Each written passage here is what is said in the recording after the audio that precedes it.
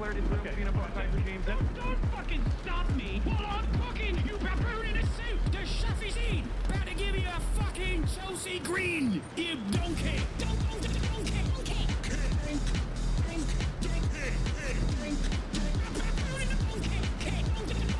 Listen to what I'm saying, and you will understand, perhaps, what I'm trying to imply. Patronizing.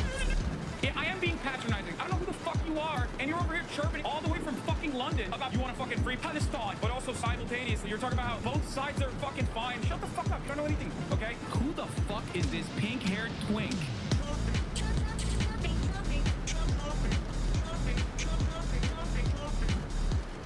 Dissolve the apartheid So what would you like to allow see happen, Palestinians Hasan? Do you not understand the English language? What's going on, everybody? I hope everyone's having a fantastic evening, afternoon, preview, no matter where you are in the world. I'm Hassan Piker, and this is the Hasanabi broadcast coming to you live from sunny California, Los Angeles. Folks, we're live and live, and I hope all the boys, girls, and MBs are having a fantastic one because today's a beautiful day. Today's a wonderful day. Today is Sunday. That's right. It's Sunday. Folks, I haven't done a Sunday broadcast in a minute. This is a super special, super secret Sunday spectacular broadcast. I sound sick because I am sick, for the record. And I don't know how I don't know how it happened. Could have been the Bernard rally, but it's all good. I'm feeling fine. I'm feeling fine overall. But yeah, this is a part of the broadcast where I tell you about my personal news. Haven't done a Sunday stream in a month of Sundays. Yeah, I hadn't done one. This is my first time. And the reason why I hadn't done one, honestly, is because I'm always doing stuff. But this time we did stuff yesterday. So today, I'm free. I'm free to do stuff. Personal news-wise, yesterday I messed up. I didn't watch the latest solo leveling. I didn't have time because I was passing out. I messed up on my diet. Well, it's not even I messed up on my diet. It's because my brother wanted to go out and talk about bachelor party stuff. So I failed Andrew Huberman. I failed him big time. I was thinking about Andrew Cucumber Man. That's what I was thinking about. I was thinking about him and his cucumber. Pause. And I was thinking how he is a real one. Like he actually has, he demonstrates.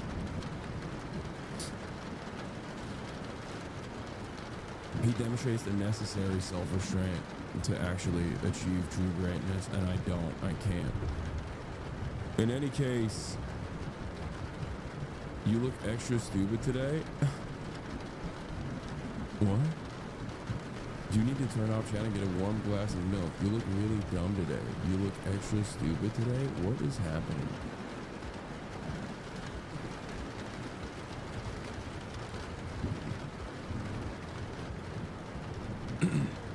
He got canceled on Twitter, also known as X. It's over. Who did? Anyway, rude. But yeah, personal news wise, we went out, we got some KBBQ, so I had some meats. I had some decadent meats last night, and now after the decadent meats consumption, I had to wake up early, played a little bit of Kingdom Comeys. Gutenberg is a much more difficult map than the previous one. Act 2 has been kind of kicking my ass a little bit. But basically played a little bit, and honestly, played a little bit of Kingdom Comeys. And then I took Kai to the park and I played a little bit of basketball, got my ass beat up and down the court. Just absolutely destroyed. Why don't you play it on stream? Not everything has to be on stream.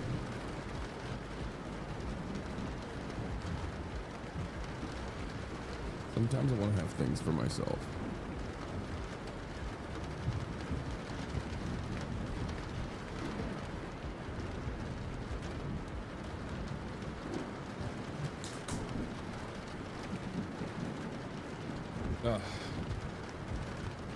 Yeah, Kingdom Come is not exactly the most telegenic game to play, honestly. There is a tremendous amount of dialogue. You guys would hate it. People love to say that they would watch it, and they would watch it all day, every day, and then it's just one of those games that I know you would not watch. That's it. Yeah, there's also a good deal of safe scumming that you gotta do. Turn the game off, turn it back on, or I guess use like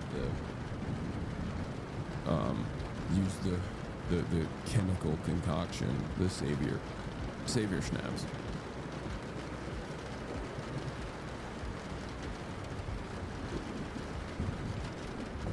But in any case, yeah, I balled. I went to a fancy food store where they told me they don't even sell Royal Canine. Like, because Kaya's Royal Canine is out. It's supposed to be coming in today. And I was like, can I get Royal Canine adult giant food? And the guy was like, no. Royal Canine. Like the dog food. Anne? Not bad. Oh, hi man. Hi man, I talked to. Okay. No, okay. It's not a hashtag ad, by the way, but this is what I use for Kaya usually, like the giant breed one. But they said that it has like, fillers and like chicken and like a bunch of fillers. So then he suggested something that's like comparable, that's better. I don't know. I got her new food. Hopefully she's not going to be literally diarrheaing everywhere. But I like Royal Canine because, like, oh, is that why vets suggest it? Royal Canine takes your vets out to lunch, so they suggest it to you. I mean, it's also been good. Like, it's been good for Kaya, for the record. Like, she likes it. She enjoys the food. And also, her poops are excellent. So that's what it is. And also, yeah, but it's weird because, like, I arrived at Royal Canine on my own, but my vet likes it too. My vet was like, that's a great choice. Like, that's what we usually recommend to people. The one I have now is like, anne şu torbayı alır mısın? Köpek yemeği torbası var orada. In front of the box. Can you tell me what the brand is?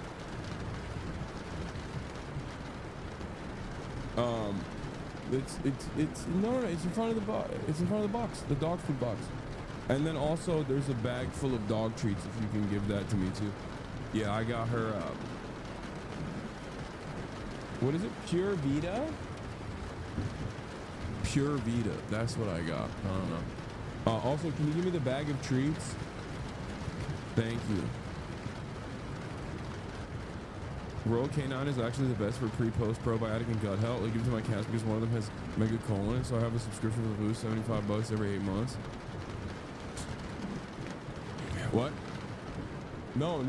There's a bag. There's a brown bag on the island, the kitchen island behind you, that has a bunch of chews. Yeah. What the fuck is Pure Vita? I don't know, man. That's what they gave me. And no, I'm not. No, just give me the bag. And I don't have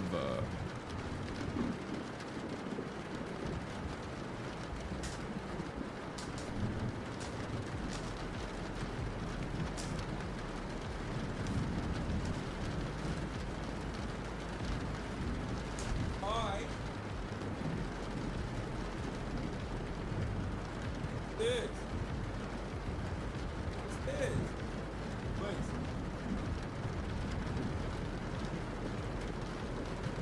No.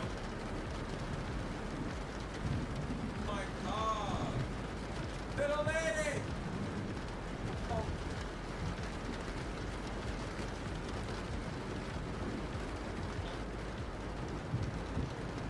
Okay. Bye, honey. Bye. Good girl. Best day ever for girly pop. Best day ever for the best girl. Hung out at the park. It was a little too hot for her. And now she got a little bully stick. She's just having the time of her life. She literally has the best time.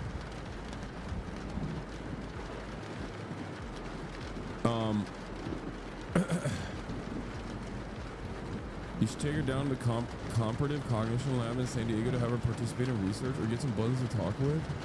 No, I don't want to do that. She looks like she has the biggest, fluffiest pants on. She does. You fluff ball. Royal is the Pelosi of dog foods. Get her origin. Okay, I don't want to hear from everyone on their favorite dog food brand. Okay. My thing is, the bugs are a scam. Are they? My dog tries to swallow the bully stick and chokes on it every time. Luckily, Kaya does not do that. Oh no! Okay. She just kicked it off. Good girl. She's like, all right, I'm gonna bring the bully back to my bed. I'm gonna chew it on the bed. Türkiye'deki olayları konuşmuş muydun kral? Evet kardeş. İlk gün konuştum. Bir de dün de konuştum. Bugün de konuşuruz biraz. But yeah, that's it. That's my personal news. Like, it just we've been chilling. We've been chilling. Having a grand old time. Me and the little lady. And even though I got my ass beat in basketball, I don't really care because at least I got a little bit of a workout in.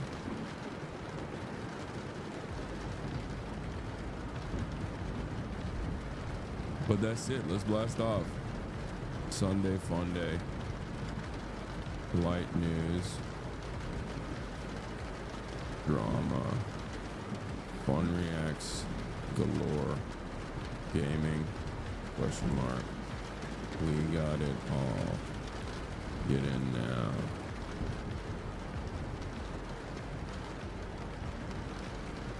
Nestle is Satan. What do they do now? They make bully stick holders so they don't swallow the last bit. She's big though, so you probably don't have to worry. Yeah, I don't think Kaya's gonna have issues, luckily, with any of that. Are we lying about light news again? Yes. Does anyone want to... Does anyone want to send me a blast off meme? I'll do the NPR segment as well. Yeah, I'll do the NPR segment.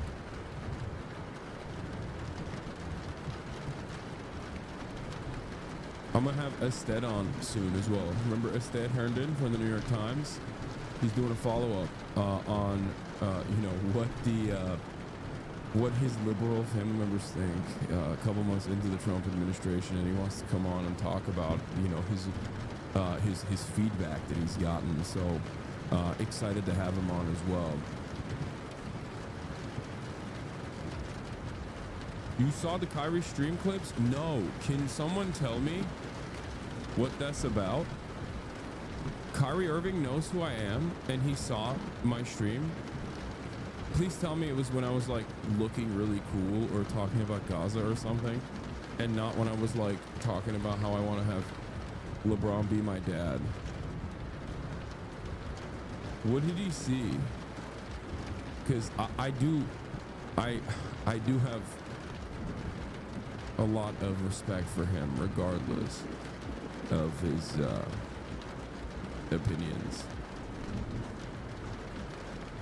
Doug did a video on tariffs. Was it reactionary? No, Doug DeMuro is anti-tariff because he doesn't like the impact that it has on car parts. I know. I follow Doug. I know what Doug's up to. Can someone send me a link of Kyrie watching me, please? Oh my God, we have so many people in here and not a single one.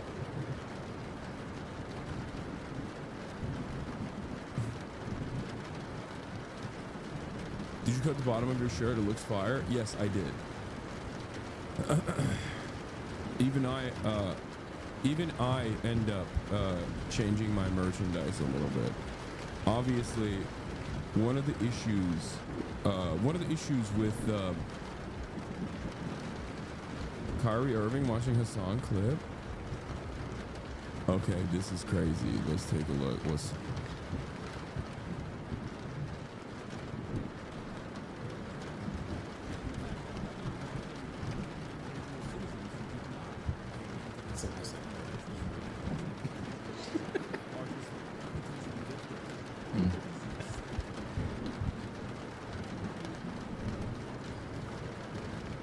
Why is the audio so low? Why is this audio so low? No, it's maxed out. It's maxed out on my volume master, and it's literally maxed out on my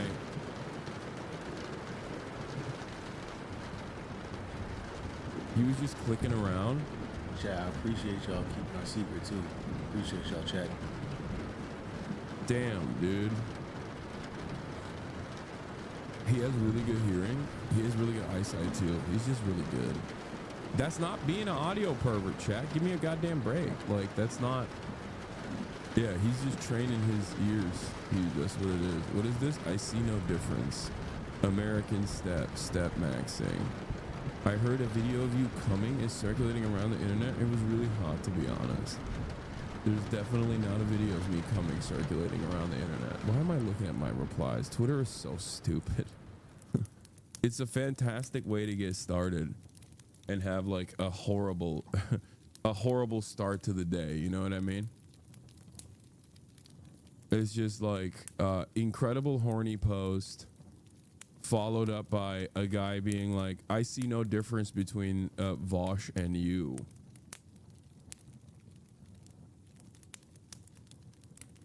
Isn't Kyrie Irving a massive chud? No. He does have some unique takes though. I've talked about it before. He's had some spicy opinions in the past. He's the guy who wants to be like, I know, I'm tapped in. I'm tapped in on like things that, you know, secret. I'm tapped in on secrets that other people don't know about.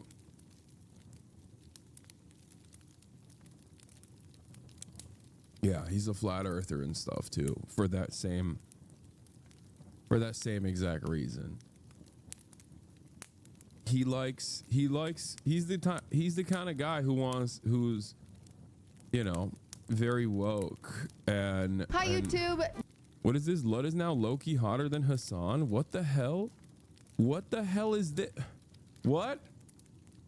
First of all, what is this title? Lud is your boyfriend. What does this mean? Who made this title? Why did you say that? What does that, because that implies that like this doesn't make any sense. Kari wants gooners to calm down.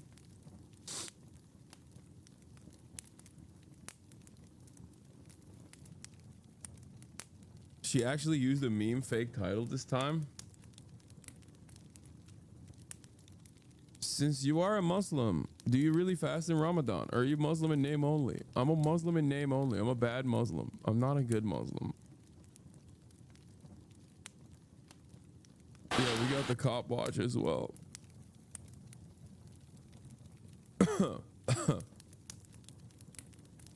You look like a book character called Christian Harper. Look him up. What is that? What is that? What is Christian Harper? Let's see. That's just, that's a chick. It's a chick.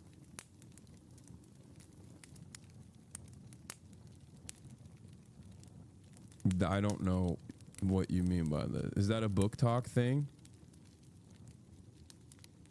The name of the book is Twisted Lies.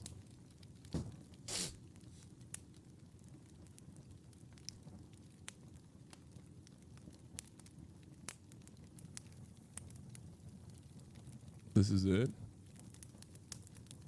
That's what you think I look like? I mean, thank you. He'll do anything to have her, including lie. Yeah, I don't think I look like this guy. I think this guy's like way hotter than me. He's not only way hotter than me, he's like a younger, hotter version of me. I guess the only thing that makes him and I look similar is that like my hair is also fluffed up in the front, and also we both got hairy arms, and that's it. You want to be better at being a Muslim? No, I'm good. I'm good at this level of being a Muslim. I think I'm at the right level for me, you know, to each their own. You feel me?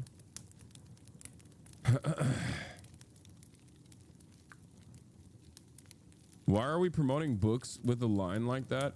I don't know. Have you ever seen what horny women read? Like, this is probably the least like manipulative male character that book talk ladies love. Are you kidding me? Half of book talk, from what I understand, half of book talk is literally just like the worst guy who's super hot. and he's just awful to you. Okay? Just like the worst piece of shit of all time. Like dudes that make Harry Hassan look like a nice guy, like by a wide margin. You know what I mean?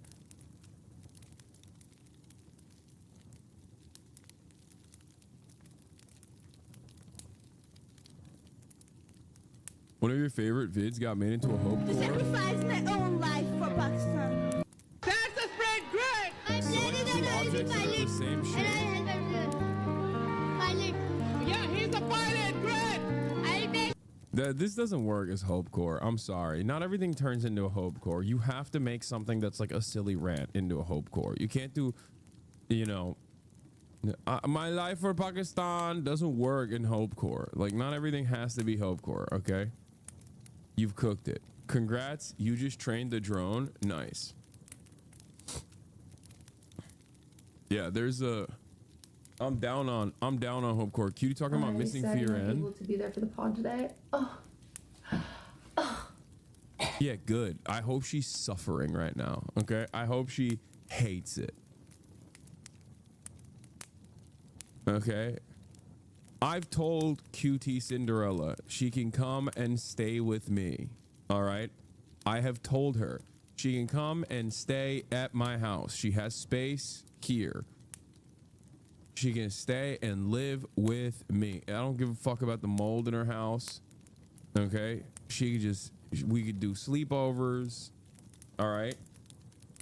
Yeah. It's like you can't skip out.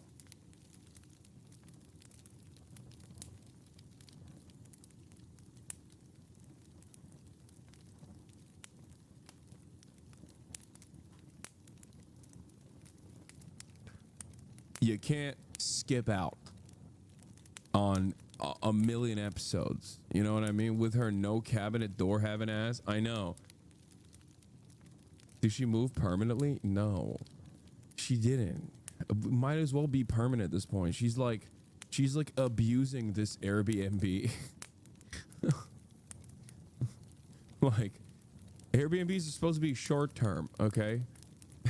They're not supposed to be permanent forever. Like fucking nuts. No, she's supposed to be coming back soon. She was supposed to come back before Lud decided to just like fly out to fucking Japan. They're ruining my life. They're ruining my life. We had a good thing. We had a great thing. And now the podcast, it's falling apart. No, I'm kidding. if you guys don't know, Phineas was on Fear and today. She also looks hotter. Like she looks better. Not to say that she didn't look good before, but like she's kind of glowing. You know what I mean? She just fucking loves it. It's annoying. It annoys me. It annoys me. It is so annoying to me. I hate it. I hate how much she loves just Utah and all of these other places that she's visiting. Come on, enough.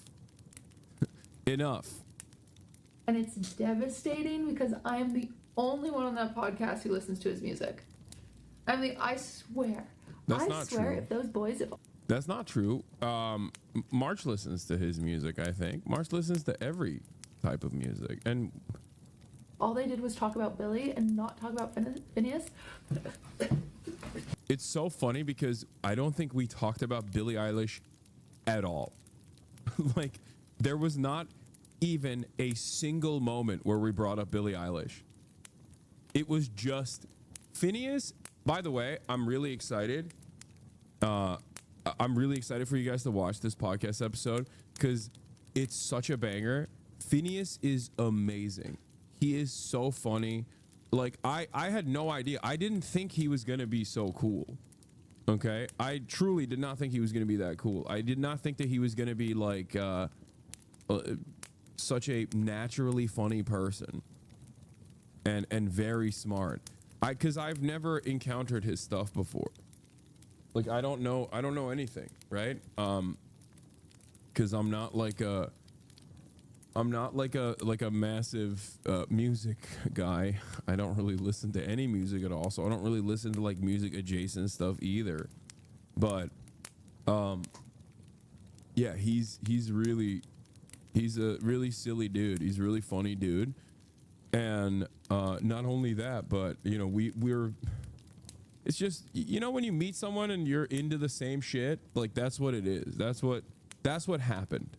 There was definitely some music talk as well. Don't worry. Obviously, we had Will. Of course, we're gonna cover that, right? Like, you know, there was some good music stuff too, but it was mostly just like fun memes and things of that nature. I don't know.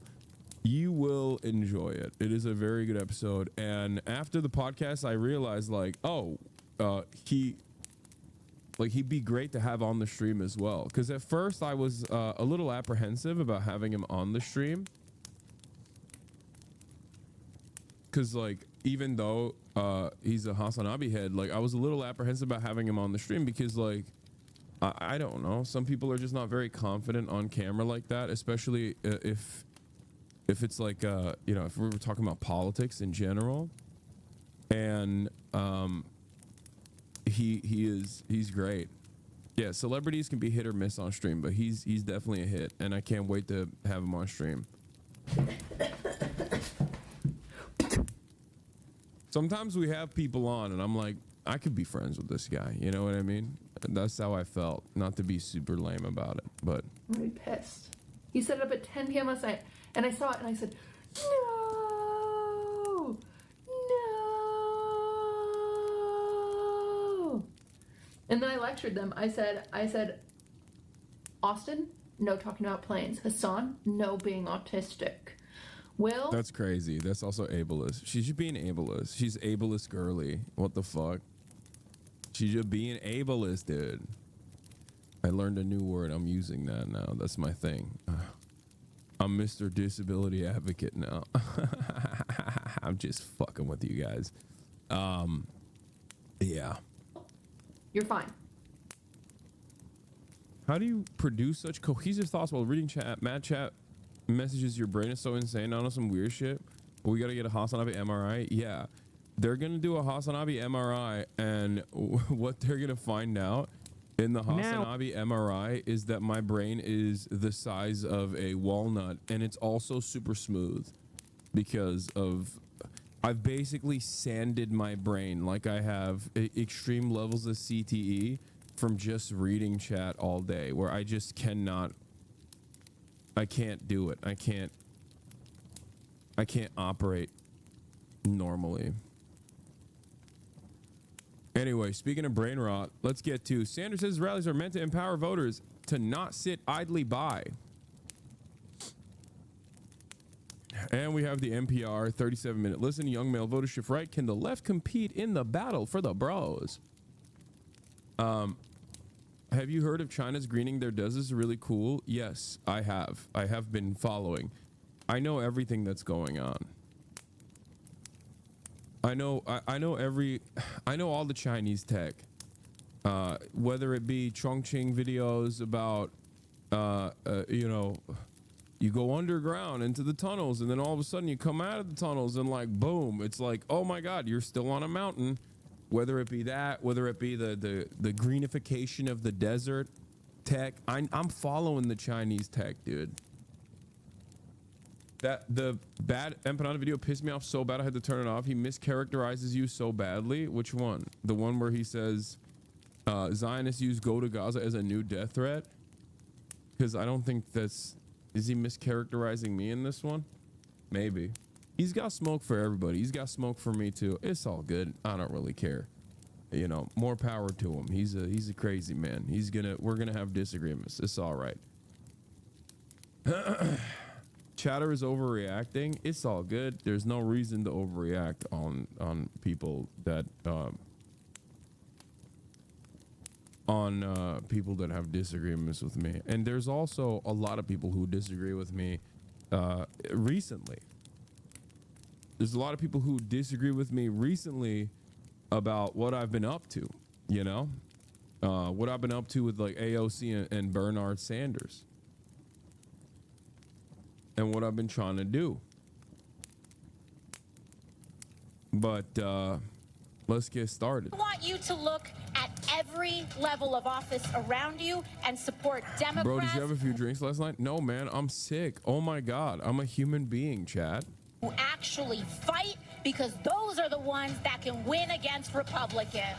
He doesn't really mischaracterize. He more so just says it was silly of you to say you want to go to Gaza at all. I don't think it's silly of me to want to go. And I would have never even brought it up if it wasn't initially suggested to me by journalists that are literally there. What the fuck are you guys talking about? It was like, I didn't come up with it on my own.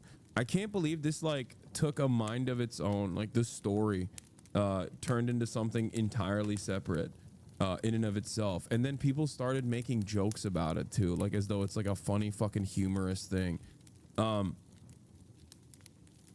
You know, I didn't come up with this on my own and decide to do it on my own. It's so funny though, because like people don't understand. There's a reason why Western journalists are not going to fucking Gaza right now. Like, why have they not gone to, even before Israel started bombing and killing as many children as they possibly can, like massive amounts of child murder that Israel has been engaging in for the past couple of days. Like even during the ceasefire, Western journalists did not go to Gaza, and there's a reason why. The only Western journalists that were allowed to go were able to fly in from Jordan and only film a very specific part of the humanitarian aid flying in from Jordan inside of the Gaza Strip. Like, that's it. And they still had military censors that would go through their footage. That's not real journalism. That's bullshit, right? And there's got to be a reason for that, right?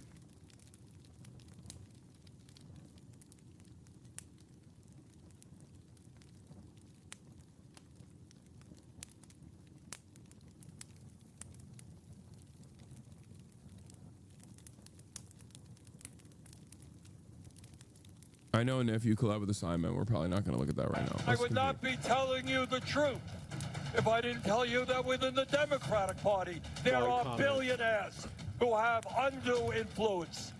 Democrats have turned their backs on the working class of this country.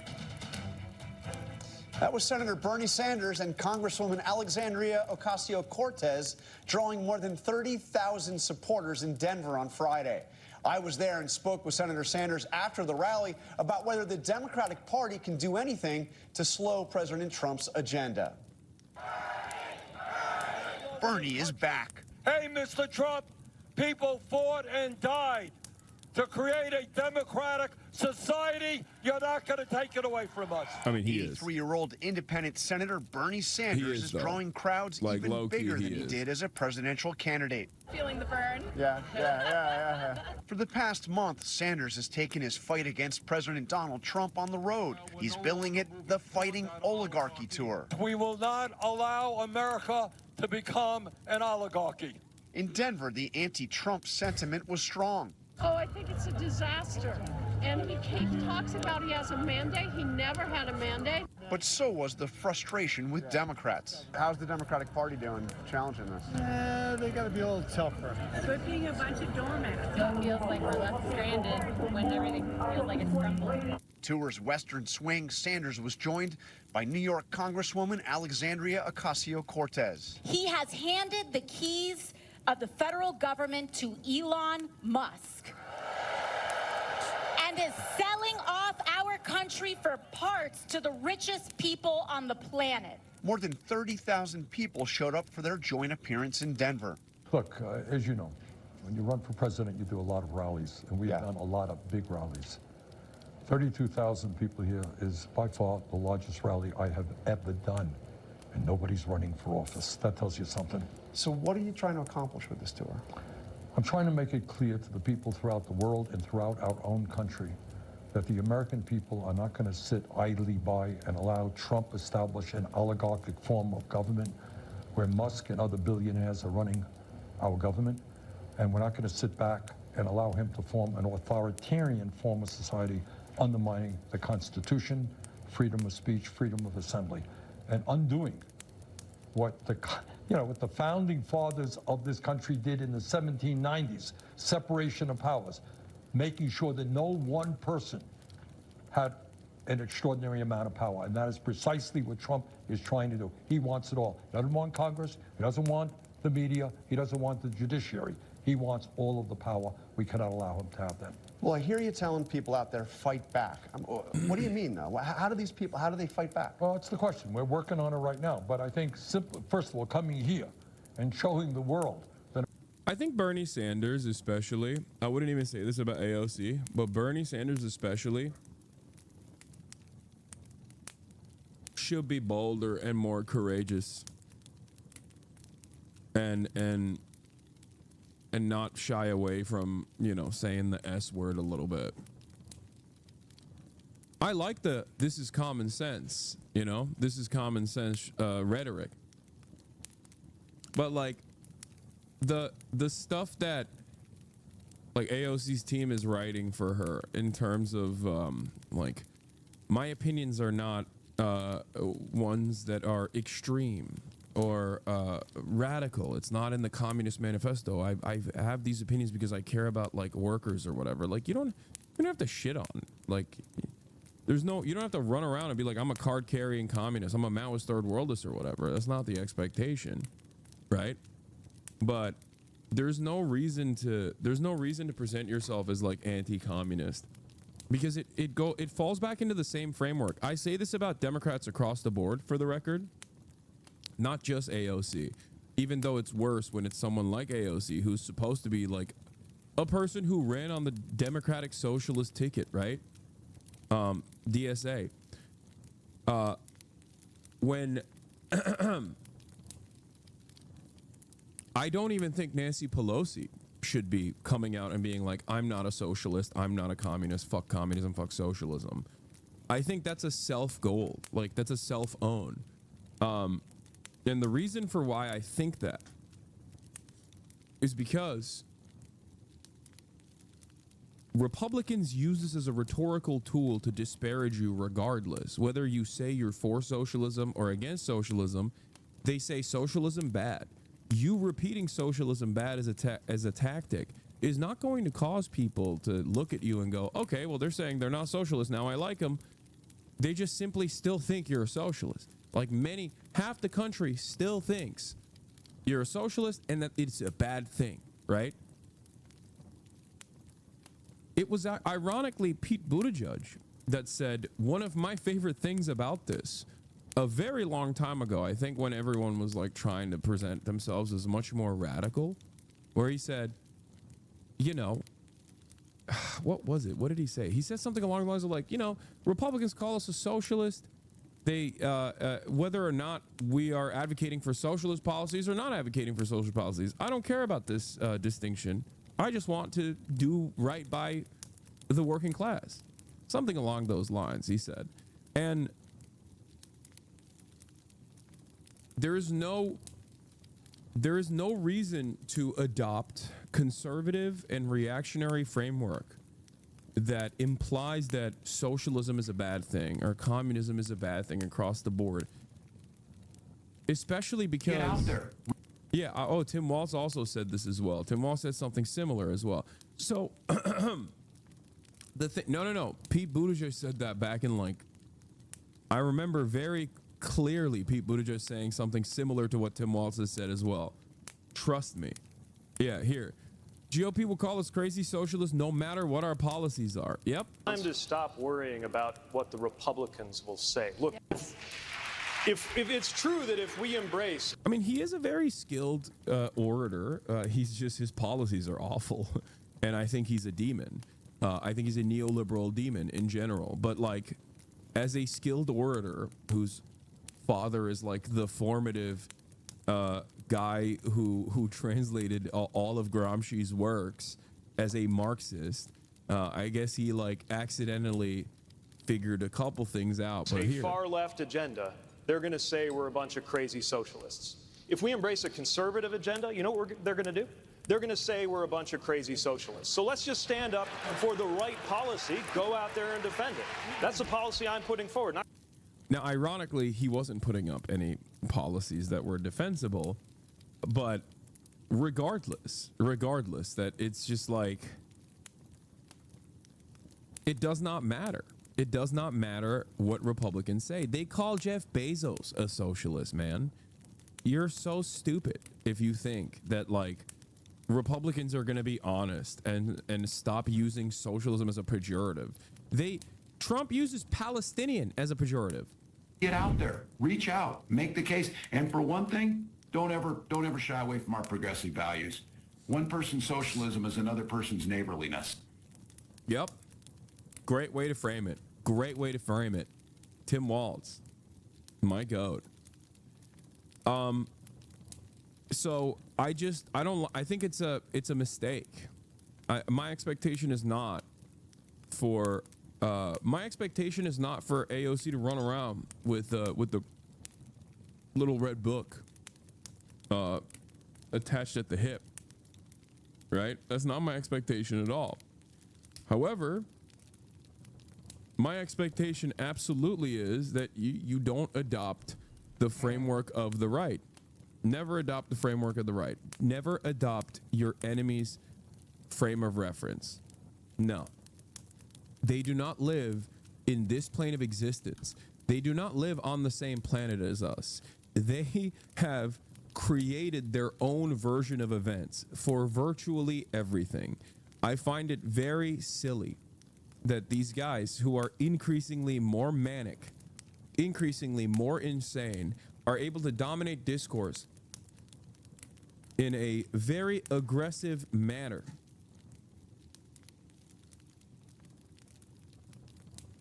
Yeah, Summer Lee said that, and AOC agreed with Summer Lee back then, you know? They're going to call you socialist anyway. There's no reason. There's no reason to, like, reject socialism. It's just so stupid.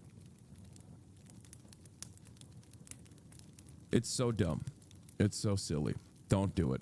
I don't think you should ever do it. You should never concede on your opposition's framework, especially when your opposition is the Republican Party, especially when your opposition is the modern Republican Party that basically makes everything up. Okay? They make everything up anyway. There is no reason to go, hey, gotta hand it to those guys. They made this shit up so good that a lot of people believe it now. You know? Yeah, if you stand for nothing, you'll fall for anything. And that is the genuine issue with the modern Democratic Party, which is that they are not identifiable. There are no singular policies. There's no tangible policy association with the party. There's nothing you can point to. Nothing at all. And that's a real issue. And that actually presents a unique weakness that the Republicans exploit all the time. That's why they can just be like, these guys, they only care about giving Guatemalan migrants bottom surgery in prisons or whatever, right? It's like shit that the Trump administration also did. Like, who cares? It's not like a big part of not really breaking the bank, right?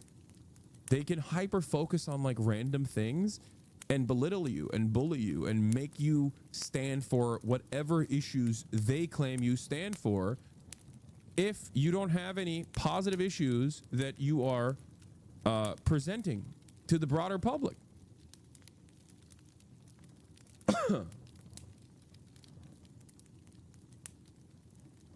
This feels like shadow boxing though. No, this is a minor note that I heard from AOC in her speech at the Nevada rally, where she said this line that now she's using in her emails as well, which is like, my opinions are not extremist radical opinions. They're not, I didn't get them from the Communist Manifesto, implying that the Communist Manifesto is like a radical extremist piece of work.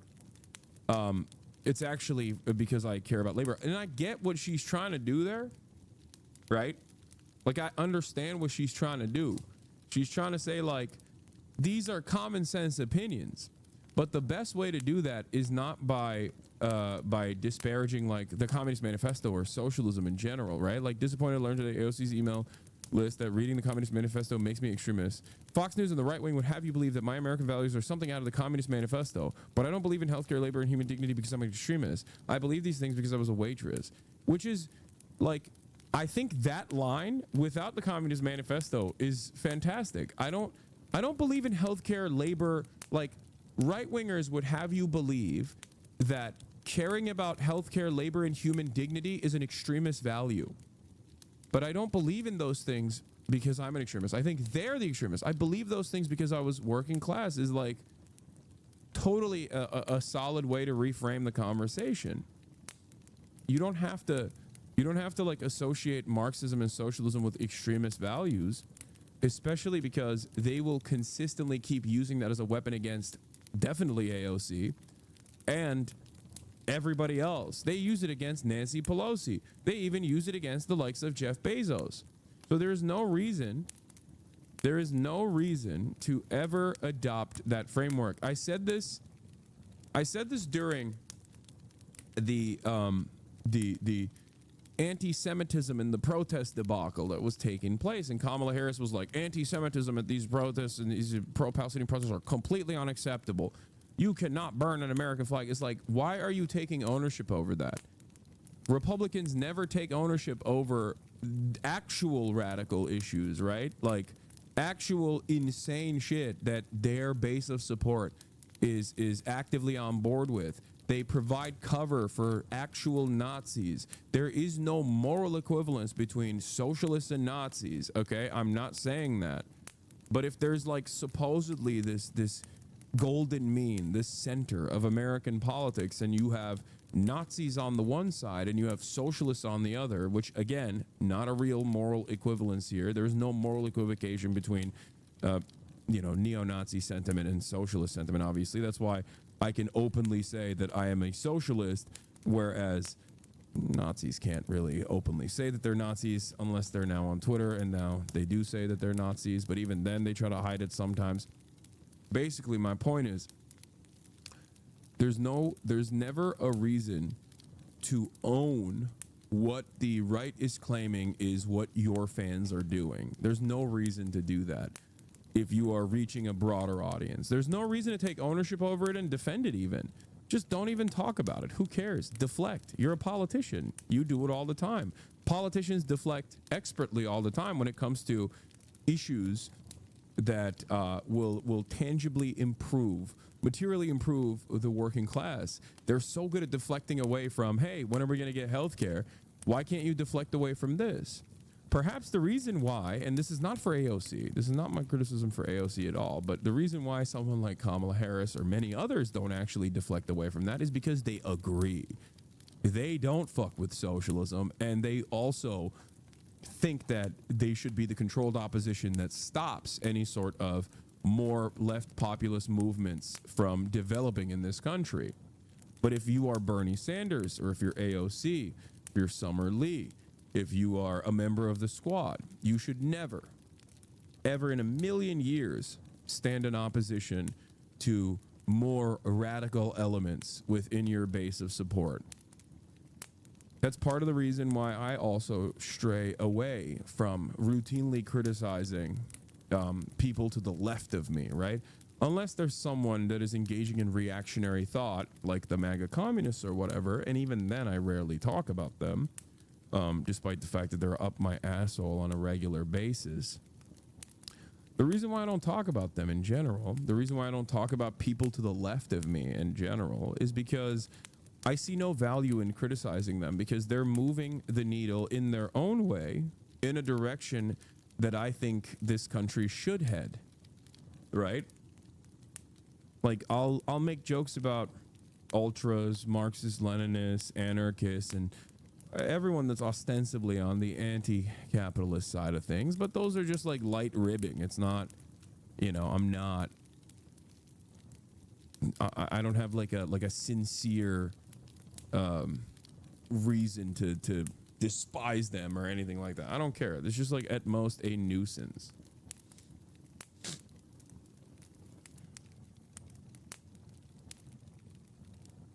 You know what I mean?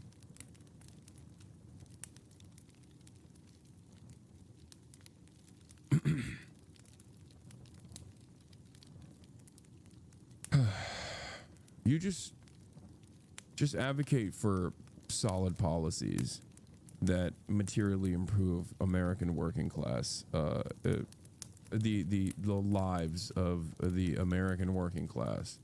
That's what you need to do. Is that your way of apologizing to anarchists, or should they still be mad at you? Oh, shut up. I don't care about anarchists getting mad at me. There's plenty of you in here right now. And you keep coming back because I keep spitting that hot garbage you like, okay? Give me a goddamn break. It would be so simple to just reframe their argument as if being pro-labor is a Marxist position, then every service worker, electrician, factory worker, and nurse is a Marxist. People calling this a Marxist policy is trying to scare you, trying to hurt you. Yeah. One must ask the question why this is so scary. This is such a scary opinion. One must ask the question why. There's so many scary thoughts. Like the Communist Manifesto, the Communist Manifesto is a pamphlet, dude. It is like the easiest read of all time. It's a couple pages. Everyone should read it. You don't have to agree with it if you don't want to, but you should still read it and you should learn about it. Why are you so afraid? Like what? Ooh, scary. You're gonna agree with it? Oh no. And Americans are not going to sit back and take what Trump is doing is a good step forward. But obviously what we need to do is what neither political party is capable of doing right now. And that is develop a strong grassroots movement prepared to run candidates, prepared to stand up and question candidates, demand responsibility from their elected officials to stand with working families and not just the 1%. I've been covering you for a long, long time. I've heard you railing against millionaires and billionaires for a long time. Hey, guess what? Is it different? Turns out a few other... You don't need to read the manifesto. There's better, smaller size reads. What are you talking about? The Communist Manifesto is the small size read. I'm not saying read Das Kapital. I'm saying read the Communist Manifesto. The Communist Manifesto is the bite-sized version. What is shorter than that? Sharing is caring? It will take you maximum half an hour if you're a slow reader. Like... People are catching on to that, right? Yeah. I have been talking for many years about this country moving toward an oligarchy. And I think anybody who is not dumb, deaf, or blind is seeing precisely what is happening. Trump's inaugural, right behind him, 3 wealthiest guys in America. You know, Lincoln talked about a government of the people, by the people, for the people. Remember? Well, we got a government of the billionaire class, by the billionaire class, and for the billionaire class. That's what we have. So we're about 60 days into the Trump era, the second Trump era. How would you... So you're a reformist? Only policies will deliver change? No. I always maintain, and I've told everybody this over and over again, that if you want to instill class consciousness in a country that is incredibly reactionary like the United States of America, you have to use the appropriate venues that you have. You have tools at your disposal, okay? Obviously, social democracy, look to Europe, is not this infallible, perfect utopia because it will inevitably crumble under the pressures that that exist here in the United States of America as well. But go ahead, run around talking about how much of a how there's a need to build a vanguard party so we can violently overthrow the dictatorship of the bourgeoisie right now, and see how far you get with that. You know, my goal is I look at the current situation. I look at messaging. I look at the current material conditions, and I look at the attitudes that the American working class has.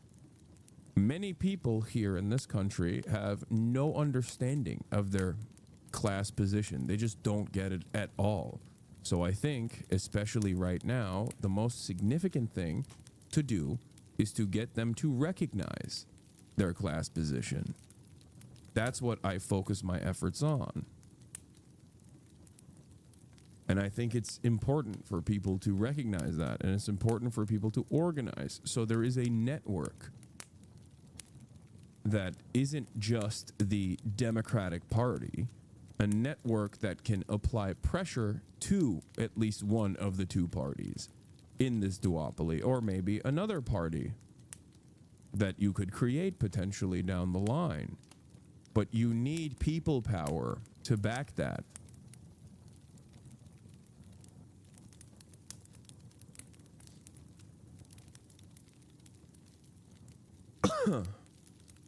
Let's grade continue. the Democratic Party's response.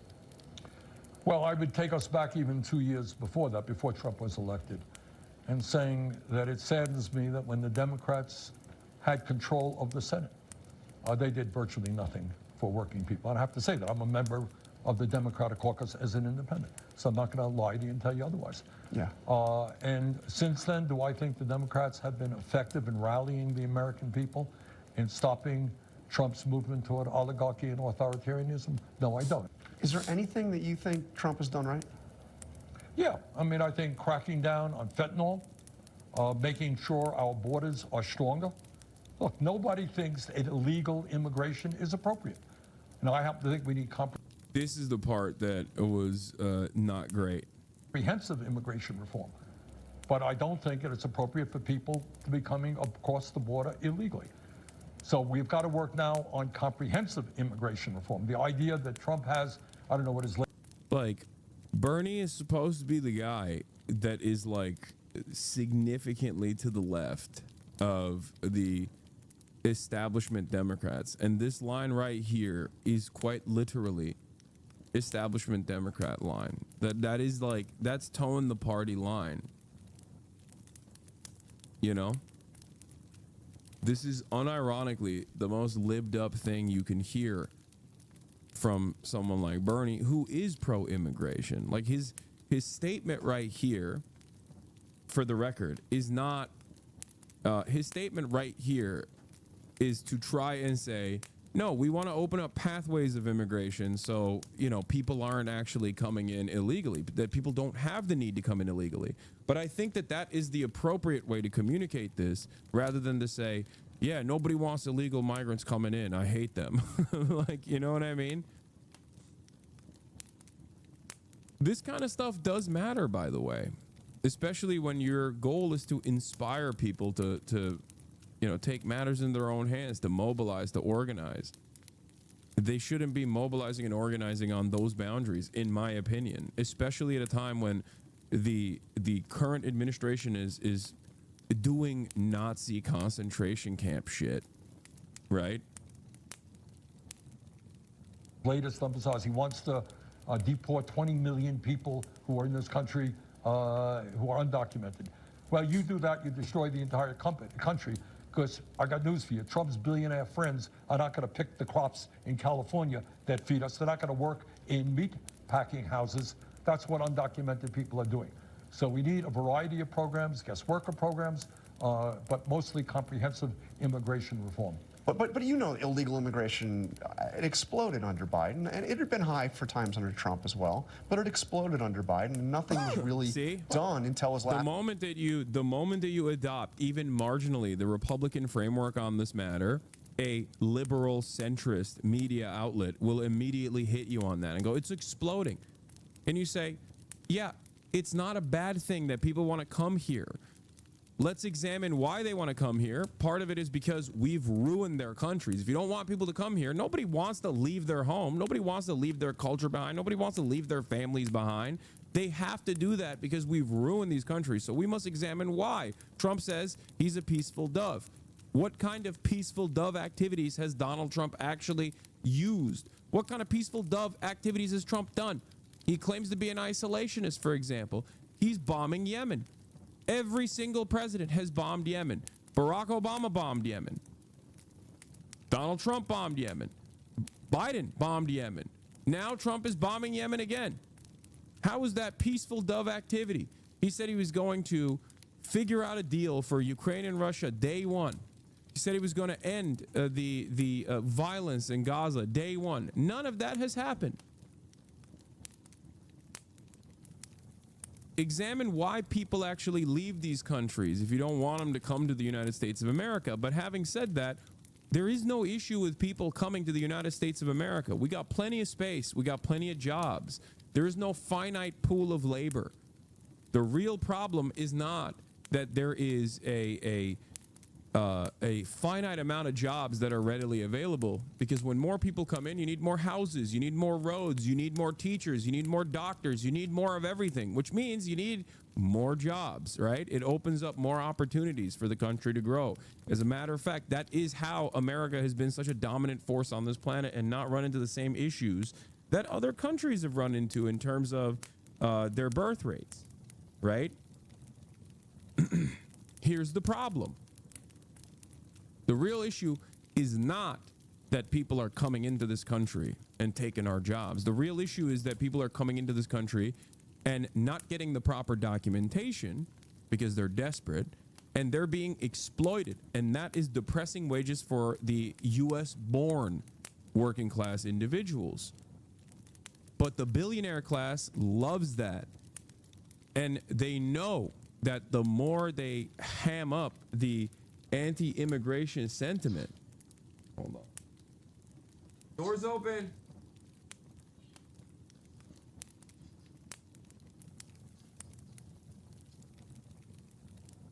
The more that they say immigrants are stealing your jobs, the more likely it is that you never actually document them, because they don't want you.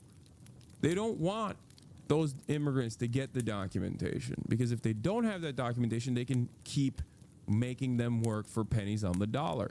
That's it. That's it. That's the real issue. These are not bad people.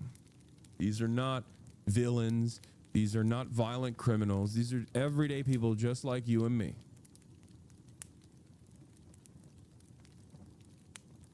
Last year in office when he was... Yep, should have done much better, no argument. So realistically, Republicans control the House, they've controlled the White House, they control the Senate. So what realistically can be done? Well, for major pieces of legislation, you still need 60 votes in the Senate. And let's be clear. I mean, we have picked many of the spots that I've gone to in Wisconsin, in Iowa, in Michigan. What do you expect from a country founded on slavery and genocide? Chatter, that's defeatist. I recognize that as well. But that's a defeatist attitude to have. It's not a productive one to have, right? When you're like, oh, America's just racist. It's like unfixable, unsolvable. Okay, so what do we do? Nothing? We just step aside? There's no reason to have that conversation other than to say, I told you so, I guess. It might feel good to be like, I was right, and I told you so, and I knew that this was the case. Okay. You know? But that's defeatist. You have to, like, America is an incredibly reactionary country. America is an incredibly violently anti-communist, anti-socialist country, right? And yet I still try to explain these positions through common sense and try to get people on board with a different way of seeing the world, regardless of the antagonism that people feel due to social conditioning. If I were to have your attitude and say, what are you going to do? People are never going to shake away their white supremacist attitudes. They're never going to shake away their reactionary, counter-revolutionary, anti-communist, anti-socialist, anti-Marxist opinions. Then I would not have been able to grow a community such as this one that is comprised almost entirely of individuals that for one reason or another actually had their minds changed. You just can't stop advocating for what you know is the truth. We chose them carefully. Yeah. And those are because they have Republican congressmen who won by small margins. Right now, I don't know what the number is. I think if 2 or 3 Republicans out of 200 and whatever it is, 18 or whatever they got, choose not to support giving tax breaks to billionaires and cutting Medicaid and education, we can defeat this big supplemental bill, the beautiful bill that Trump wants to see passed. So right now, what we're trying to do is put pressure on those congressional districts, demand that Republican Congress people sit down and talk to their constituents and explain why they think it's a good idea to give $1 trillion in tax breaks to the 1% and cut veterans programs, cut Medicaid, cut Social Security, cut education. You said that the passage of this bill, the continuing resolution, was a absolute failure of Democratic leadership. Who are you talking about? Well, Schumer is the leader of the party, and it should not have happened, period. No question about it. But, you know, when we talk about Democratic leadership, we're talking about the Democratic Party in general. You know, so look, there's been nobody more critical of Chuck Schumer than I have been. And not just on this thing. But the bottom line is not just Chuck Schumer. It's not just Chuck Schumer. It is you got a Democratic Party in general that is dominated by billionaires, just as the Republican Party is, that is operates under the leadership of a bunch of inside the Beltway consultants, very well paid, who are way out of touch with the 32,000 people who are here today. Ocasio-Cortez's criticism of Schumer has been harsher, fueling speculation she'll challenge him in the Democratic primary when he is up for re-election in 3 years. For his part, Sanders doesn't want to talk about whether or not Schumer should remain the I'm speaking at an Indivisible rally today. Can I get a good luck? Good luck, chatter. Democratic leader in the Senate. And he got irritated when I asked him about the possibility of AOC running, abruptly getting up to end the interview. Okay, you're out there with AOC today. Do you see her as a... Before you, I had the idea that many other Maghrebis have about Palestinians, as we tend to victim blame and say it is their fault, they should not have sold their land. But thanks to you, I know that even if they did sell the land, this does not give the right to Israel to bomb them. Also, they didn't. The amount of land, first of all, landlords own the land. Palestinians don't. And even if it's a Palestinian landlord that owned the land under the Ottoman rulership, the land that the early Zionists were able to purchase was 6% of the land. 6%, and it wasn't even like good land either. So the idea that like Israel actually, by the books, legally created its country is a lie.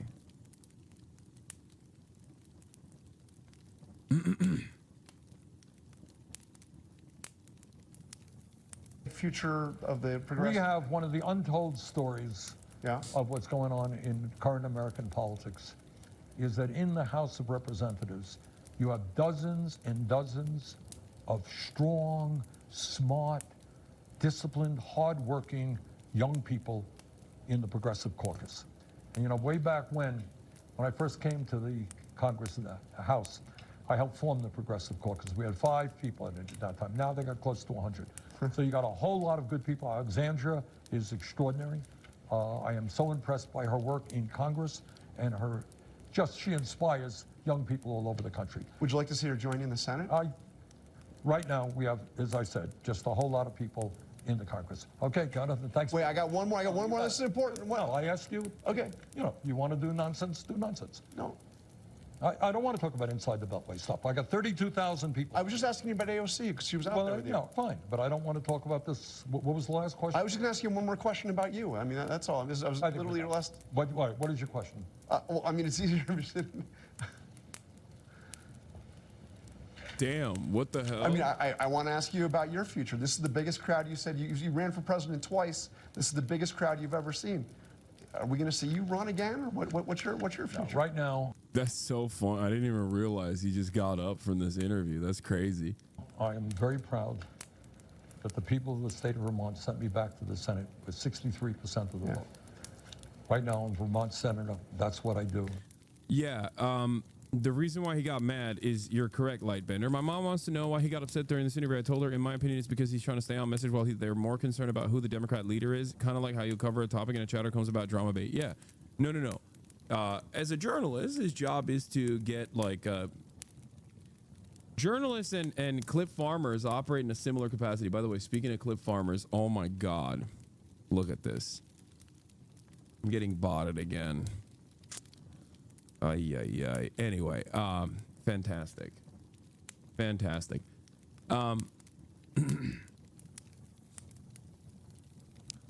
speaking of journalists and botting, so here's the way that journals work is not dissimilar to like LSF clippers, right? His job there is to also get like a quotable moment, and right now there's a lot of inside Beltway drama with respect to Chuck Schumer, and obviously there's a lot of momentum behind the progressive populist wing of the Democrats with Bernie and AOC and the like, right? And and there's a lot of anger and resentment towards Chuck Schumer. People are asking, will AOC actually thwart Chuck Schumer? Will run against Chuck Schumer and primary Chuck Schumer? That's the question that he's going for.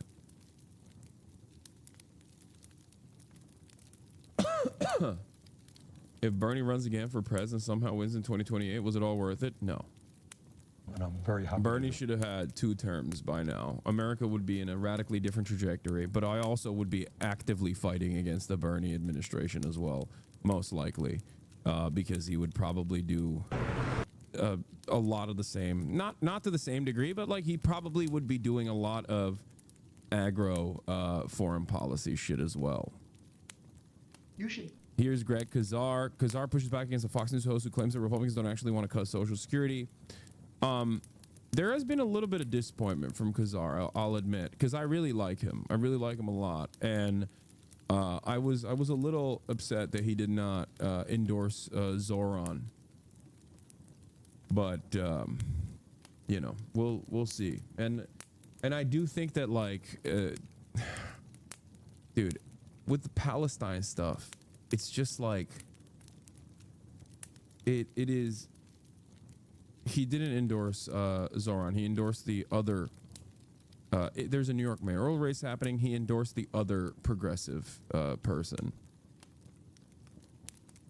And also, like, progressive Dems have to cut the shit with Palestine. They can't. They cannot avoid the issue of Gaza. It is an incredibly important issue for the youth in this country, and it's just an incredibly important issue in general. It is like a major contradiction. It is a major contradiction. Israel's favorabilities are at an all-time low. Americans are frustrated on bipartisan lines. It does not make any sense that there are so many cowardly people within the Democratic Party, regardless of their, ostensibly progressive worldview, that just refuse to say anything meaningful about this.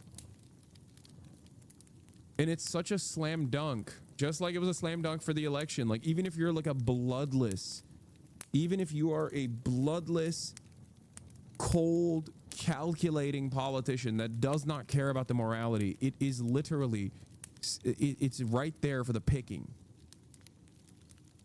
The administration is using the lack of interest that the Democratic leadership has in defense of people who are demonstrating against Israel to Ubisoft, Amazon Prime, socialist, out here standing, Marxism, consumerism, corporatism, loser. Are you a Marxist? Chatter. Are you a real Marxist? Can you show us the way, big dog? Start streaming. Show us the honest way of doing things, you know? It's always people who are like, I think socialism is a death cult, that also say this is not real socialism.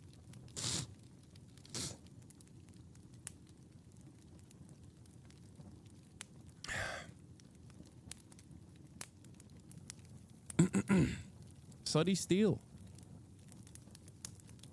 I'm an Amazon Marxist. Oh, nice, dude. Cool. Yeah. Marxism implies you cannot have job retention, because ultimately every company you work for is going to be, especially in the sector of entertainment and news media, virtually every company that you associate with or that you're a wage laborer for is going to be a fucking hyper exploitative company, you know? My alternative is Google. If it's not Amazon. Those really annoying lip socks also say that? No, those are silly people. Most people that say stuff like that are just also diametrically opposed to my fucking worldview. They don't understand it. They're just repeating something that they heard from another person that doesn't understand this at all. There's no reason to ban that person, though. Maybe they'll stick around and develop a different worldview.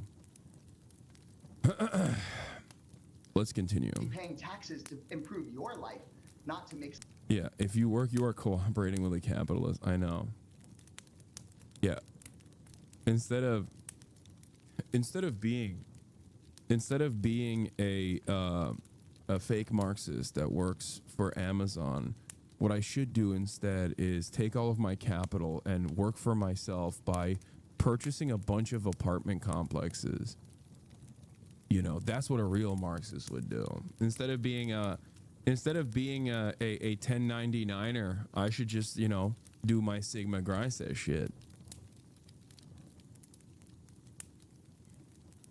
Yeah, capitalism is voluntary. You can totally exist outside of capitalism.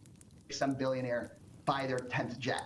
To be fair, I don't think many of your Republican colleagues have any interest in touching Social Security, but I want to keep moving on here. Your colleague Ro Khanna. But to be fair, President Trump and Elon Musk just announced that they are closing Social Security offices and going to ask seniors and people with disabilities to go check in person at Social Security offices that they've closed. And in rural areas or really suburban areas, that may be really hard to do. And then they'll call those Social Security recipients, quote, fraudsters, and cut off their benefits. That's what they've announced. And Commerce Secretary, who's a billionaire himself, just said on television, oh, if my grandma misses a Social Security check, I think he said my mother-in-law misses a Social Security check, she won't complain. Well, but you're on the DOGE subcommittee, though, right? So you should.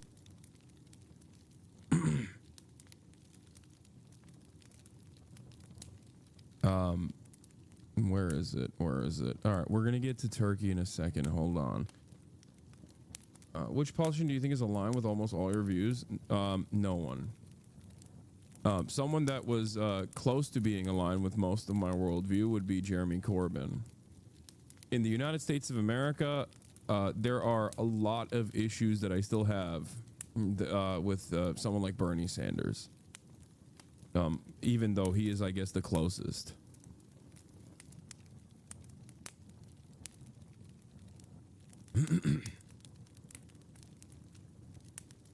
And I still took issues with Corbyn as well because he was too soft. He was not. Please don't watch this guy. He endorsed Trump. Who did? Bad Empanada? Bad Empanada endorsed Trump? Rashida Tlaib and Ilhan Omar, dumbass? Yeah, I mean, Rashida Tlaib and Ilhan Omar are fairly close to my worldview as well.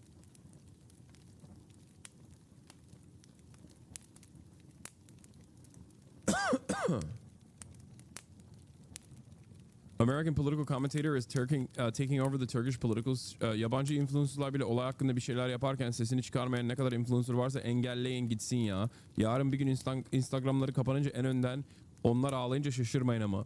So this guy says there are even American influencers or foreign influencers that are covering this issue, and there are Turkish influencers who are saying nothing out of fear. So just block them, the Turkish influencers, because they're being cowards. And don't be surprised if tomorrow or some other day their Instagrams are shut off, and they'll be the first to cry when that happens to them.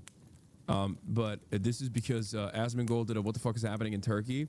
One of my favorite comments that I saw on my community from that video was Asmongold's community being like, "It's crazy how Hasan is not talking about this," you know?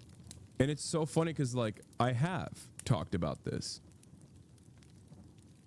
Of course.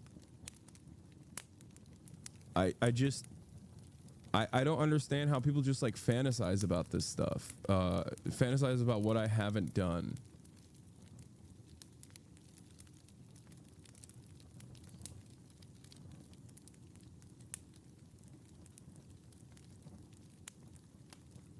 You know?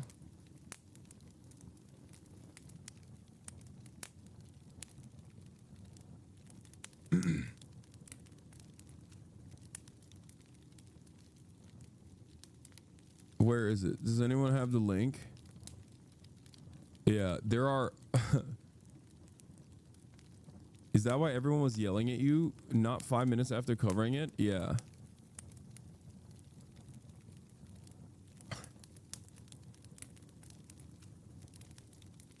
You have to talk about it while the Roach King is reacting to it, or else it didn't happen. Yeah, I don't know. I don't know how to get it across to people. Like, so many people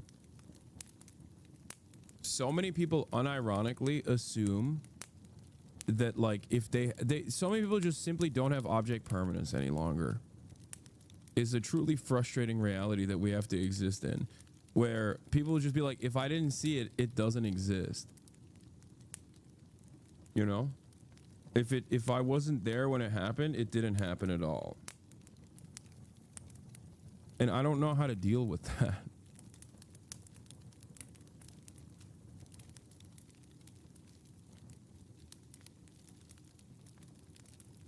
Yeah. This is what this is the thing I was talking about.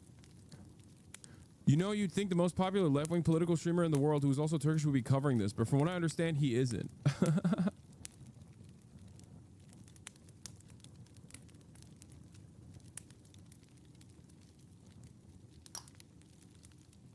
Like, what? Like, normally, I think back in the day, people would just be like, hey, you're wrong. Or let me just, like, search even a little bit. Like, let me look up, like, I don't know, Hasanabi Turkey. Okay? And Google that to see if he has actually talked about it. You know what I mean? 4 days ago, Turkey falls into chaos amid protests. Turkey is falling apart under Erdogan 20 hours ago. Like, you could have just easily Googled to see if I had extensively covered it, right? But people are so lazy and also simultaneously so unwilling to learn, like, basic things.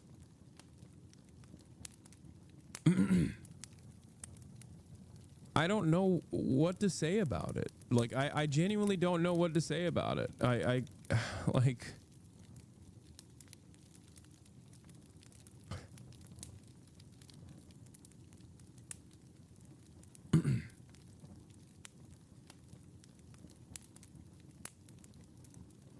Anytime I mention that a comment like this is wrong, they just call me Hasan Dick Rider and fuck off. I know. There was a time and place when I think a lot of people would have made fun of, like, our grandparents for falling into Facebook memes and stuff, right? And now basically everyone behaves like that.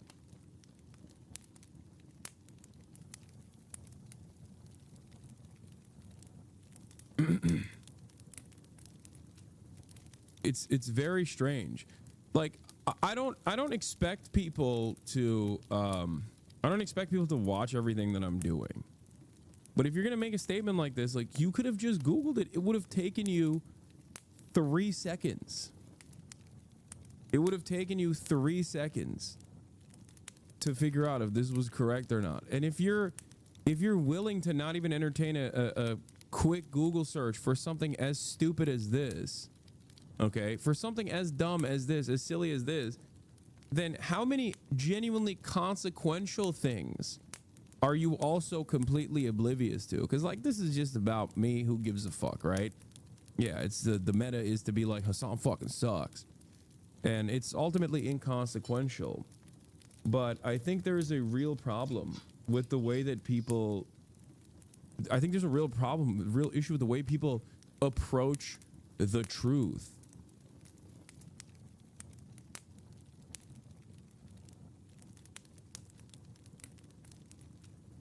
Like,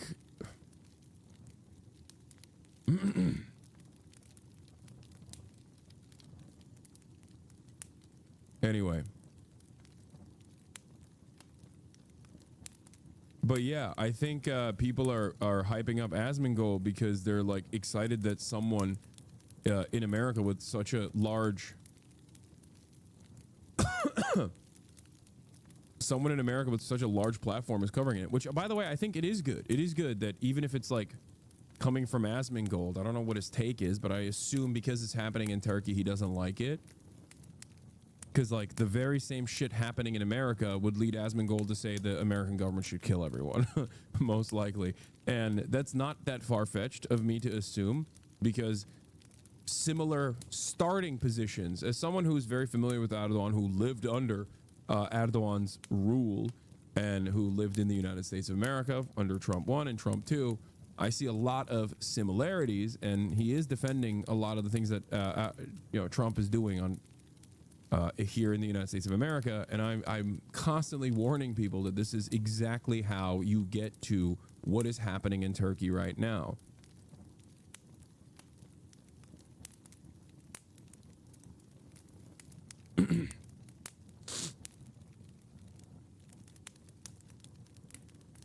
But ultimately, this is a good thing to get the word out about what the fuck's going on in Turkey. And I suspect that, Osmangold, who would be an Erdogan supporter in Turkey, is probably not an Erdogan supporter. Is probably not an Erdogan supporter in America, because it's he can be more honest about the brutal ways in which the Erdogan regime is suppressing political dissent. The escalation. Shit in Turkey's getting. This is a second video on it. Don't worry, guys. Hasan is gonna go back to his home country and fix it because he loves it so much. Wait, what? Why is that the top comment in this?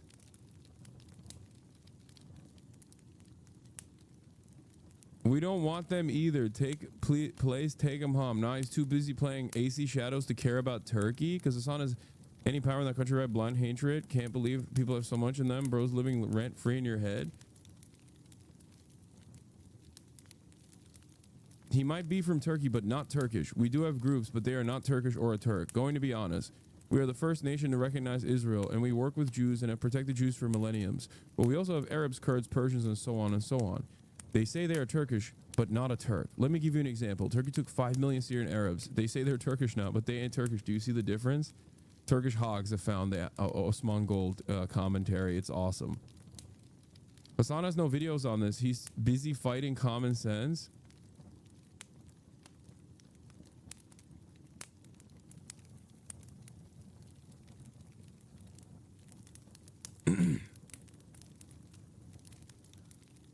I don't know why I do what I do. There is, like, when I see stuff like this, it is kind of discouraging, where it's just like, it is kind of discouraging to see, how stupid everyone is. Like, I don't know what to say. It's just like, people are just operating on vibes. First of all, you don't have to be Turkish to care about this. Everyone should care about this. Injustice anywhere is a threat to justice everywhere. Okay, the Turkish government getting away with this kind of political repression is terrifying for a country with like 90 million plus people, a country that has a lot of geopolitical significance in that region,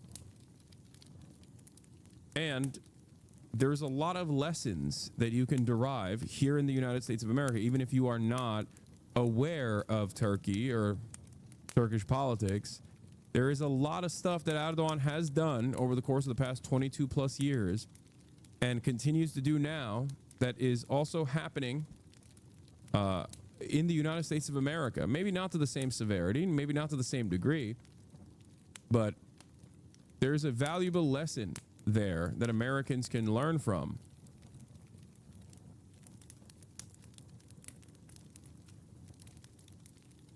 The Facebookification of YouTube and Twitter is crazy. Everywhere it is. If you want to be disappointed, look at Facebook misinfo. My dad thinks raw milk cures alcoholism, withdrawals, and autism. By now, he probably thinks it cures even more things because of Facebook. That's what I mean. It's just like, We are cooked. Anyway, here is İmamoğlu, the Istanbul mayor / governor, imprisoned and is pending a trial in Turkey. Security was tight at an Istanbul court as a judge jailed city's mayor Ekrem İmamoğlu pending trial on graft charges. The ruling is likely to increase already high tensions in Turkey following the leading opposition figure's detention earlier this week. The court said it strongly suspected him of aiding an armed terrorist organization and that an investigation into that is ongoing. Someone in the chat said they're comparing you to Osama bin Laden.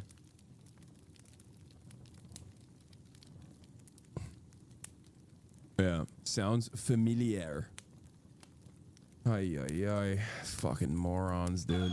The decision will mean a mayor for Istanbul will now be elected from within its municipal council, where the opposition Republican People's Party, or CHP, has a majority. The decision raises the possibility of the Istanbul municipality appointing a trustee, but the necessary objections will be made for the mayor to gain his freedom. After the court ruling, İmamoğlu posted on X that he would never bow. His lawyers are expected to appeal. The mayor's detention provoked the country's biggest protest against the government of President Recep Tayyip Erdogan in more than a decade, despite protests being banned. Many people believe the charges against the mayor are politically motivated. They have clearly set a trap for İmamoğlu. Could a man like him be a terrorist, or even be associated with terrorism? İmamoğlu is being treated unfairly. He is being held in custody unjustly. We are advocating for justice to be served in response to this.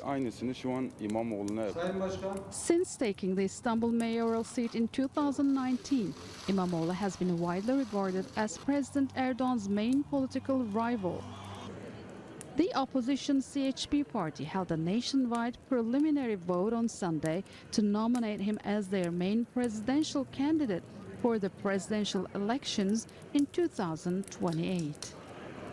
Changes made to the law in 2016 allow courts to appoint trustees to replace mayors facing terrorism charges. But with the judge ordering İmamoğlu jailed pending trial on corruption charges, the Istanbul Municipal Council, not the court.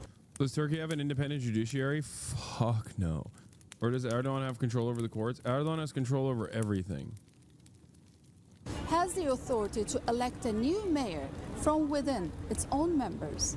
Sinem Köseoğlu, Al Jazeera Istanbul. Make sure. Not a chance Erdogan steps down if he loses? Yes.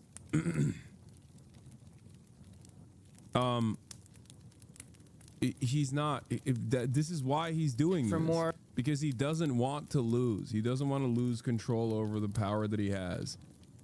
This is the reason why he's jailing İmamoğlu to begin with, because he is the most popular opposition figure and the most likely to unseat Erdogan after 22 plus years of domination. Andy Hillier joins me on set. Hi, Andy. So protesters are gathering for a fifth day in Turkey today. Can you start by taking us through today's developments? Yeah, there have been a lot of significant developments today. As you mentioned there, perhaps the most significant coming in the last few hours, Ekrem İmamoğlu suspended as mayor of Istanbul. That was after he was earlier this morning formally arrested and charged with corruption. He arrived at Silivri prison far out, quite a distance out. Chatters will recognize Silivri. He said it wrong. It's not Silivri. It's Silivri. Okay. Chatters might recognize that name because a very common joke from Turks in this community and just Turks in general is they'll say Silivri is cold. Silivri soğuktur. That is the prison that Erdogan most commonly, the Erdogan administration most commonly sends his political rivals to. for a multitude of different reasons, many of which is fucking bullshit. So, whenever I say something about Erdogan, Turkish chatters will chime in and say, Silivri is cold this time of the year. Outside Istanbul just a few hours ago as well, as you can see in these pictures here. Now, he has posted his reaction to social media, and I can read for you now just one of the things he said. He said that he invited the nation to a responsible struggle for rights, adding that the struggle for rights was a matter for the future of the nation and for the nation's children. He also added, encouraging citizens to go out and vote today. I'll just tell you in a short while what he's referring to there. Either way, the situation as it stands is likely, if anything, to stoke and inflame tensions even further in Turkey. Now, would I be able to travel back to Turkey if I wanted to? Chatter, come on. What do you fucking think? What are you talking about? My statements on Turkish politics are way more radical than what İmamoğlu is saying. What are you talking about, dude? Ask the Turks in the chat what you think. No. I've also written in the past and have directly been threatened by the Turkish government before. İmamoğlu's party, the Republican and that People's was when I was a much smaller political commentator. Party, that is the main opposition party in Turkey, has gone ahead with this primary vote. It is, if anything, more an informal vote, set to confirm İmamoğlu as the party's contender in the 2020. Also, who's going to save me? Is the Trump administration going to apply political pressure to Turkey? Me, an American citizen? Let's say I go back to Turkey. Let's say I get arrested. There's a million different charges that can be brought up, including my friendship with one Brace Belden, for example, who is for some weird reason on the terrorist watch list in Turkey. Okay? That's one of the many different reasons that I could get in trouble. He's just considered a terrorist. He's not. Anyway, could be any reason. It doesn't even have to be that. Do you truly think that the Trump administration would apply political pressure to the Turkish government to get me out of prison?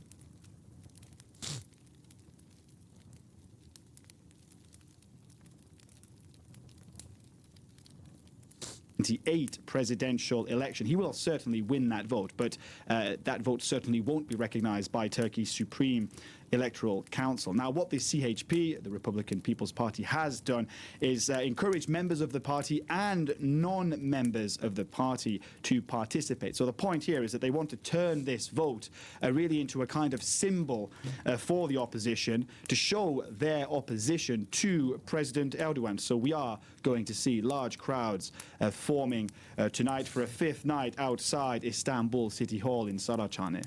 So how do these protests, Andy, compare to the last big wave of anti-government demonstrations that we saw over 10 years ago in 2013? Yeah, in 2013, of course, we saw the Gezi Park protests. These were protests against plans to build a mosque and a shopping mall on one of central Istanbul's only green spaces. I was actually there. I covered these protests. I remember when there was, the moment protesters formed a human chain across Taksim Square to symbolically protect the park moments before the occupation in that park was cleared by riot police. Now, that sparked days of rioting in Istanbul and other cities across Turkey. Of course, that protest, Gezi Park becoming a symbol of something bigger. The protest morphed into a demonstration against mass corruption and against authoritarianism. Now, since then, the slide towards authoritarianism in Turkey has become more pronounced. And what many demonstrators have been saying this time round, including even demonstrators here in Paris, who I spoke to yesterday, there was a small demonstration held by the opposition party, the CHP, here in Paris. They've been saying that this is, for them, shaping up to be a fight about the future of Turkish democracy. or at least in their eyes, what's left of Turkish democracy.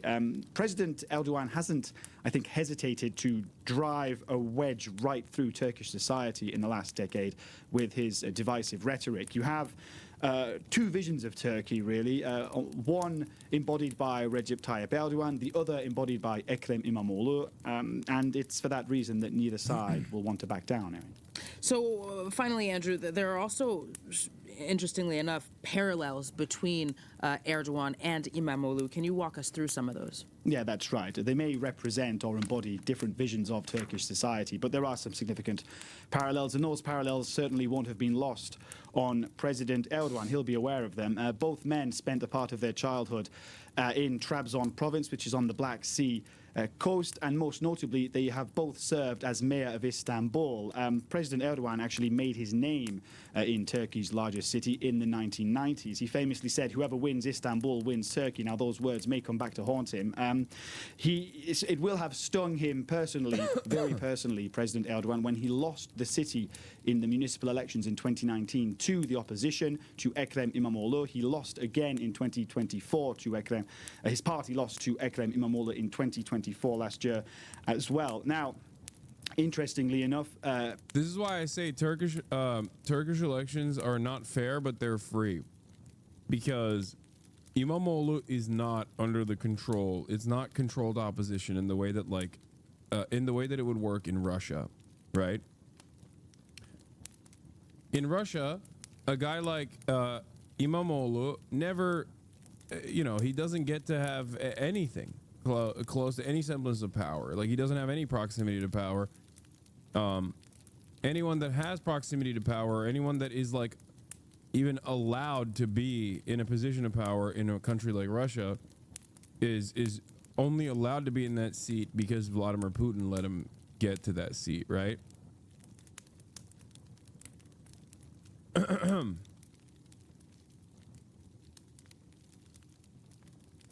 Hold on.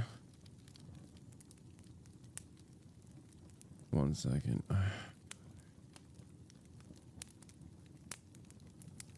So the very fact that a popular opposition leader can win such an important race means that there's still some semblance of the democratic process still working in the country. As long as you can get away with not going to prison.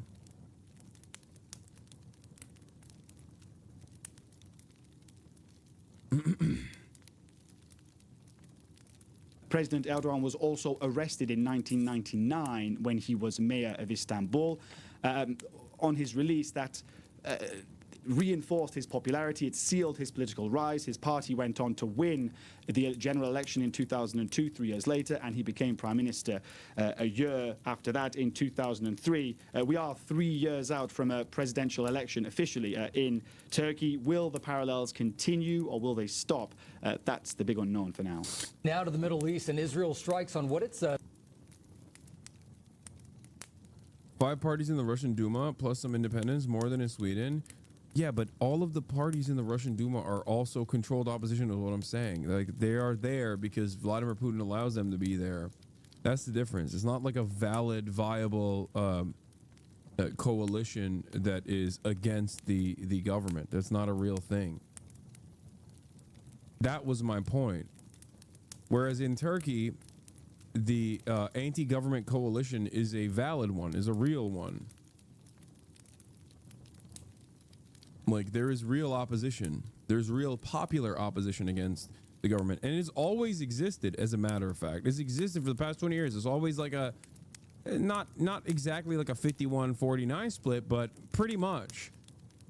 This last election was also close to that split in general. And Erdogan has obviously also had to take on MHP, the ultra-nationalist far-right party, into its governing coalition in an effort to maintain that majority support.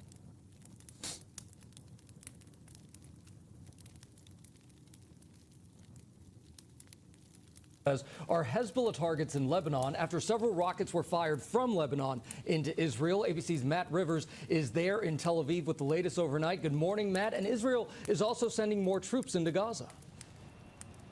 That's right, Gio. Good morning to you. An intense 24 hours here across the region. Israelis starting their work week with sirens as a missile launched from Yemen set off alert systems. Oh, man. They have valid security concerns again in southern Lebanon. That's crazy.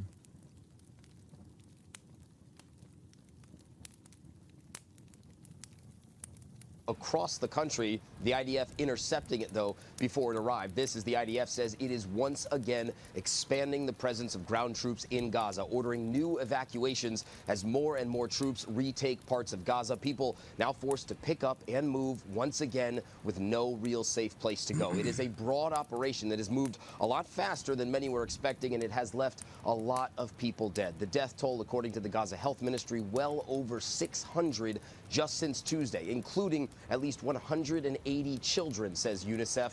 And today, health officials saying the death toll since the war began, now more than 50,000 people. And at the northern border with Israel, projectiles launched from southern Lebanon for the first time since a ceasefire brokered last year between Hezbollah and Israel, none doing any damage. Israel responding with massive airstrikes, killing at least 7 people. Hezbollah, though, denying that they fired the projectiles. An Israeli official also saying they're not sure which group is responsible, but the threat of escalation went certainly now higher after this ceasefire had largely held up for months. Yeah, the whole region on edge. Matt Rivers for us. Thank you. Israel's basically ripped up the ceasefire agreement that was signed, that was put forward by the Americans. That envisaged going forward to the second phase of the ceasefire, negotiating a permanent end to the war. What have they been doing for the last 3 weeks? Well, not negotiating. Hold on. Yeah, we were meant to start a long time ago, and the Israeli team never went out. Absolutely no. The fact is that this government has never wanted to reach an end to the war, isn't it? It's awesome. Just like lying is OP everywhere, baby.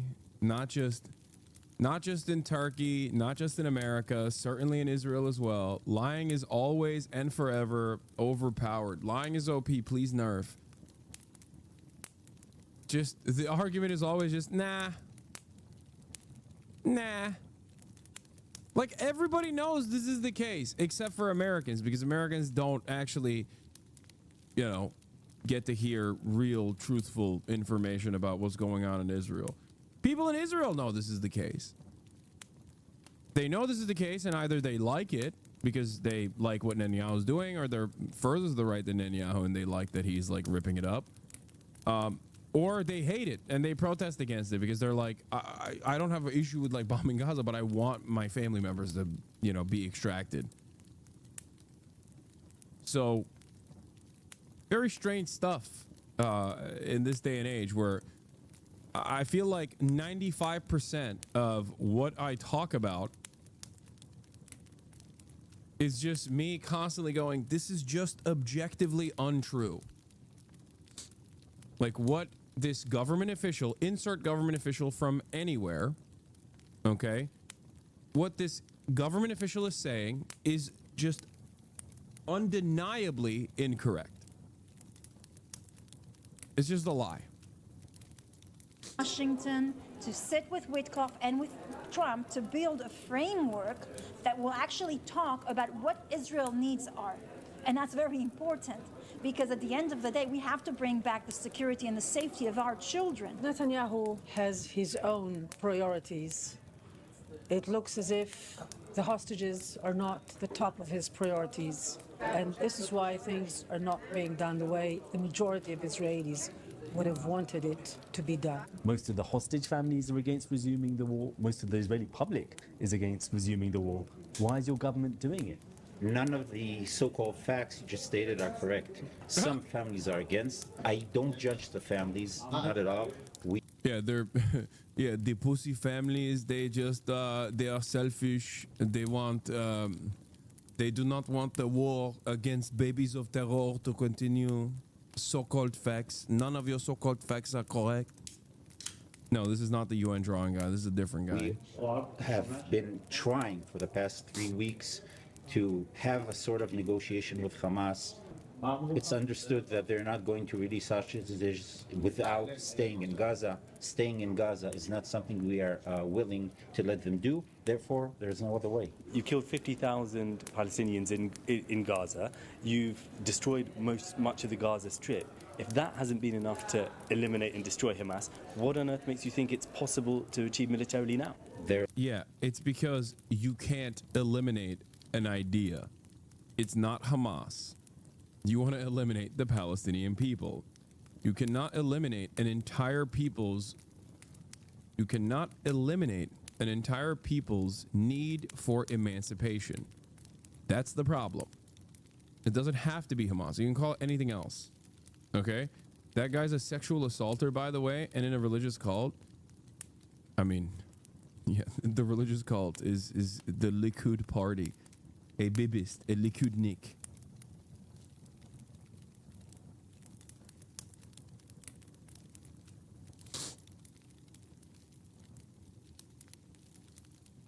Yeah, just common Likud member of the Knesset. Just Likud things. These guys are the center right in Israel, by the way. It's fantastic country. It's really cool. It's so funny also when I talk about this shit, people are like, wow, that's really anti-Semitic of you. It's like, dude, I say the exact same shit about American politics too. We have our own version of this shit happening in the United States of America as well. It's just like, it's identical because Israel is attached to the hip to the United States of America. It's basically, you know, it's America's vestige.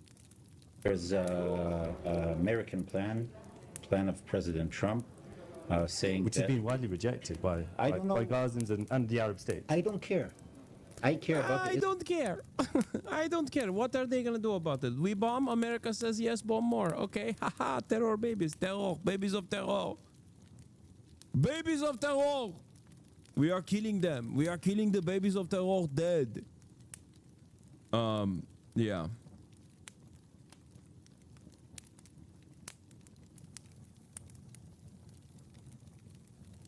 Israeli interests. I don't care about the interests of people in Gaza. I don't care the interests about people in London. I care about my family. I care about my people that were butchered, slaughtered, and raped here not too long ago. It has been proven that only military pressure brings a good deal. A year and a half of very intense war with a lot of civilian casualties in Gaza shows that it's not possible to militarily alone defeat Hamas. A year and a half under the Biden administration that forced us to fight Hamas with one hand. You know what's kind of crazy, by the way? I was having a conversation with someone.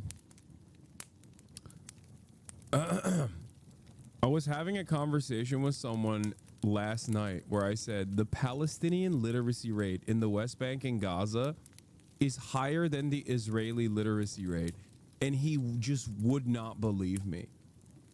I was like, look it up, man. Just Google it. Like, it's available.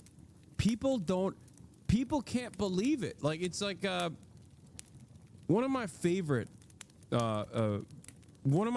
facts to pull when talking to white supremacists, when debating or arguing with like a racist person, is to tell them that the highest educated population, like ethnic group in the United States of America, are Nigerians. They can't comprehend it, right? There's a material reason for it, but like they don't even want to scratch that. They don't even want to scratch the surface where they go, nah, that's not the case because no way. It's true.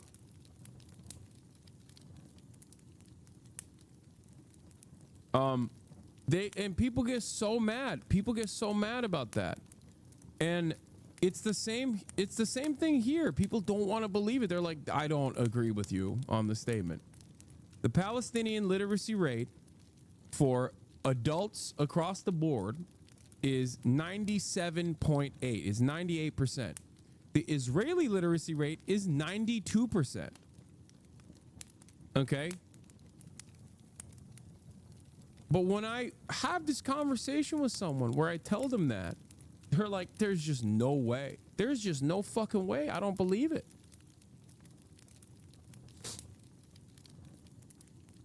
What leads you to believe that that is, you know, how can you object to a fact?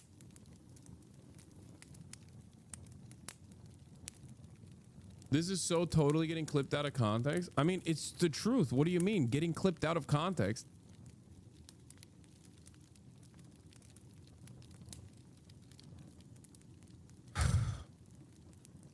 I think broadly, one of the biggest issues nowadays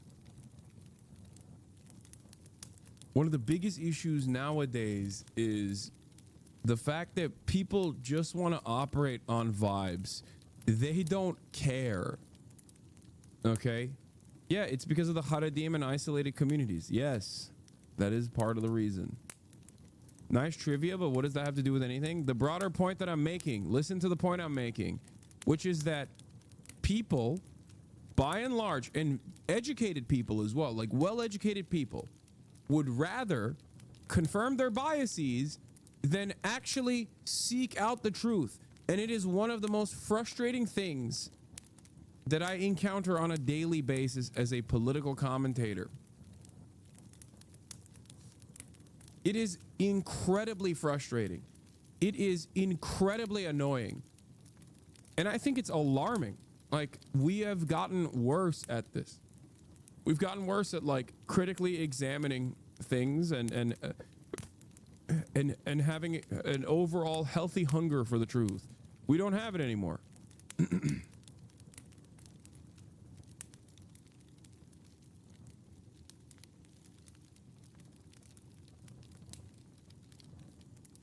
It is really, really shitty. And perhaps the reason why, especially in the United States of America, why we have this issue is because of this.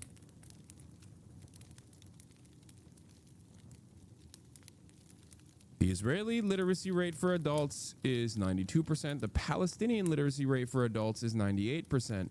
The American literacy rate for adults is 79%.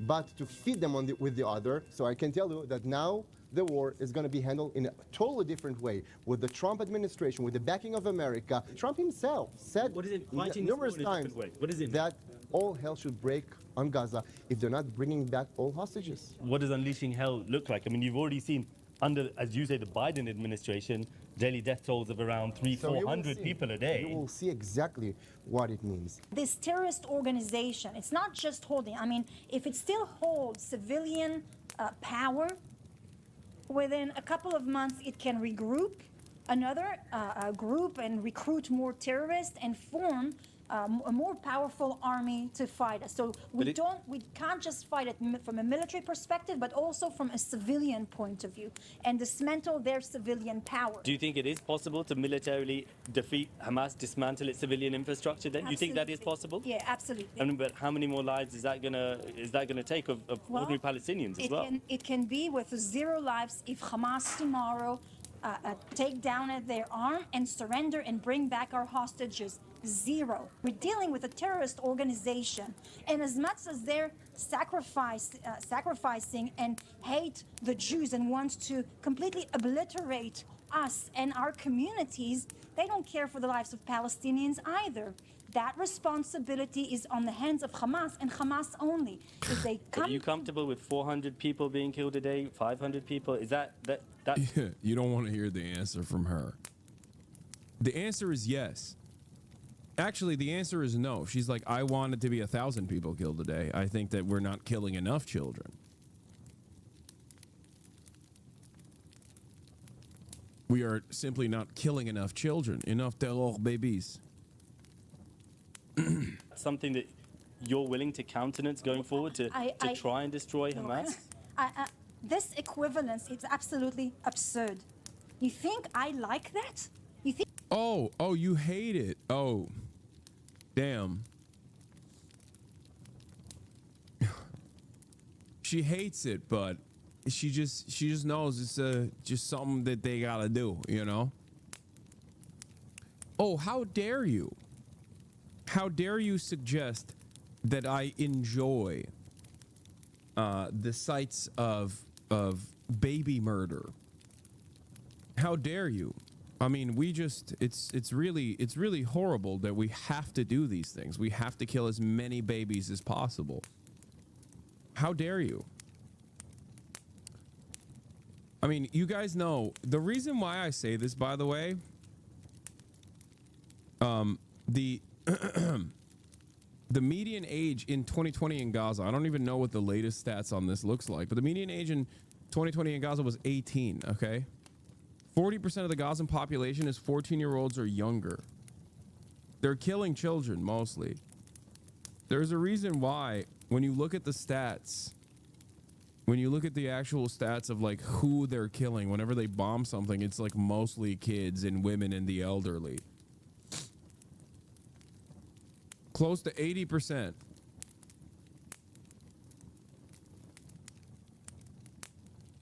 It's it. Yeah, our greatest ally. Here it is. Israel recently committed the largest child massacre in its history. 200 children and 100 women were killed in one day. Altogether, about 400 civilians were killed, and the number of the dead is not yet final. These numbers are not reported in the Israeli media, and if they are, it's always minimized in an outrageous manner. The only time you hear these numbers get reported in Israeli media, as a matter of fact, that's also not true. What do you call it? Haaretz did report on it, like literally used that term. I think this might actually be a Haaretz article, as a matter of fact. But the only other channel that I saw in Israel report on the numbers was, I think it was like Channel 14 or something, like one of those fucking pro Benjamin Netanyahu channels that reported on it by saying 400 terrorists dead. That's the crazy double standard. That's the crazy hypocrisy of Israeli media, which is that Israeli media will literally use the Hamas-backed Palestinian Health Ministry numbers whenever they want to talk about how many people that they killed, but they'll just say all of the people that we killed were terrorists. Do they even have free press? No, they don't. Of course they don't. They have a military censor. Think I wanted that? Israel wish it was the 6th of October now. We didn't want this war. We were forced into this war, not just by Hamas, by 7 entities from Iran, from Hezbollah, from Syria, from Iraq, from Yemen. You're in favor of resuming the war or against it? It's not. My goat. There. Yay, look at that. Look who it is. Friend of the show. Friend of the freaking show. Dr. Ofer Kasif. Oh, it's a genocide, and obviously I'm against it because I'm against any kind of war crime. Your view is very much a tiny minority view amongst Jewish Israelis right now. Why are you losing the argument? I don't think we're losing the argument. You know, in order to lose an argument, there must be a counter-argument. There's none. And you are right. It seems to be the majority, at least in the Knesset. I'm not so sure anymore about the streets. If you listen carefully to what I've been saying, you can see that there's no argument there. Only incitement, revenge, you know, sentiments. Remember when people were saying that your reporting was inaccurate, that Israel would never bomb Khan Yunis? Israel, wait, what? Who said that my reporting was inaccurate? Of course. Israel blew up every hospital since the Al Ahli hospital bombing, the courtyard bombing that took place. Israel never actually gave one single piece of correct information on why it wasn't actually Israeli rockets that blew up the courtyard. Every single person that talked about the Al Ahli hospital bombing campaign and said that I was wrong to assume that Israel did it were objectively wrong. Israel blew up every fucking hospital. Israel took over the Turkish Gaza Friendship Hospital, which was the only cancer ward in Gaza. They overtook it. They used it as a military station, and yesterday they blew it up after they were done with it. And they said, well, no one can use the hospital anyway because we had overtaken it militarily.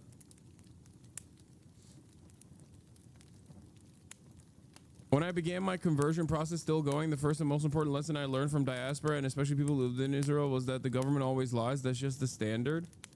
Yeah, I mean, every government lies. Every government lies. Of course governments lie. The Chinese government lies. The American government lies. The Turkish government lies. Every government lies. The Israeli government lies all the time as well. Just simply calling that out is not anti-Semitic. I would say that the Israeli government, on the other hand, lies in the most egregious ways possible, in the most like easily identifiably wrong ways possible. That's the major difference, because there's no opposition in the Western world to the Israeli government's lies. They just never counter it. There are more critical reporting against the Israeli government in Israel than the United States of America. Our mainstream press is always running defense for Israel in ways that are more egregious than Israeli outlets.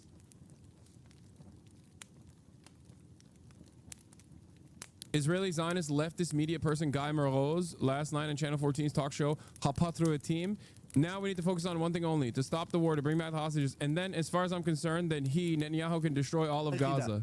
Oh wow, I love that. Wonderful Israeli leftist here. No, the only Israeli leftists are the guys like Dr. Ofer Kasif, the Mezarvot people that are conscientious objectors. Dipshits like this, like liberal Zionists like this, also want death and destruction upon the entirety of the Palestinian people. They're not fucking real. That's why I say liberal Zionists are like saying you're a liberal fucking Nazi. Zionism is a Nazi ideology. Okay, it is identical to Nazi ideology. It's an exterminationist ideology. It's one that is born out of an ethno-religious supremacist settler colonial state. It is there to justify the existence of an ethno-religious supremacist settler colonial state that is currently an apartheid and also currently doing a genocide. Okay? This is why saying someone is like a liberal in Israel and still a Zionist is like saying someone is a fucking liberal Nazi.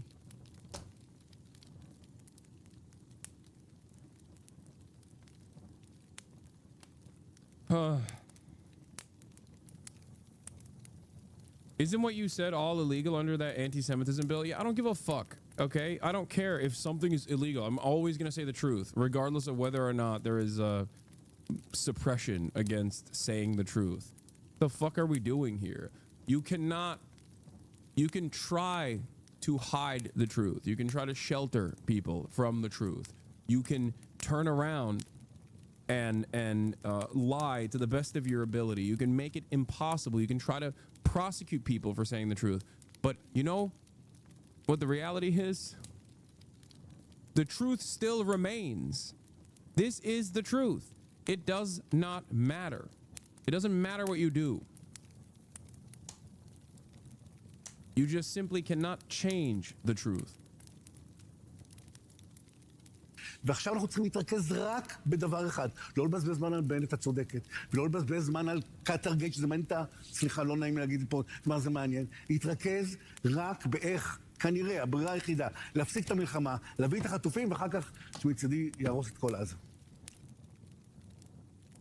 Yeah, as far as I'm concerned, Netanyahu can destroy all of Gaza once we get the hostages out. Nice, man. Thank you. That's the wokest guy in Israel. Hatred, fear. That's not an argument. How do you think you deal with the issue of Hamas? Because a lot of Israelis are concerned about the prospect of them remaining in power in Gaza. It is a big problem, and we should find a way to make sure that Hamas is not in power in Gaza. Right now, we should bring back the hostages. Great idea. It's called ending the occupation. That's it. You end the occupation, and there is no more need for Hamas to exist or any sort of military formation that will be antagonistic and, dare I say, violent towards Israel. You end the occupation, you end the resistance to the occupation, because Hamas or any other militant formation only exists against the apartheid state that is doing an occupation on Palestinians. Destroying Palestinian homes, destroying Palestinian lives. That's it. That's it.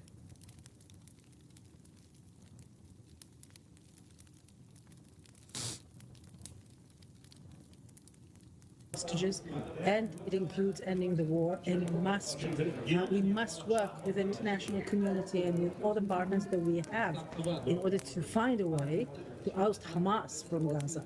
Palestinians, Hamas. This must be done, but the priority now. Like, this is it. You either kill every single Palestinian or forcibly ethnically displace them from the Gaza Strip and then also the West Bank, which is what these guys want at the end of the fucking day, by the way. Make no mistake. They all want this. Okay? Some people will say, oh, I don't want this. But like post-October 7, a lot of the liberal Zionists that kept talking about like how dangerous the West Bank settlers were and whatever are totally on board with permanent extermination as policies. Because there's no other way. There is no other way to stop this. There's no other way to...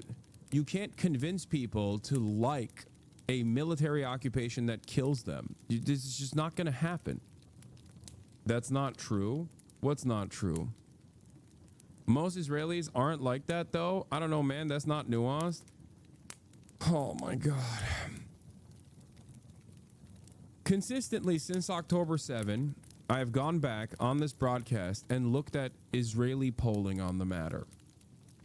Consistently since October 7, for the past 16 months, where the Israeli occupying force has completely destroyed the Gaza Strip, the Israeli population that is segmented by their own demographic terms, not mine, as Jewish or Arab, okay, Jew and non-Jew, Jewish Israelis, which comprise 75% of the Israeli population, want more death and destruction in Gaza, almost to like 90%, okay? I agree with like 99% of your commentary on this, except, okay, I keep saying the average Israelis want Gaza burned. You keep saying the average Israelis want Gaza burned, and that's not true. Show me a poll that is inconsistent with that reality, and I will say I'm wrong. Israel in and of itself, regardless of the approval rating of the continued war, because here, this is the honest position, okay? Or not, this is the honest position, sorry. The guy that we just saw, the liberal Zionist position, the most woke position, okay? The most woke, like, permissible position is we need to stop the war. We need to stop the war for now, which is not a genocide, it's just a war, to get every single hostage out. And then after that, you can burn it all to the ground if for all I care. That is the opposition to Benjamin Netanyahu within the confines of permissibility. There are real anti-Zionists in Israel. There are anti-Zionist Jews in Israel. I've basically interviewed all of them. Okay?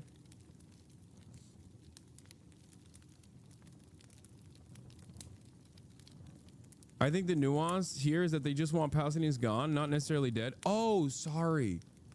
Oh, I didn't understand. They just want to like force them out of the land, like ethnically displace them.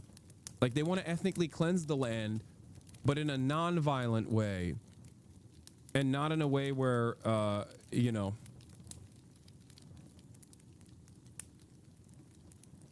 not in a way that that kills them all. So what happens when people don't want to leave?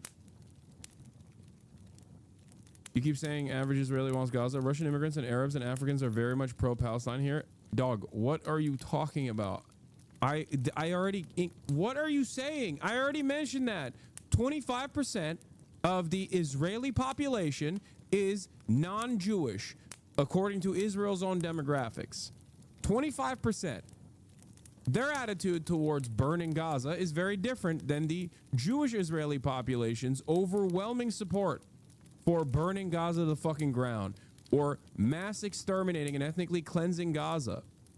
There was a recent poll that came out also saying adding Russian immigrants into that equation is really funny. I don't think that I don't think that the Russian immigrants in Israel are not on board with what Israel is doing. That's crazy.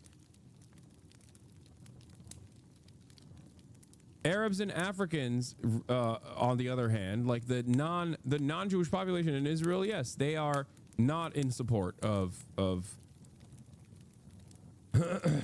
they're not in support of what Israel is doing. This is true, but they're 25% of the population, and they're basically de facto second-class citizens. You know this already. You're an Israeli chatter that is in this community. You know, I know that, like, you can't get access to Al Jazeera anymore, but you still watch me, so you probably see it.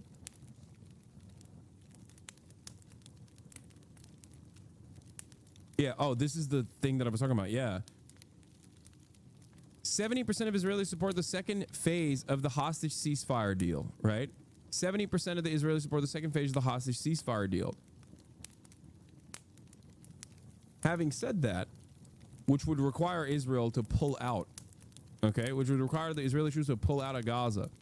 When asked directly about even Trump's plan of mass displacement of Palestinians, Israelis also have, Israeli Jews specifically have, the same exact attitude.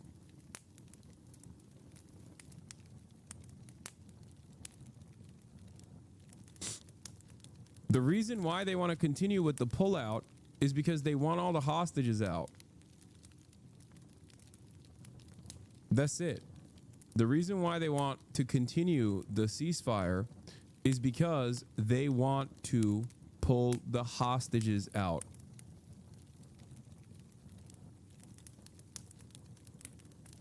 Can you please give a definition of anti-Zionism in the context of not asking for the removal of people in Israel?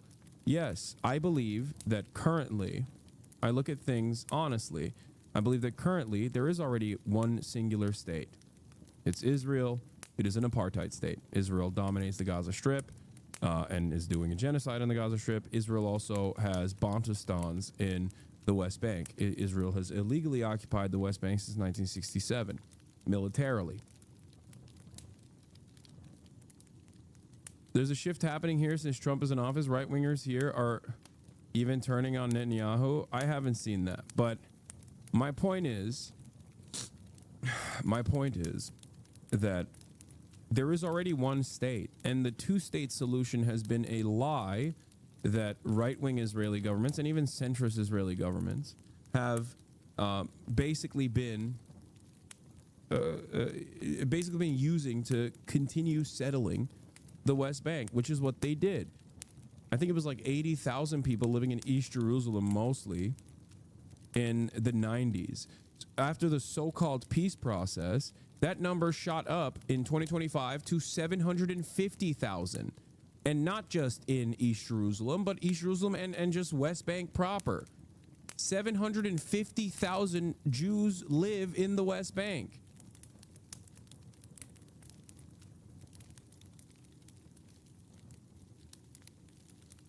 $750,000 settlers live on occupied Palestinian territory. And that happened over the peace process, the so-called peace process, as every single government kept kicking the can down the line over and over again. So the notion of a two-state solution would require 750,000 settlers to be removed. That is never going to happen. It's just not going to happen. You have to be realistic. So the anti-Zionist position that I have as a one-stater is to implement by force, if necessary, a singular, solitary, secular state.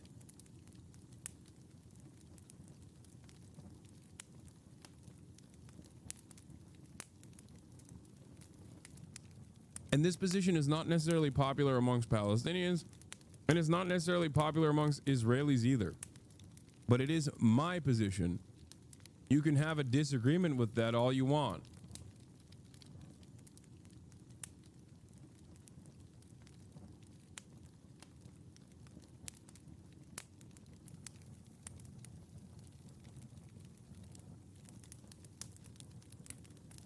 With or without the right to return? Yes, of course, with the right to return. With the right to return, with reparations, with a Truth and Reconciliation Committee that needs to be implemented to prosecute war criminals. And yes, even people who have engaged in war crimes on the Palestinian side as well. Okay? Now, of course, when resisting against an apartheid regime, the crimes that you commit at the behest of resisting against an apartheid regime are going to be viewed differently than being one of the fucking war crimes, the war criminals on the side of the apartheid regime. But having said that, yes, that is what needs to happen. Now, I personally think that is also incredibly difficult to ever implement. But there is no other way out of this, in my opinion. There's just no other way out of this. So if you ask me what I think should be done, that's what I believe. Truth and reconciliation, reparations for all Palestinians that have had their land and homes stolen from them, a right to return for all Palestinians, and a singular secular state. The thing that obviously stops this from happening is the fear that Israelis have, Israeli society has, specifically Israeli Jews by and large, that this would mean that there are more Palestinians there and more non-Jews there than Jewish citizens. And therefore, they will democratically do the same thing that Israel's been doing to the Palestinians for the past 76 years. They will forcibly repress and oppress and destroy and kill and ethnically cleanse all Jews in the region. That has not ever happened throughout history, with one exception, which was the Haitian Revolution.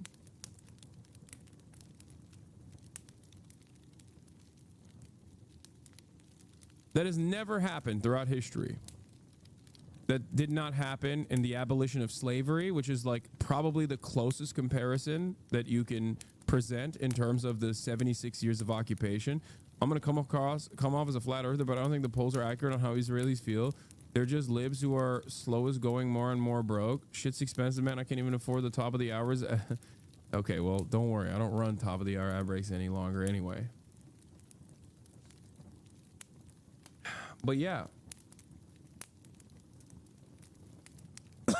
I mean, the Haitians didn't enslave the white people. They killed them. Yes, even with Haiti, that's an oversimplification. I agree. But I'm saying that, like, mass violence in the aftermath of a revolution historically has only happened in one instance, one successful slave revolt, which was the Haitian Revolution. The Nat Turner Rebellion took place in the United States of America, but in the aftermath of the abolition of slavery, what happened? Were there roaming gangs of newly freed black men and women that were massacring and enslaving white people? No, it didn't happen. It didn't happen in Algeria. No, it did not happen in Algeria. That's not a comparison either. It did not happen in Algeria. People voluntarily left Algeria because they did not want to fucking live in Algeria. And it didn't happen in apartheid South Africa, and it didn't happen in Ireland either. But the reason why I use the abolition of slavery is because that is one of the closest systematized versions of harm that is like that's genocidal, close to a genocide, or in some ways might even be considered worse, right? That's the reason why I use that as an example. What usually ends up happening in this process is that, like, the same violent, rabid settler groups will basically continue doing clan-style violence upon the Palestinians. And they need to be dealt with through the criminal justice system.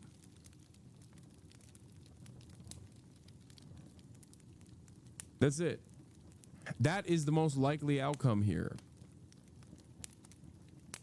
This is not empowering Gaza. Right now, we should bring back the hostages, and it includes ending the war, and we must work within. Hassan, couldn't these settlers just fall under the leadership of a new Palestinian state? No, dude, they would never that would never happen. That is what is supposed to happen right now.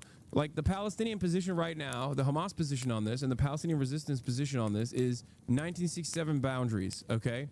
Which is not objectionable. That is appropriate. That's the basis of the two-state solution.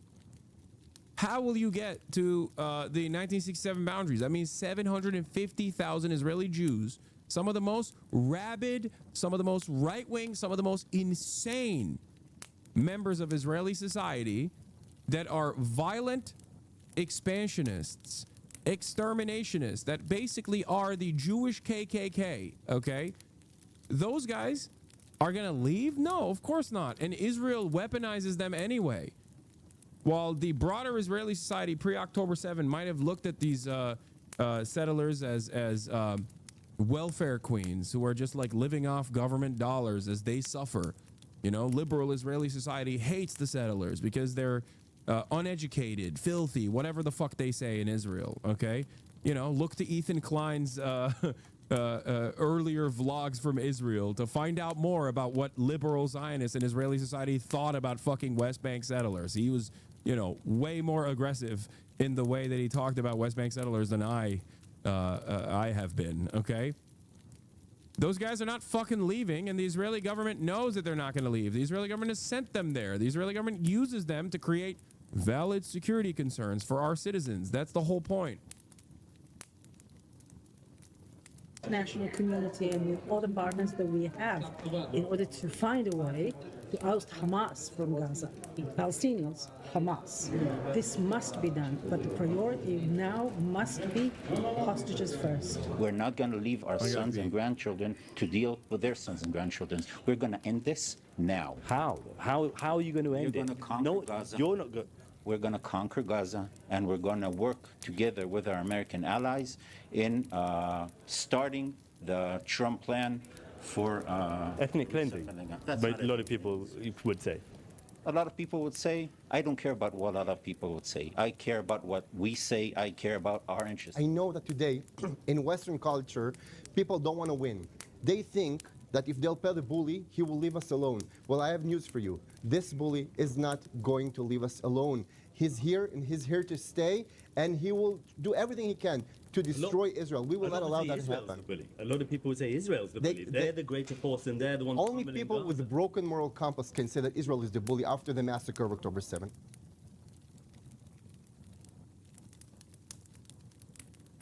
The fighting in Gaza is having a devastating side effect on some Palestinian communities in the West Bank. Activists say dozens of new Israeli outposts have sprung up across the territory since the war in Gaza began. As CNN's Nada Bashir reports, many Palestinians now believe they have only one option left: to move. For decades, Palestinian shepherds have faced threats and violence at the hands of Israeli settlers. Dozens of rural farms like this one have already been abandoned as a result. But such violence is only increasing. This is just one of several incidents documented by Israeli NGO B'Tselem over recent months. The organization says dozens of settlers descended on the occupied West Bank. Yeah, this is now we're moving on to the other side. The Israeli apartheid and what it looks like to live under the Israeli apartheid in the West Bank. When you look at Gaza, that's what a genocide looks like. When you look at the West Bank, that's what pogroms under an apartheid looks like. This is a systematized version of violence that is outsourced to the most rabid fucking psychopaths that you have ever seen.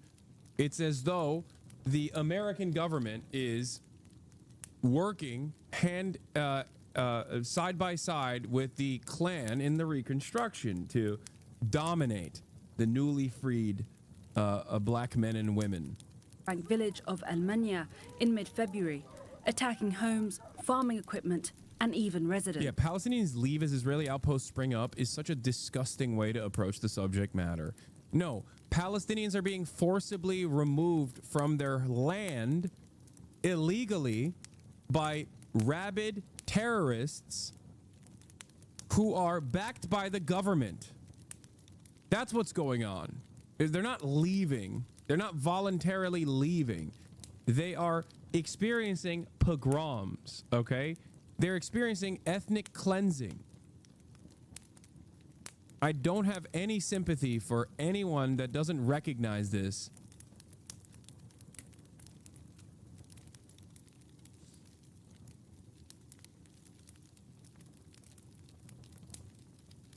The funny thing is, when I went with political activists to the West Bank, they denied our entry of 300 people. While settlers killed Palestinians there, we aren't allowed to come and see. Yes.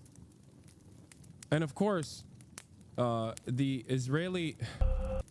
It's not just that either. Israel settlers from margins of the mainstream, the listening post.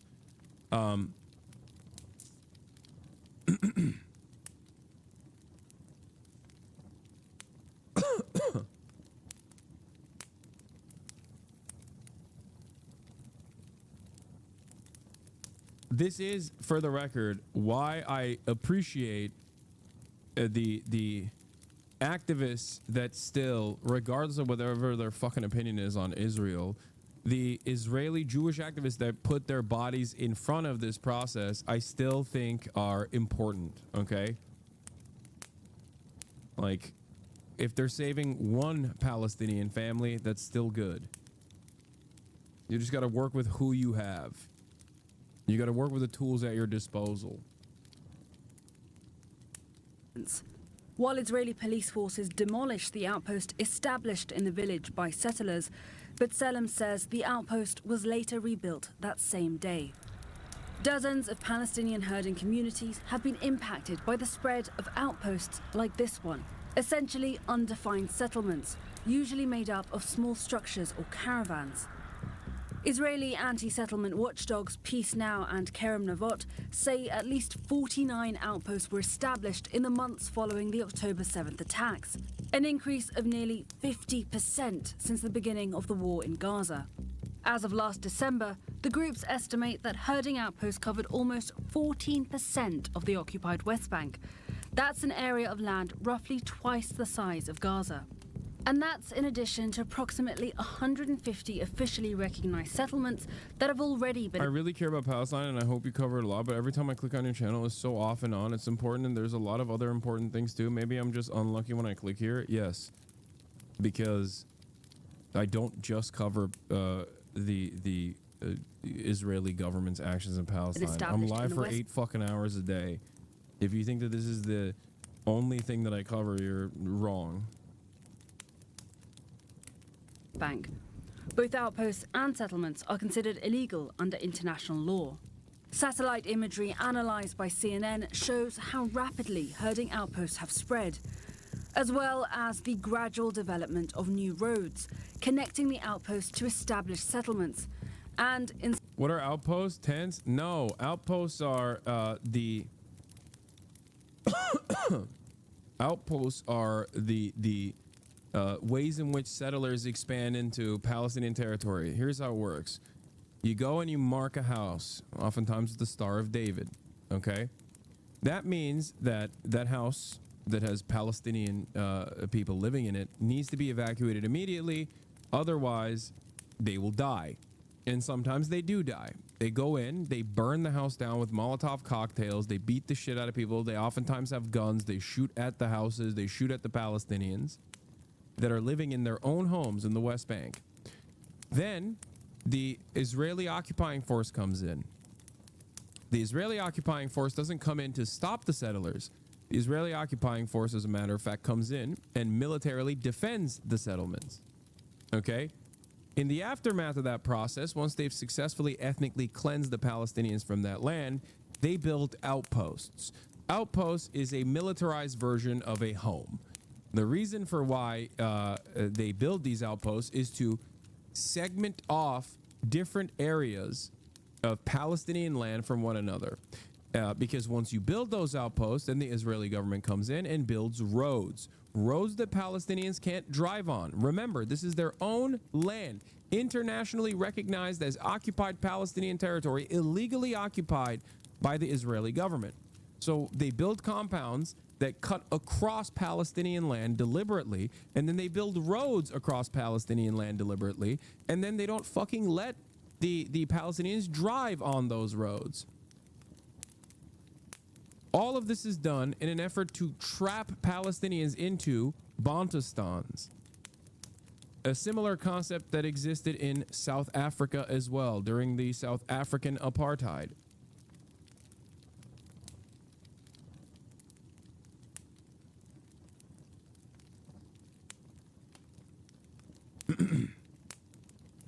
Every step of the process, the Israeli government militarily protects the settlers engaging in this act of terrorism. Because the Israeli government itself is a terrorist government. The Israeli government itself is a fascist government.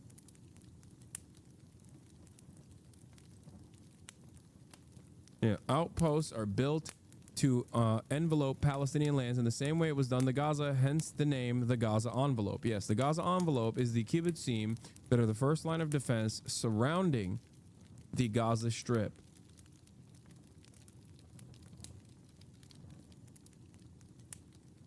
some cases, cutting Palestinians off from the land that they depend on. In the northern village of El Farisiya, the local farming community has now been almost entirely depopulated. Back in February, we met the Darahma family, at the time still desperately clinging on to their land. These hills are full of areas for our animals to feed, but now there are settlers over here, over there, and another one over there. We can't access these areas, Ahmed says. I truly don't know what to say to my coworker who says B'Tselem and the other human rights watch organizations are anti-Semitic. Is your coworker Jewish even? Like, Jewish or not doesn't really matter. They're fucking delusional and they're a fascist. But it is pretty funny because I hear this a lot from people who aren't even Jewish, where they just like think that they know more about Judaism than fucking actual Jews. They know more about Israel than Israelis. They know more about Jews than Jews themselves. They feel so confident in saying, well, you're not a real Jew. There's nothing funnier than entertaining the hubris of ultra-Zionist Gentiles who think that they literally are more Jewish than Jewish people, you know, because they're more pro-Israel than Jewish people.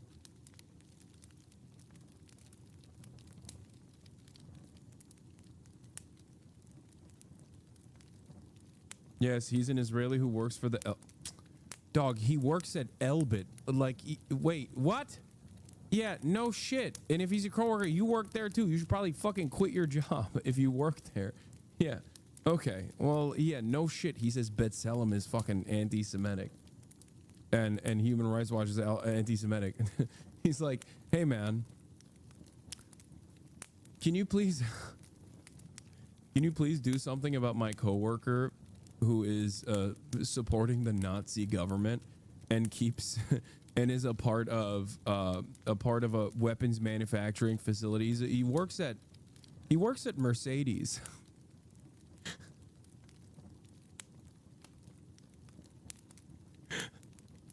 My coworker that works at Mercedes in the Nazi government is saying that the German communist movement comprised of Gentile Germans that are resisting against the Nazi government are actually anti-Volk.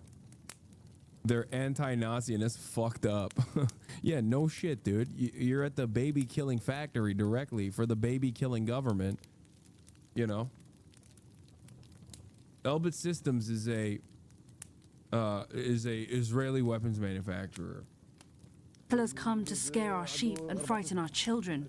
We've had to stop going up on the hills with our sheep, fearing they will come after us. Ahmed's family says they have lived here for generations. The land, not only their home, but also their livelihood. We've always lived here, Hussein says.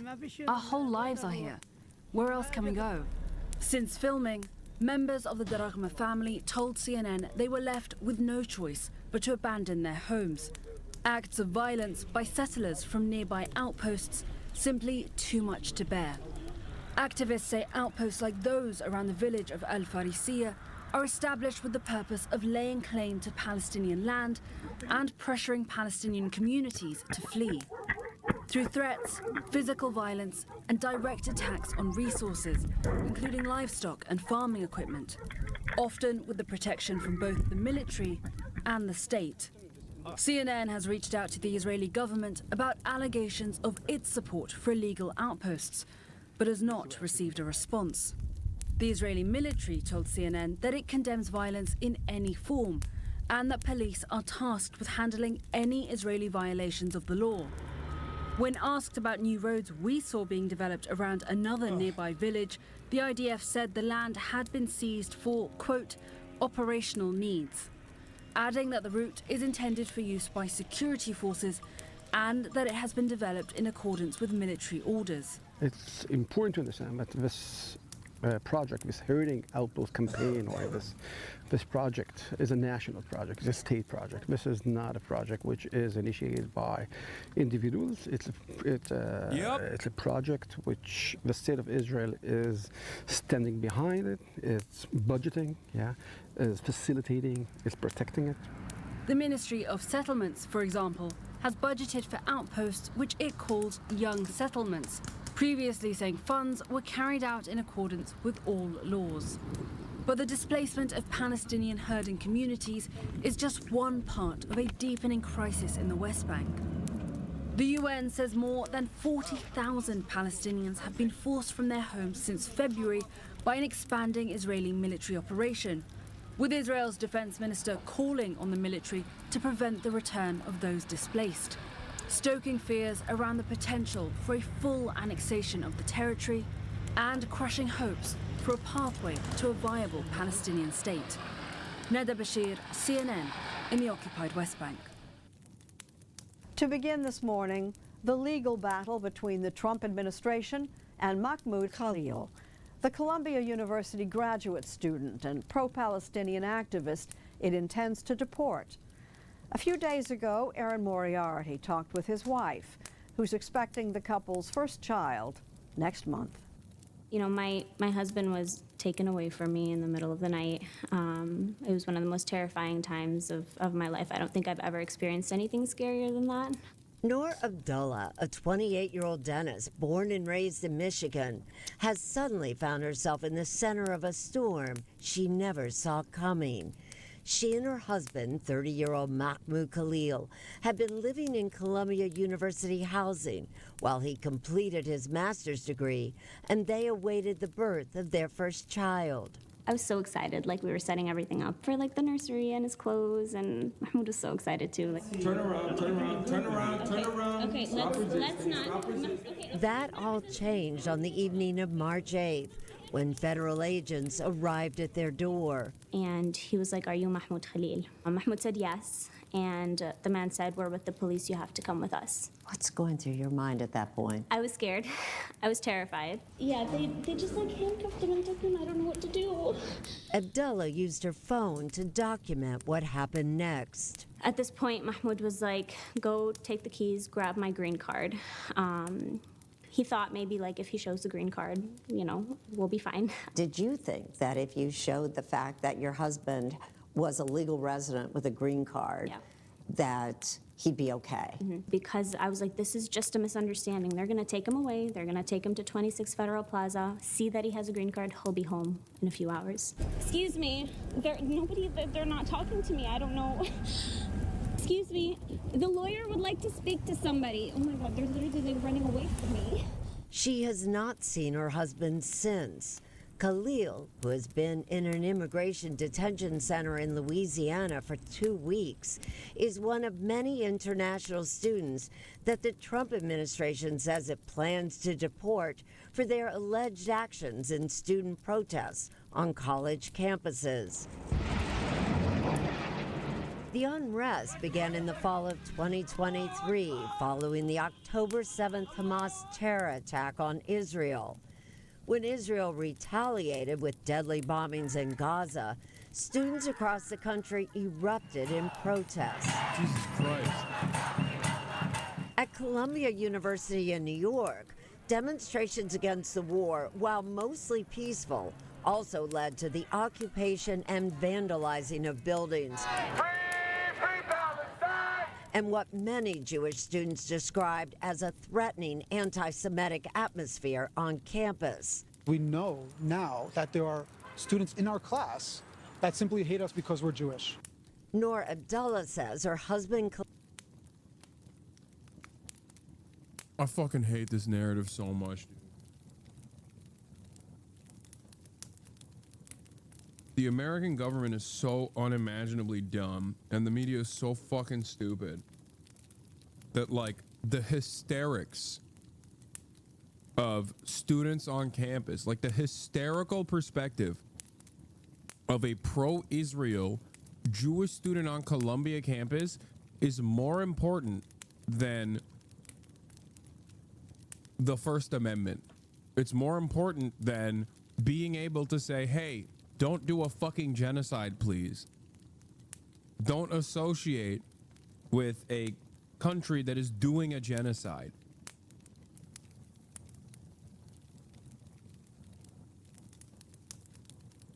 It is like, it's hysteria. There's nothing to it other than fucking hysteria. Dudes who are like, no, my feelings are hurt. I'm scared. Like, what the fuck are you saying? You're scared.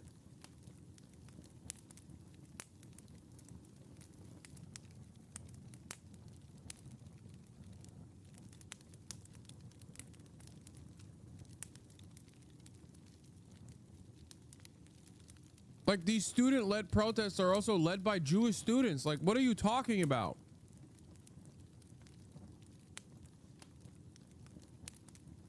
Yeah, real terrorism is when you actually have to listen to the fucking hysterical opinion of conservative students on campus. That's what real terrorism is. When have conservative students not talked about how fearful they are on college campuses, man? They always talked about it. They're like, oh, libtards run the campuses. We hate it. They always want to have fucking safe spaces and shit. Okay.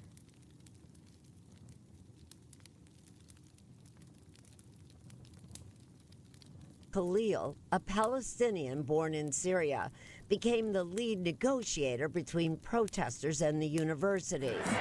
This encampment is a minor inconvenience compared to the generational shaping events taking place now in Gaza.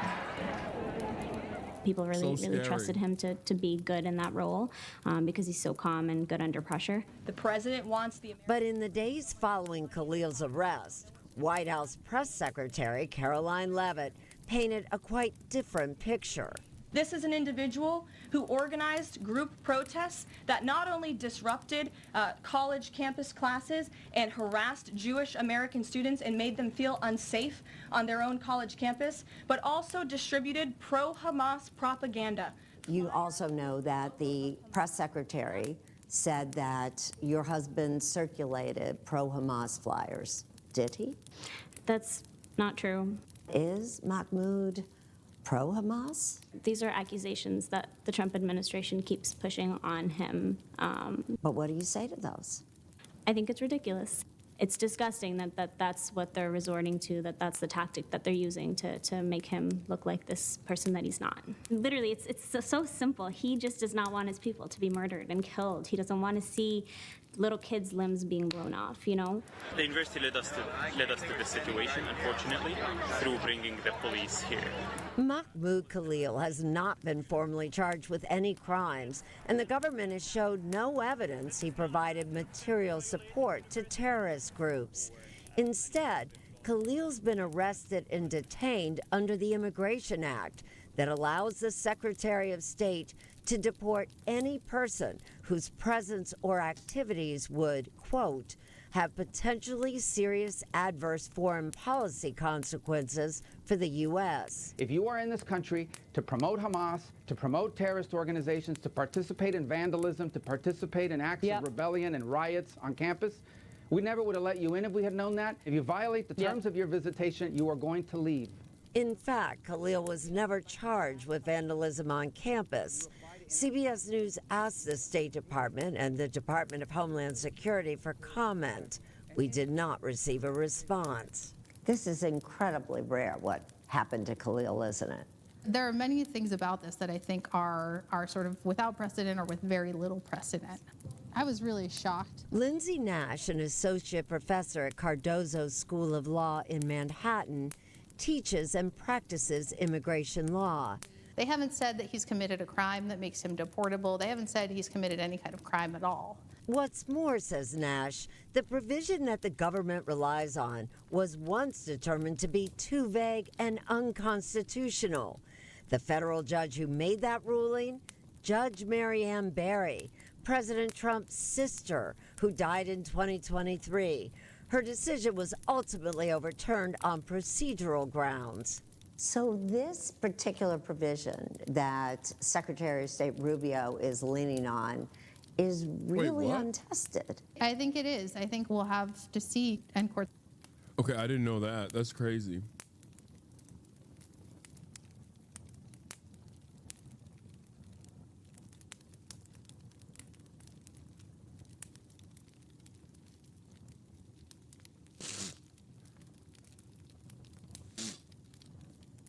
As a Jew, personally, I'm worried that they're stifling free speech in the name of anti-Semitism. People will see that and start resenting Jewish people, and then actual anti-Semitism will start happening. Yeah, it's already happening.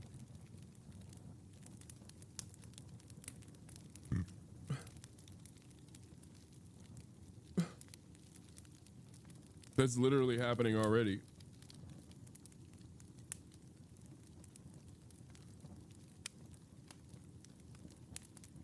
Dude.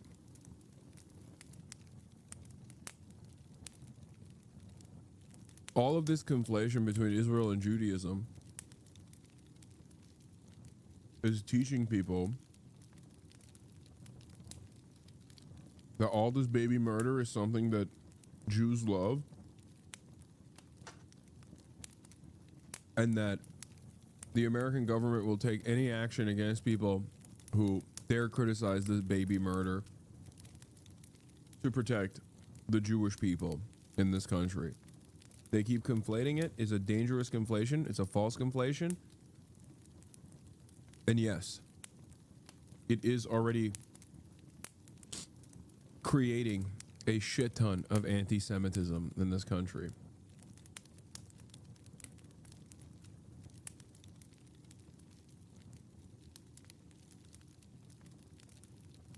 And just like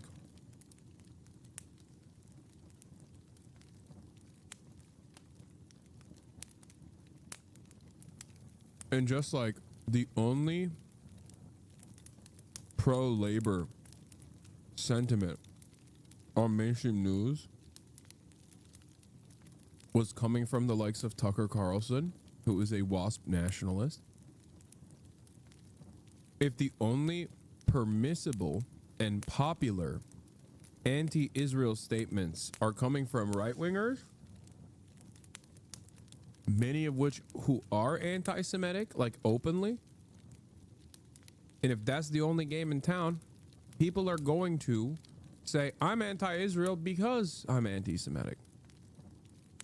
The Candace Owenses and the Fresh and Fits and the Sneakos and the Dan Bilzerians of the world, and even the Tucker Carlsons of the world, are the most visible anti-Israel advocates in this country right now. Collectively, they are presented as the sea of anti-Israel sentiment. And liberals, on the other hand, are focusing their efforts on people like myself, people like Mahmoud Khalil, or refusing to defend people like Mahmoud Khalil.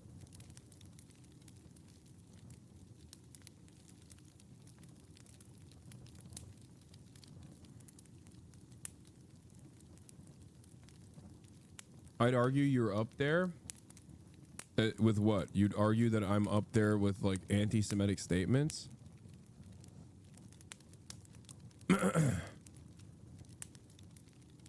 Or you'd argue that I'm up there in terms of like being a visible anti-Zionist in this country. I am up there. But my reach, my popularity... No, I understand what you meant. You meant like in terms of popularity.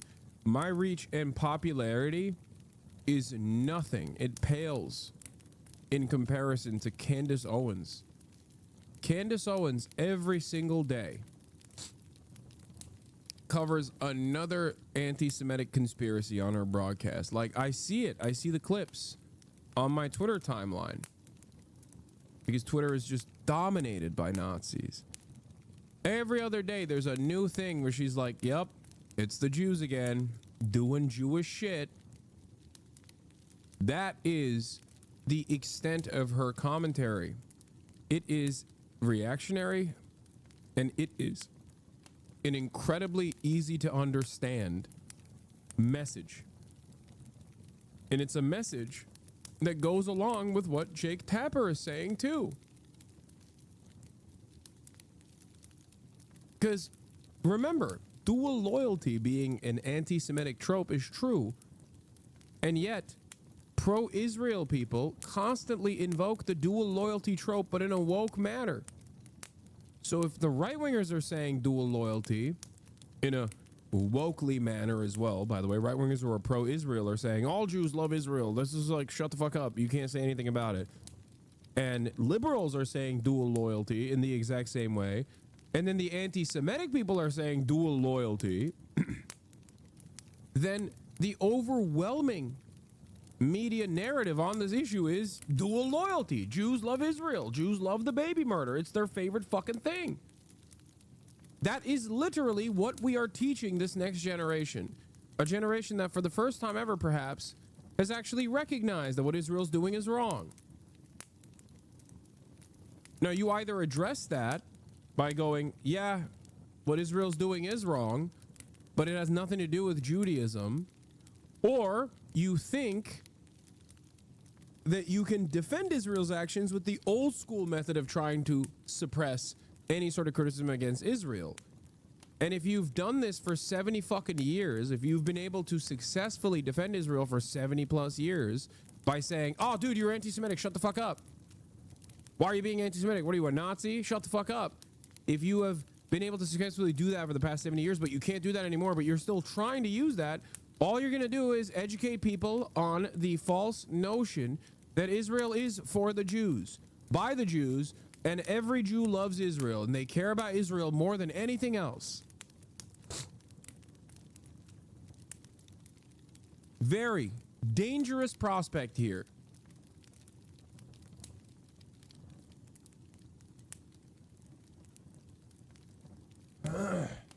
That's where we're at.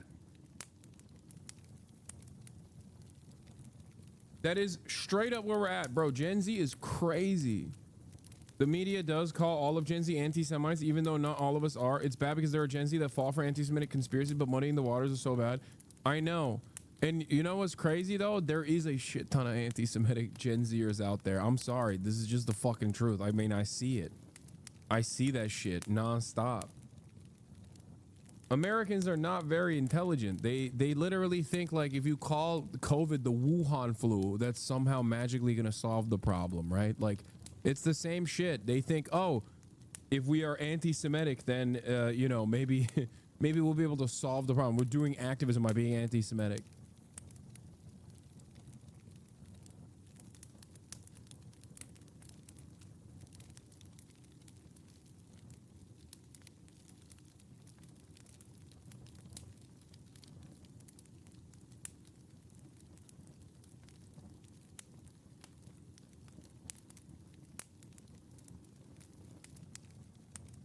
Like, I'll give you some common metas that even I didn't know. I think one number is 271. The new dog whistles. 271 is the claim that only 271,000 Jews were killed in the Holocaust. It's a Holocaust revisionist conspiracy. That's one.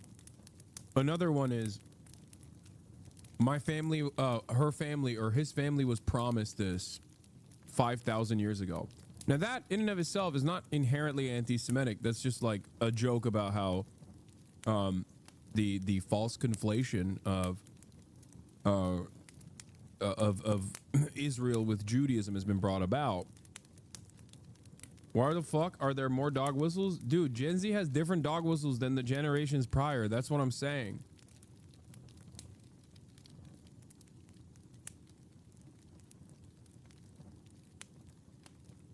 They'll say, oh, 5,000 years ago, this person was promised this. It's not inherently an anti-Semitic statement, but it is applied towards all Jews in an anti-Semitic way sometimes.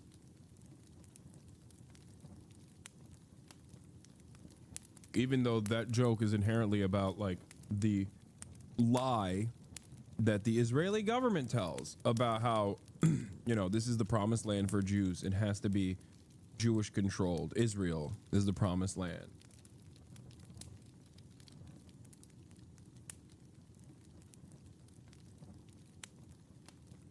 So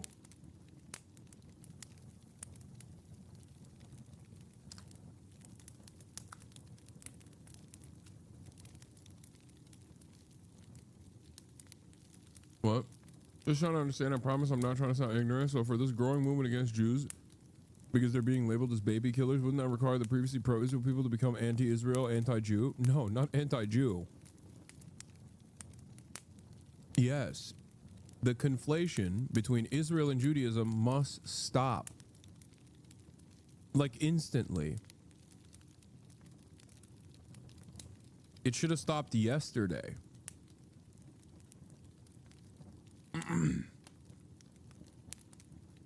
One, because it's false, and two, because it is creating a fuck ton of anti-Semitic tendencies.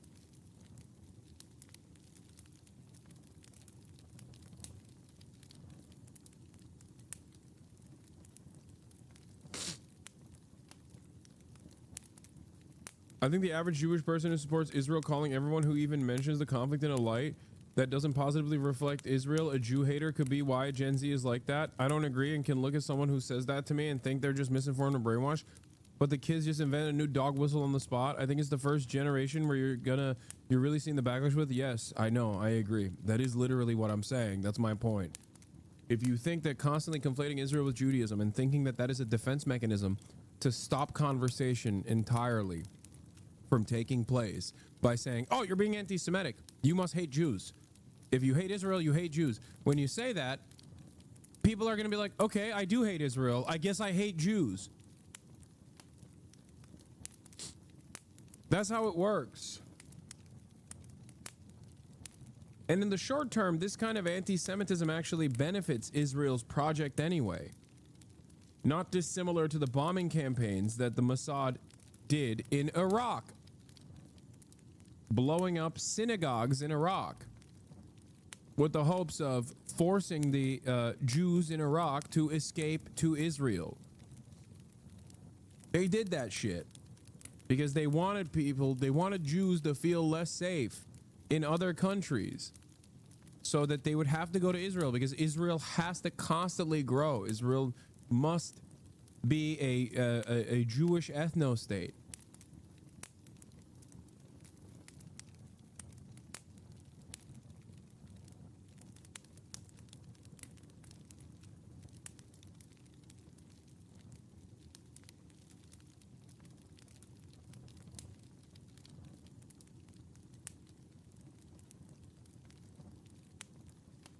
But I think the craziest shit is when the Trump administration says, like, Shalom, Mahmoud.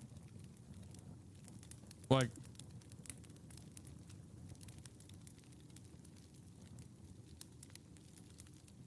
when the American government, the Trump administration, the right-wing government is saying Shalom, Mahmoud, this is why, you know, like, I can't stop thinking about that. I can't stop thinking about how insane it is that the American government's official accounts said Shalom Mahmoud after fucking ripping away Mahmoud Khalil in the dead of the night away from his American citizen wife who's 8 months pregnant for the crime of fucking speaking out against Israel's genocide. Yeah, it's like, dude, this is literally, yeah, it's the White House Zog posting on Maine. Exactly. Like, this is everything. This is everything that the Nazis have been fucking saying. And Zog is Zionist occupied government. It's a fucking 4chan Nazi term. Okay?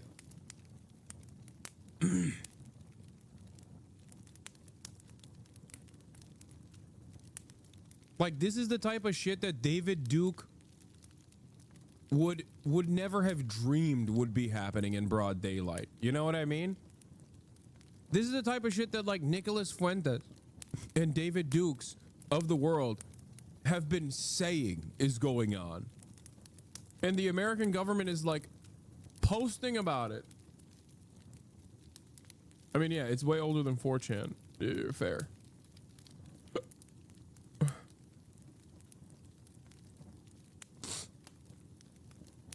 Courts will have a lot to consider. Yesterday we had a very long session with the university negotiators. So who is Mahmoud Khalil? Insider or conciliator? Legal experts say this case is about a lot more than a single man. The idea that Mahmoud Khalil, one grad student at Columbia, is imperiling the foreign policy of the United States is absurd.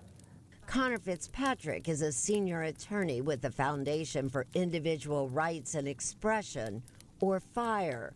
He believes the true reason that Khalil and other students are being targeted is because of their polarizing viewpoints.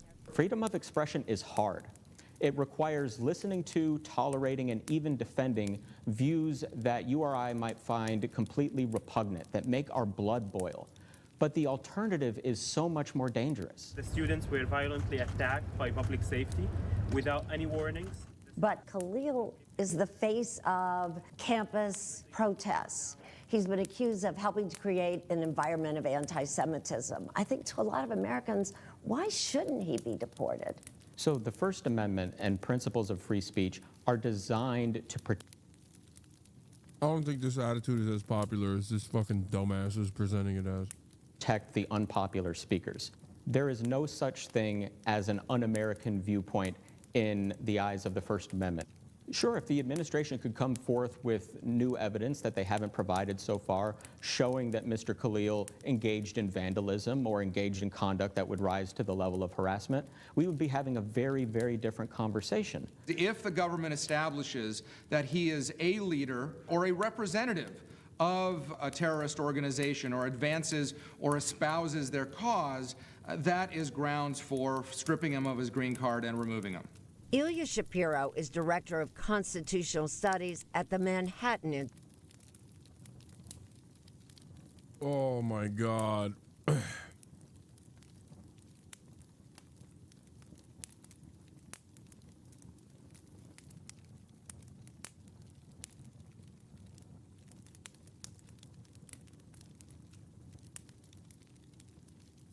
The fucking right wing. Dude, the Manhattan Institute is where Christopher Rufo's from, by the way.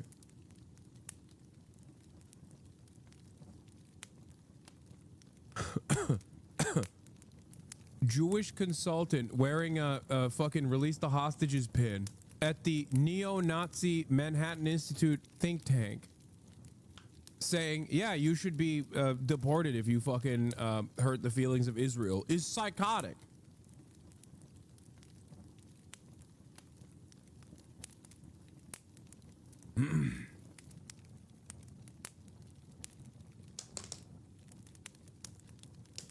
This is why I always say, I think a lot of American Zionists who are Jewish themselves or American Zionists who aren't anti-Semitic themselves, who, you know, care about the safety of Jews in this country, do not understand what they are advocating for and how badly this will explode in their fucking faces.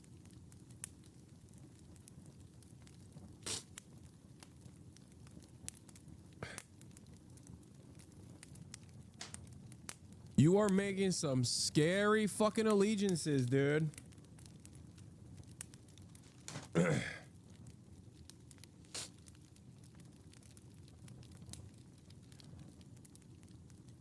This allegiance will be short-lived. Did your undocumented food slave make that for you? Yes.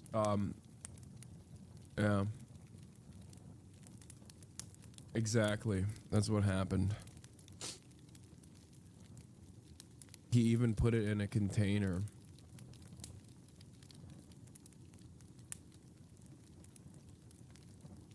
Institute, a conservative think tank.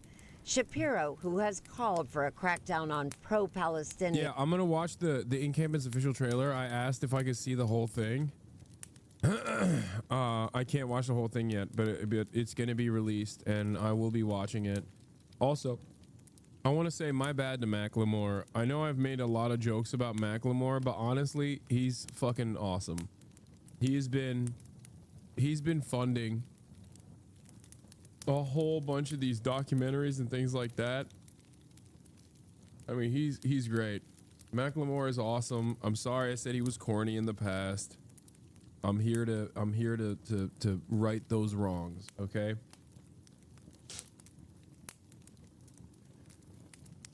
He's the man. He's dope. And protesters says this case is not about speech, but what he says are illegal actions. Nobody is being prosecuted for their speech. It's not that American citizens can speak freely, but non-citizens can't. That's not the issue. But with these immigration regulations, if you are a supporter of, if you're organizing together with others to conspiring to do certain things, those are actions. And it's those actions that put you askance of the immigration law. If he wasn't charged with those crimes at that time, and he hasn't been accused of them now, should he be deported simply because people think he did it? You don't have to be charged, let alone convicted of a crime, to be deported. Federal court and immigration judges will have the final word. While the case plays out in court, Khalil's attorneys have asked for bail. Noor Abdullah fears he'll miss the birth of their first child. Meanwhile, Erasmus... Like, that dude literally is also getting sent to a concentration camp. Like, I don't know why he thinks he's gonna be fine. Sure, maybe I'll be there before him, but he's going there too. I don't know why the fuck he's so comfy being like, nah, it's not gonna happen this time. This time it's different. The fascist government won't actually ever turn against the Jews eventually, who are a minuscule percentage of the fucking population. There would be never any material reason as to why the fascist government would do that, both historically and certainly now.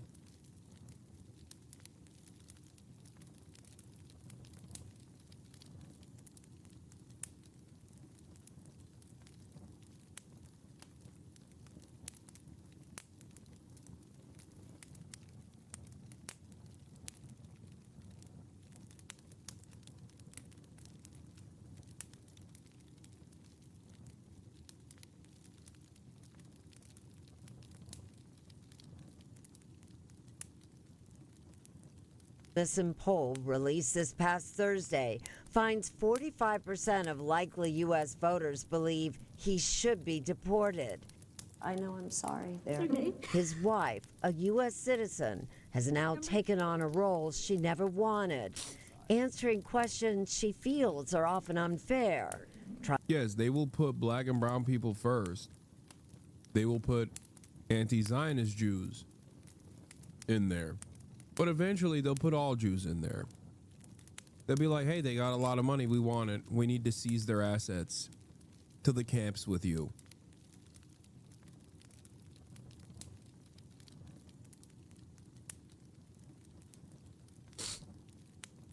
The broad, popular, generational momentum against Israel cannot be led by anti-Semites. Because if it is, then everybody's fucked.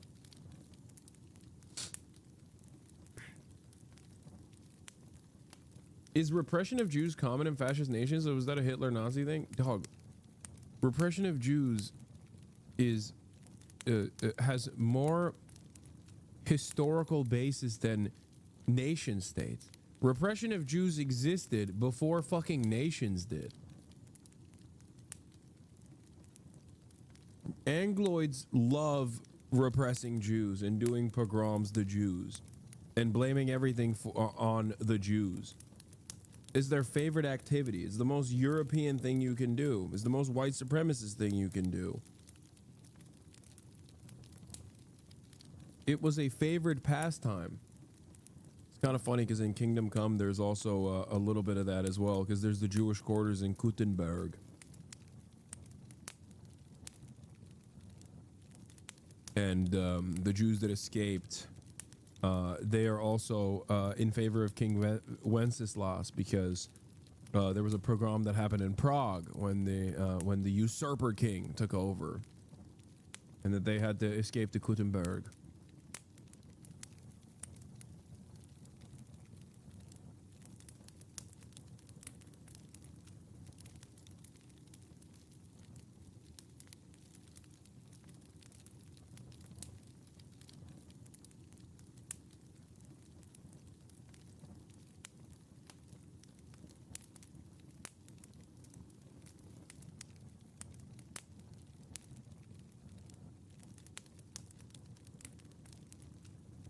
Yeah, Europeans love shitting on the Romani people, and they love shitting on the Jews historically.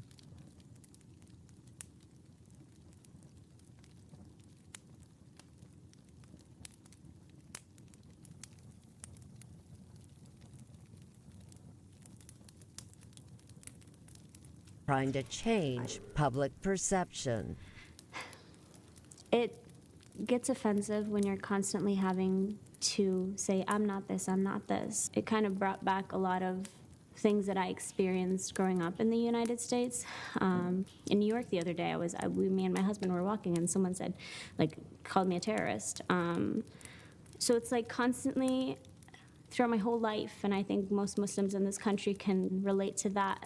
It doesn't matter what I say, that's what they think of me, and that's what they're gonna think of me.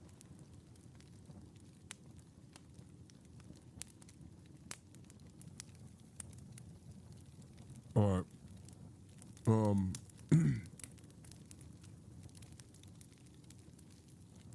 I'm not going to do the Israel settlers video, but here, let's watch the encampment's official trailer.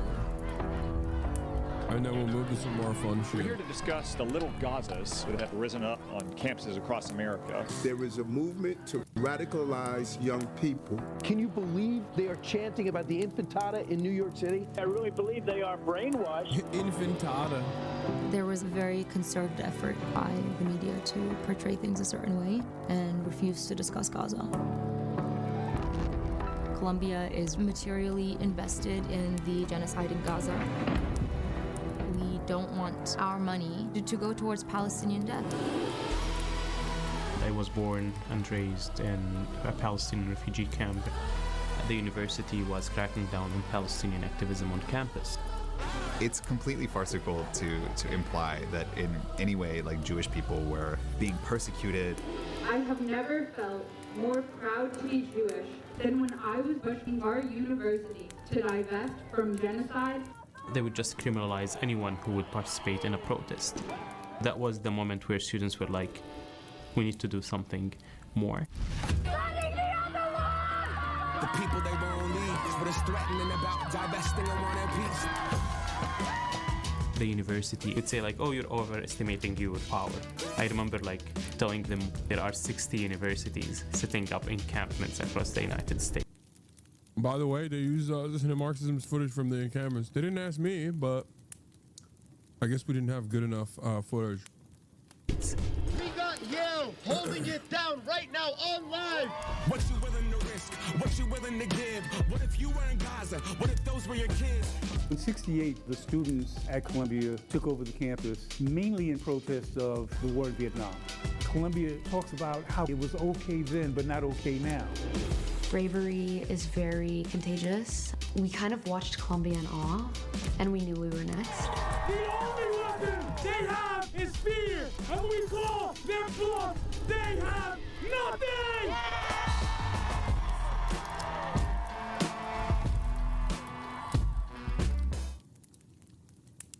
It's sick. Macklemore played a role in producing this, by the way.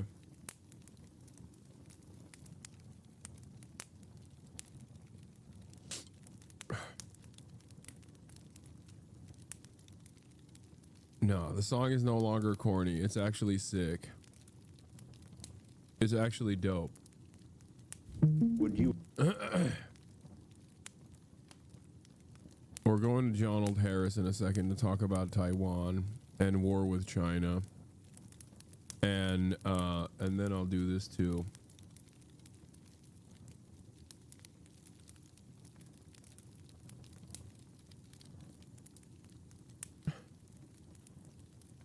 Let's welcome Donald Harris into our homes. U.S. forces defend the island. Yes, if in fact there was an unprecedented attack. They don't pay us money for the protection, you know? I'm standing on a giant map at CNA, getting ready to play a game about war. In Taiwan, a delicate piece looks a little more fragile. Today I'll be assuming the role of the leader of China. I am presumably the leader of the PRC right now. Okay, amazing. And Sam, the creator of our channel Search Party, is playing the leader of the United States. I, China, have just invaded Taiwan, and I have troops there. It's been 90 days, and now Sam has to decide whether to respond and how. But wait, what's going on here? We're surrounded by experts in all kinds of fields having to do with war. And we're at an organization that does research and analysis for the US military. But we're rolling.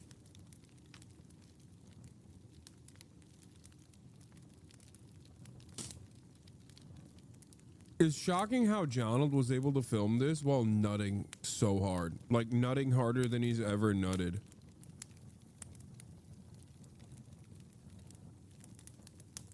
It's crazy that he was able to keep it in his pants the whole time. Dice. We're playing on a giant game board. Why do we need to play games about war? War games are a very cheap way to get better at decisions than war. Militaries spend millions of dollars on designing and playing war games. And I came here to understand why. Here's the US military gaming out World War II battles before they happened. Here's the Vietnam War, the Iraq War, and lately they've been... Okay, that's like 1 W and then the rest is L's. So maybe war games are not the best? You know?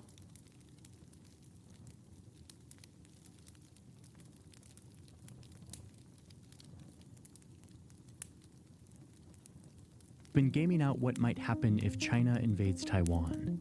That's what we're doing today.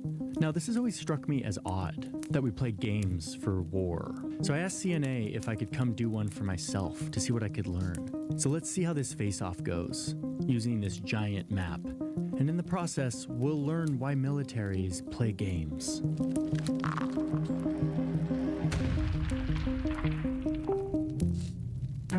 Okay, so here's how it works. The game designers have created a scenario where I, China, have invaded Taiwan. For 90 days, we have had boots on the ground in Taiwan. And all these blocks represent the weapons, the vessels, and troops that I have. This is so dumb.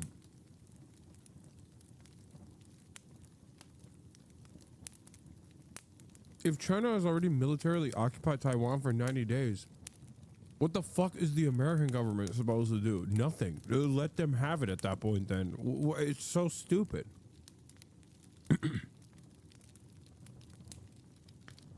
That means it's over. Unless you just wipe out the fucking Taiwanese population, you know? What do you mean? The entire point is supposed to be defense before China actively swarms Taiwan and takes it over, if there was any appetite for that at all.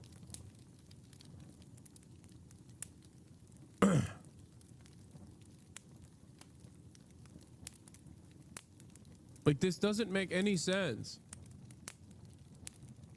If at any point China has militarily successfully overtaken Taiwan and has occupied it for 90 days, then it's already is over, you know what I mean?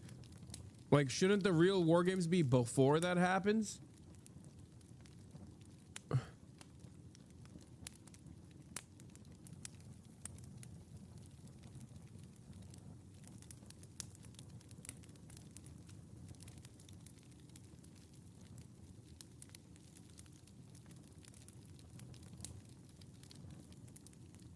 have in my theater of war. The game designers have given both Sam and me specific objectives that reflect real-world objectives in a conflict like this. And that's about it. It's now on us to make decisions as if we were the leaders of our respective sides and see how the other side reacts.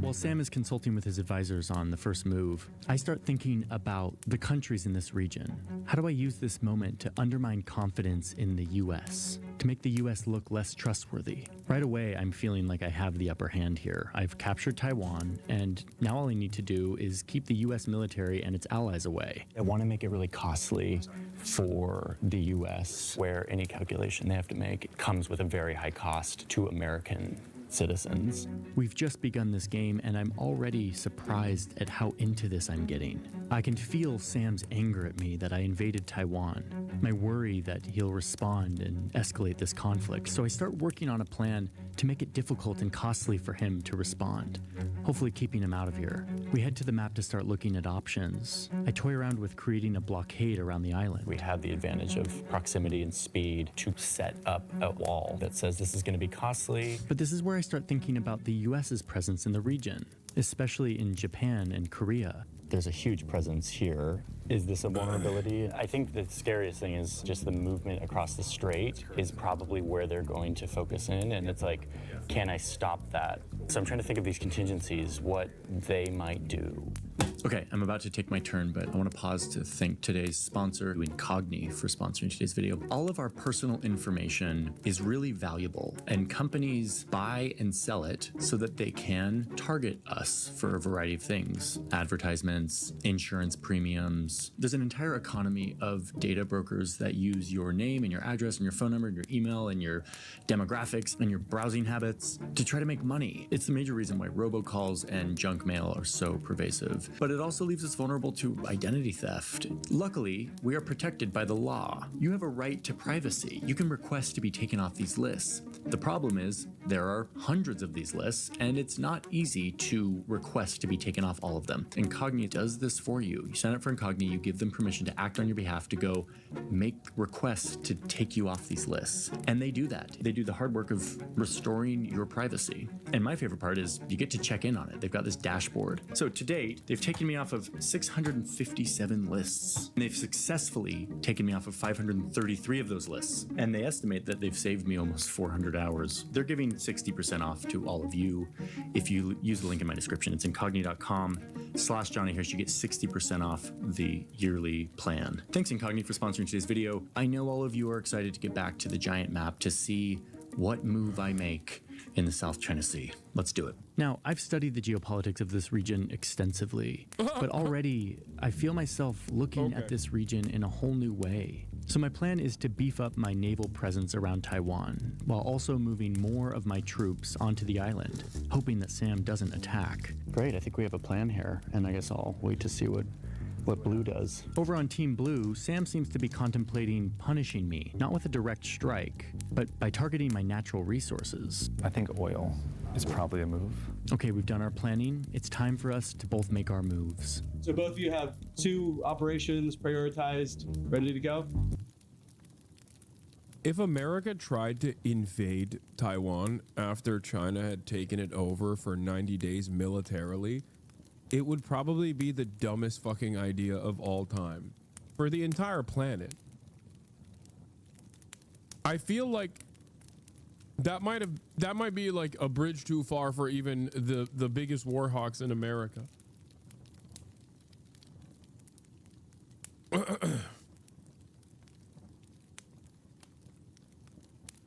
This isn't to say that like, oh, the Taiwanese people would welcome the Chinese as liberators or anything like that. That's not what I'm saying at all.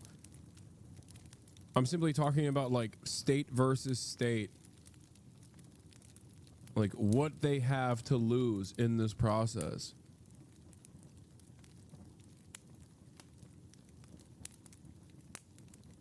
I mean, look at Ukraine.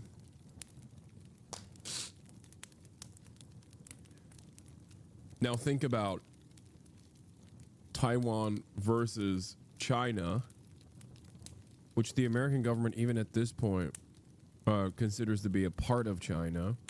even though they offer defensive capabilities to Taiwan and want to use Taiwan as a weapon to wield against China at a moment's notice. But literally look at Ukraine.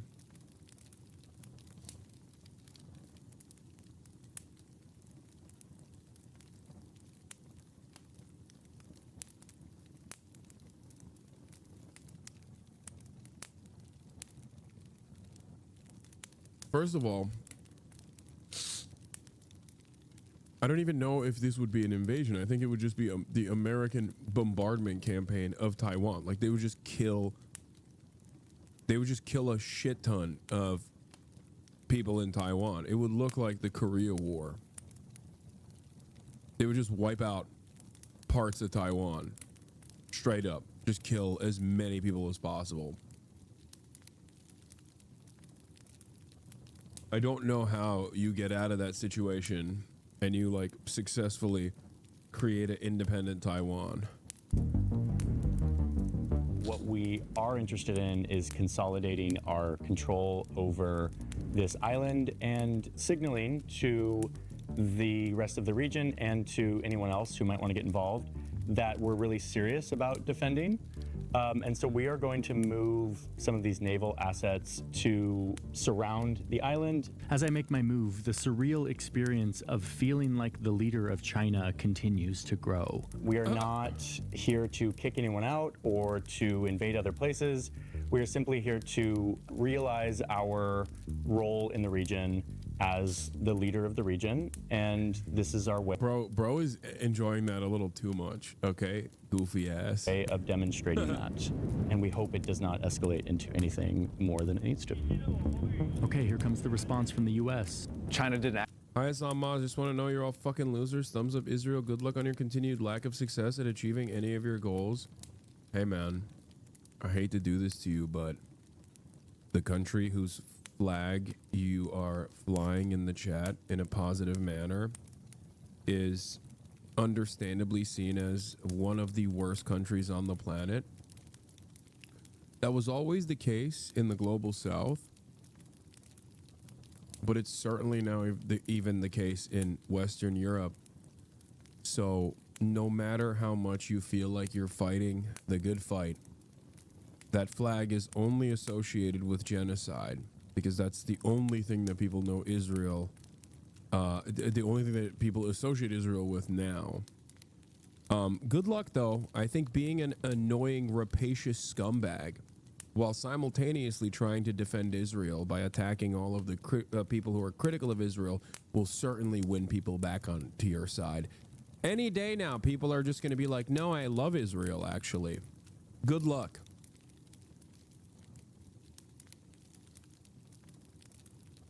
You little Nazi. Have fun with your little Nazi state that is a fucking pariah of the world now. You are accomplishing nothing. We are killing terror babies. Active aggression. Bro, that's true. US aid is cut. And now Johnny's invading Taiwan. Oh my god, it took literally a week. He's showing US aid the way. Okay, he's like, listen, bitch, you don't keep that steady flow of US aid dollars coming my way, Voice of America style, I will fucking invade Taiwan. We are basically going to show them the ramifications of that. We would like to choke their natural resources from the Indian Ocean. The U.S. military begins stopping ships that are bringing oil to China. This is their punishment for my invasion of Taiwan. And this is when I realize that what matters here isn't just how I respond to this, but what narrative I tell the rest of the world that gets them on my side. Storytelling is so important in a war like this. There's no international legal basis for this behavior. The U.S. is a lawless, hypocritical state that bullies its... Facts. Oh my god, this is my favorite Donald Harris video so far. He's speaking facts. He is. U.S. is a lawless, terrorist nation. What the fuck is it doing in our territorial waters? Is a great way for Donald Harris to defend on the propaganda front. adversaries. But what we're trying to do here is to show them that they've made an error and that... Yeah, this motherfucker's pissed that the USAID funding got cut, dude. we have multiple ways to punish them. I'm kind of riffing here, but soon I find my narrative and I start to hit it hard. We are messaging to the world that this kind of behavior of bullying our commercial ships and our energy resources is threatening the whole global economy. I decide to move some Navy ships over to this important choke point in the global economy near the Suez Canal, Djibouti, where China has a base, from which I can monitor the flow of goods and resources to my region. Yeah, there's some other critical allies in that region as well that could be helpful to Chinese interests, I think. Something to consider. Djibouti. We will move a ship over to Djibouti here. It's not intervening in any way, it's just here in case things get a little more real. I'm particularly interested in what do the countries... Yeah, bro became Yemeni in the second turn, exactly. He's like, you know, we got our wonderful allies here in the Ansar Allah movement. We've given them hydrogen fuel capabilities. They now have drones that can go thousands of miles, okay? We will be using those drones. We will be using the Ansar Allah drones. They will be stepping on the American and Israeli flags over and over again as they send drones.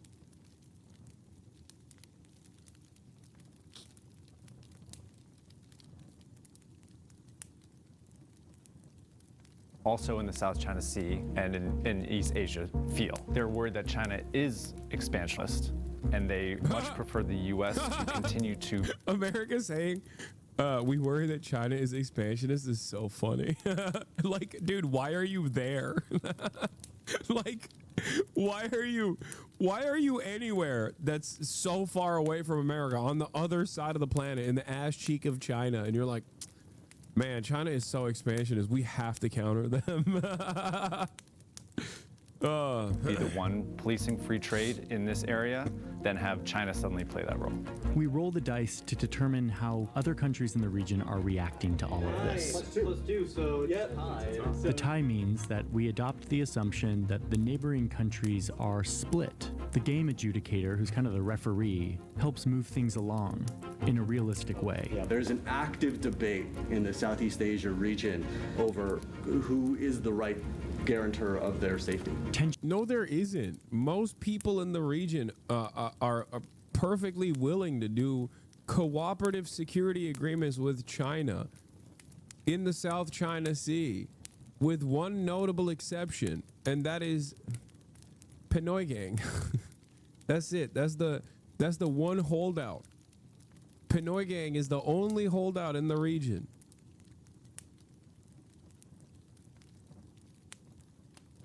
That's it. The Swagapinos are the only ones who are like, nah, we can't be. We're not fucking with China.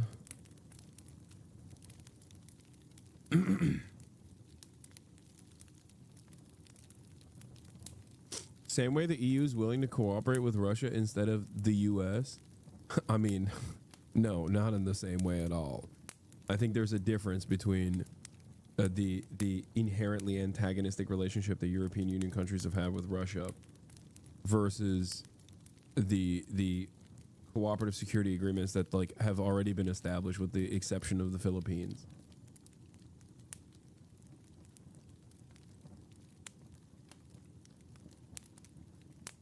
Tensions are rising here as we go back to our advisors to plot the next move. And while we do that, let me briefly get you up to speed on... I also don't think that if the Philippines were used as an unsinkable aircraft carrier for the United States of America, that they wouldn't also be voluntarily welcoming Chinese development projects into the country with open arms. They would as well. Why we're doing this in the first place. Turns out that playing games about war has been around for a while. As long as there has been war and solid maps, Bro, I don't care about the war games, man. History of war games is boring. Get back to how you're gonna dominate the region, Military John. leaders have wanted to try to simulate how a war could play out before it happens. People have been playing games about war for thousands of years. Ferdinand Marcos was deposed in a revolution and he fled to the United States. His assets were kept in U.S. banks and he holds the Guinness World Record for biggest theft against the government. His son is singing America's tune to get the riches back. Bong bong. No, it's not about a game. It's about having an opportunity to think about things outside of actually having to do it. But it wasn't until the early 1800s that wargaming became more formalized, a serious tool for war training and planning. Real assumptions, real constraints, real game mechanics that mimicked at least some aspects of real war. These Prussian dudes are not playing Risk. They're getting ready for war. There's a lot going on here, but the main point in these games is to present decision makers with scenarios that force them to grapple with the hard decisions of war. World War II saw extensive gaming, so much so that one admiral later said that they had gamed out so many different scenarios of how the conflict with Japan could go that, quote, nothing that happened during the war was a surprise. Absolutely nothing, except the kamikaze tactics towards the end of the war. Yeah, nothing was a surprise. We just firebombed Japan and inevitably dropped not one but 2 nukes. The only thing that was a surprise was how fucking crazy we were. We had not visualized those. War games are practice for war. With time, these war games turned into huge productions involving hundreds or even thousands of participants. They moved on to fancy computer simulations that made it feel more and more real, more and more precise. Some of the games were there to help plan for what might happen in war, but many other games were there to help hone the skills of different officers. Bro, I've just realized gamers must be lobotomized. It was always gamers that were responsible for all the death and destruction. I'm seeing it now, right in front of me. It was always gamers. Gamers are responsible for all the bloodshed. Oh my God. To train them.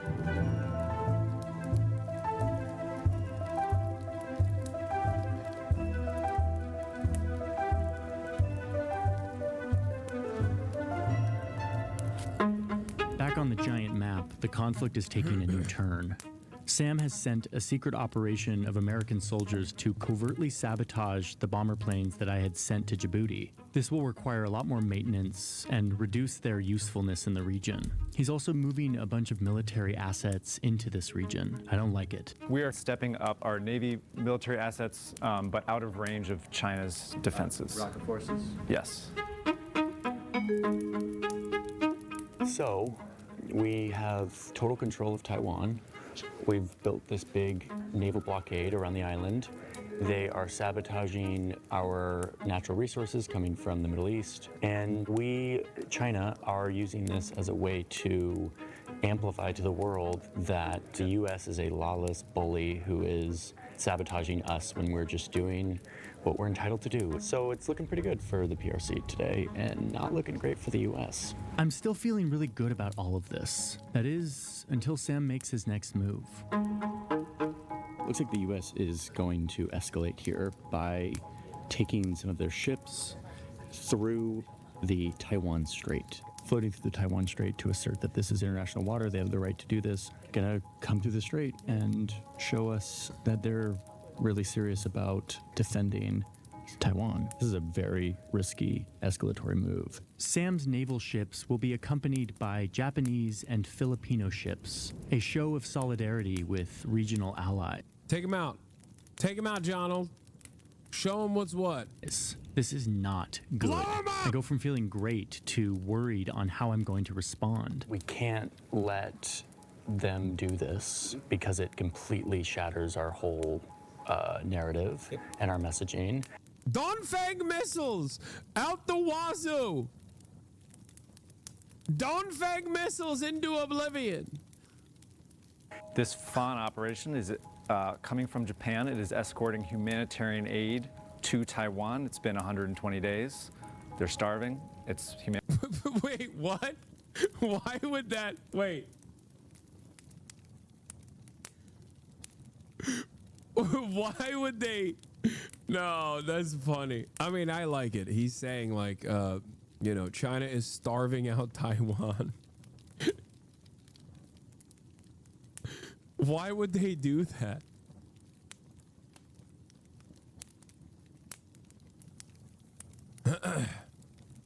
Another thumbnail has hit Hasanabi. What is this? Raiding the South China Sea for Chairman Xi? Okay, dude, stop. Humanitarian aid. That's it.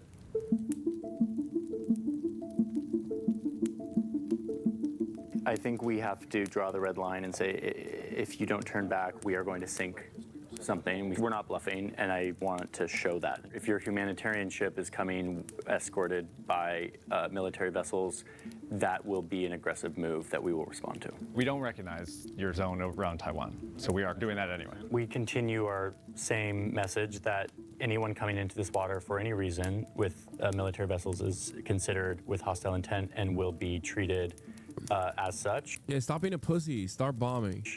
And we're not bluffing. Our next moment of action is you're approaching this line of folks. We bring out a line of ships to physically stop the movement. I mean, we'll continue to try and avoid, but we're navigating past. Okay. I'm sure there's somebody on a Chinese vessel that's got a very good video of a maritime militia ship getting rammed to stern. This is a hostile act and very aggressive, and we are making plans to respond. And we ask you to turn around immediately, or you will face the consequences of this invasive act that we have very clearly signaled to you is not okay. Sam is trying to call my bluff, and I really don't want it to work. I can't let this happen. I have to respond, or else all my threats will lose their credibility. And if you can't tell, I'm now fully immersed in being the leader of China. This is so stupid. Have tried to avoid this very moment, but you have given us no choice. So, I decide to use a series of missiles to target one of the Filipino ships. Oh no. Fucking Pinoy gang. Of course, they're the ones that get cooked.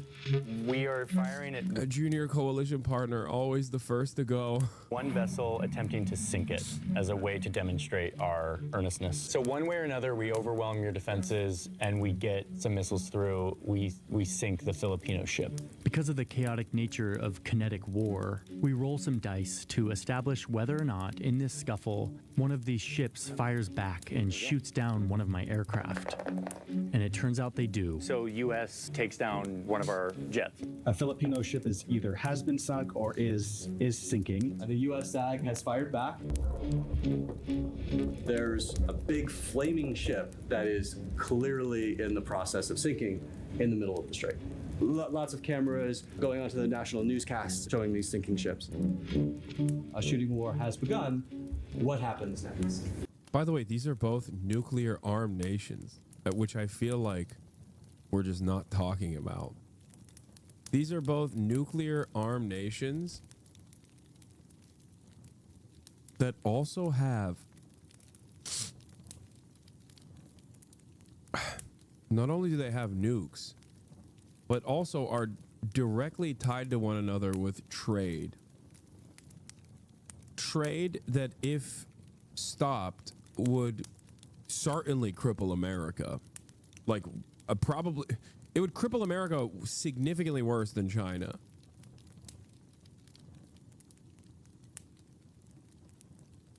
So I don't know how, like, this is entirely established on a faulty premise. Sam acts quickly and retaliates, targeting one of my surface action groups, which looks something like this, sitting here in the Indian Ocean. Things are escalating. Our ESG in the Indian Ocean sinks one of their SAGs. Whoa. We're about to have an engagement unprecedented in modern history. Yeah. The question becomes, what results from this, right?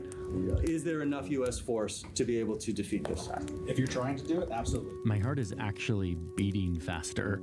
At this point, we're a couple hours into this, and I find myself having forgotten that I am indeed not Xi Jinping, and that I am in an office building in Arlington, Virginia, playing a game. I don't want to escalate CIA here. I think doing some sort of superficial damage kind of to this ESG would be kind of a reasonable way to just say, like, hey, we will, you know, Yeah, it's funny that he said this is the most realistic way to plan for war and then started the game in the most unrealistic way. China having invaded Taiwan 90 days ago.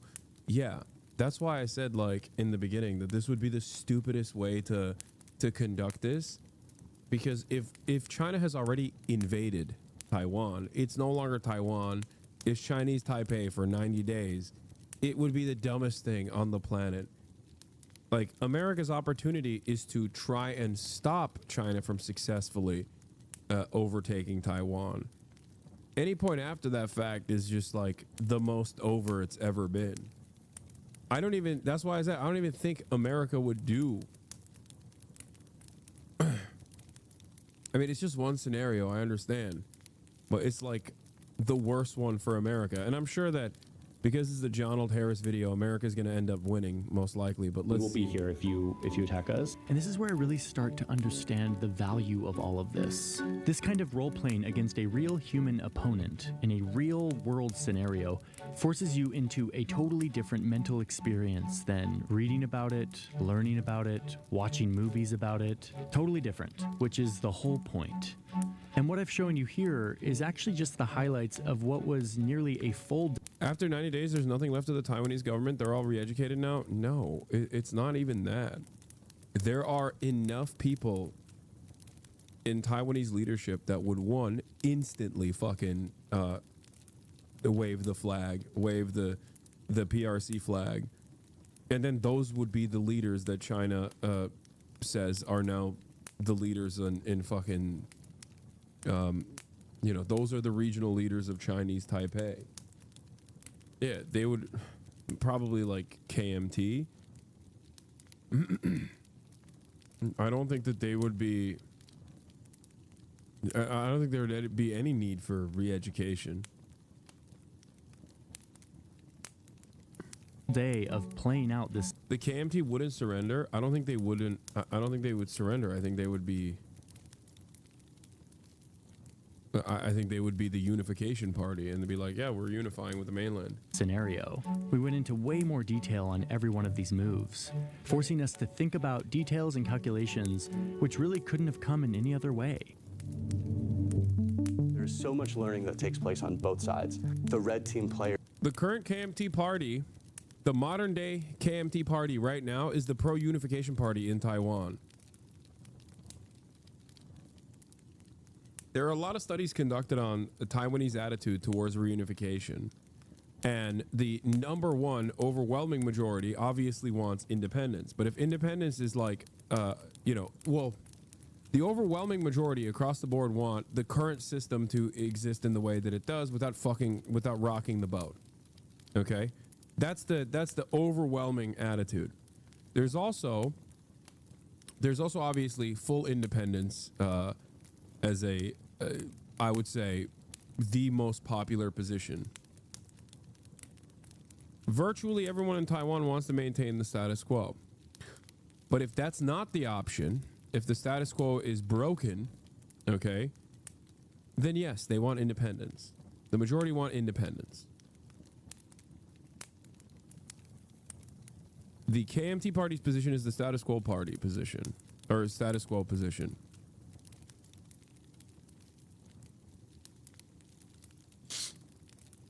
So if there was an opportunity for independence, yes, the Taiwanese population would want independence from China. But the overwhelming majority position at this moment is to continue along with the status quo. Players learn about blue capabilities. The blue team players learn about red capabilities. Want them to put themselves in the headspace of the commanding officer, the person who would be making as many of those decisions as possible, and think about what information they would have, think about what information they wouldn't have. The game is a framing mechanism. Each game that we design is targeting a different series of cognitive processes to try to help the players walk through how would I solve this problem or how would I approach this issue. Okay, so Would the U.S. try to take over if they somehow got independence from China? I mean, if the independence movement would be entirely funded and supported by the United States, and is entirely funded and supported by the United States.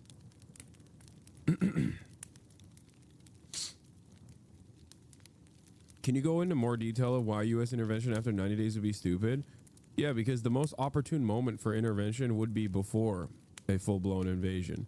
If a full-blown invasion started and it was successful and it was for 90 full days, then the only way to liberate Taiwan would be to kill Taiwanese people. Given Taiwan's proximity to mainland China, and also given the way that Taiwan sits as an island, it would be insane to do boots on the ground. I don't think they would do that. I think they would just fucking straight up try to fund insurgency groups to the best of their ability, because they already have pre-existing relations, obviously.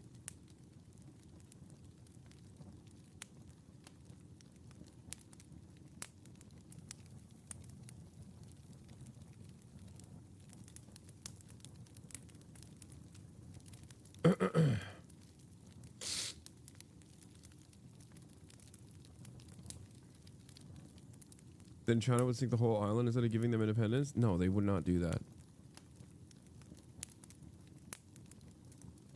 I don't think they would do that. That's also insane. Play games about war to prepare for war. Some simple and physical that can be done in a day, some digital, built off software that take weeks. But what do we do with the results? What a war game allows you to do is a very flexible approach to try to explore that and then set up things to go and analyze and things to go and test and do.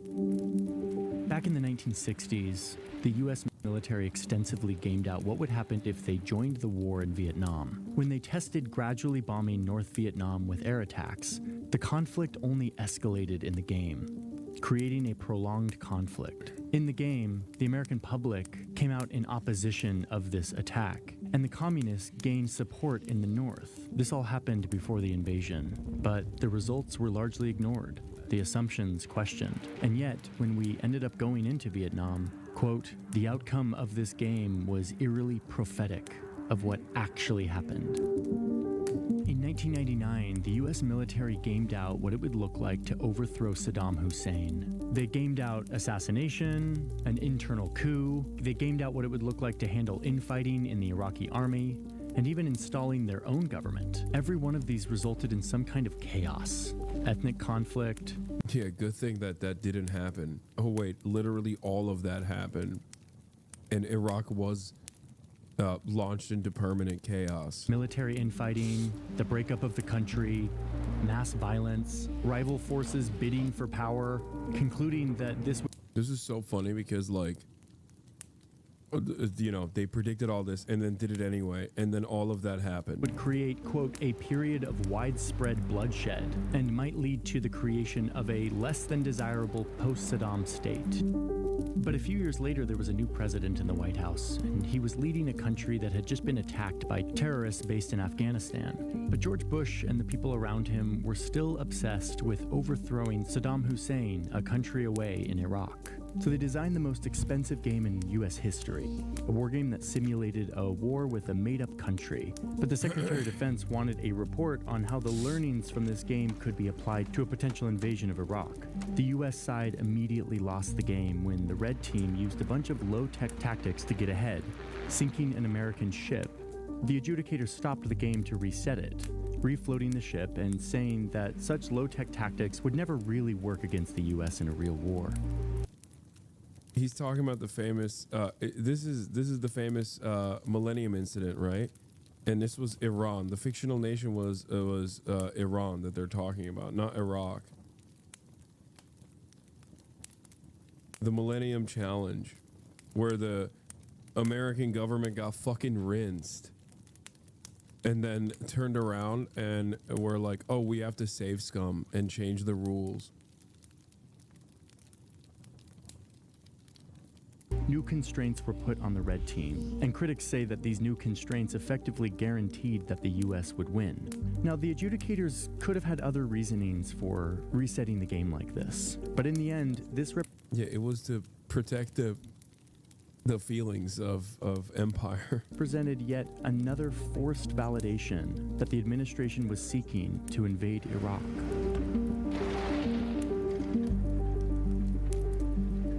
So war games can be very informative if those designing and playing those games are committed to learning from the game and not trying to get the outcome that they want. Something John Kirby emphasized to me a while back when we were... I don't know why he said this was about Iraq. This was... What the fuck? He interviewed John Kirby? Bro!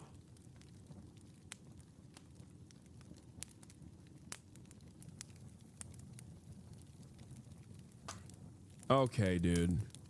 I mean, every day I am more and more sure that this man is CIA. We're setting up for an interview in the White House. Only as good as the input. Yeah. And the honest way in which you execute them. Back here on the game board, things continue to escalate, but we're out of time for today. Spending the day playing Xi Jinping taught me a lot, a unique form of learning that helped me understand the geopolitics of the Pacific in a new way. So I'm walking away from this with a much deeper understanding of why militaries put so much effort into making these games. I just got a little taste of it. Me and Sam are by no means good at this, but I can see how this serves as practice, as a way of testing assumptions, thinking in new ways, something that is so important for something that is so high stakes. War is chaotic. It's emotional. It's reliant on humans making human decisions, and it's impossible to realistically practice. And as always, when we talk about war, there's a deep paradox here, one that military thinkers have been repeating for centuries, that if you want peace, you must prepare for war. So war is a common factor of history, and it's better to think about. Wait.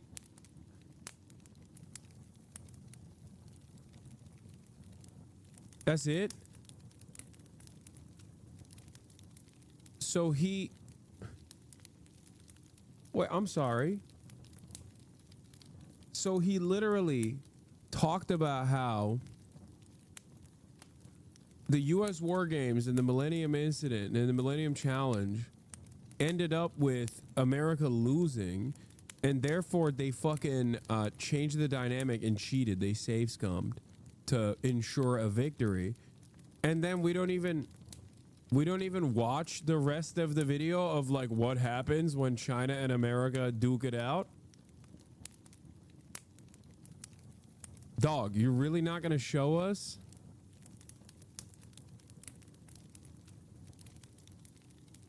You're really not gonna show us who won?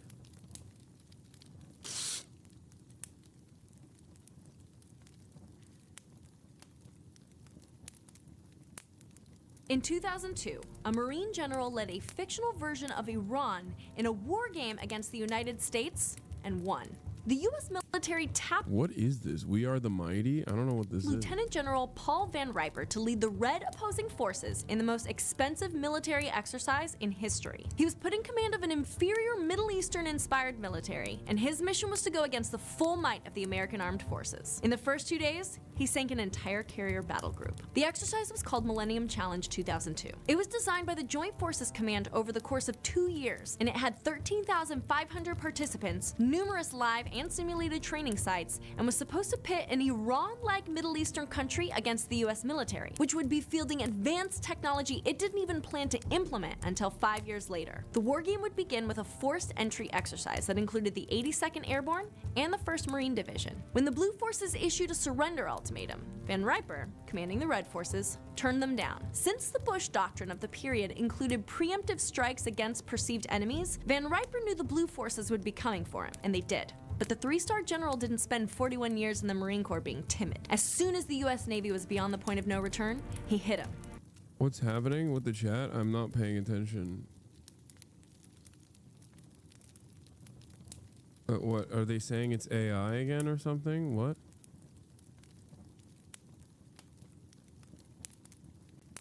They're being misogynistic? Oh. They're being pervs? Wait, why are they being... What are you being pervy about? You see one woman on screen and you fucking can't handle yourselves? Y'all are disgusting, dude.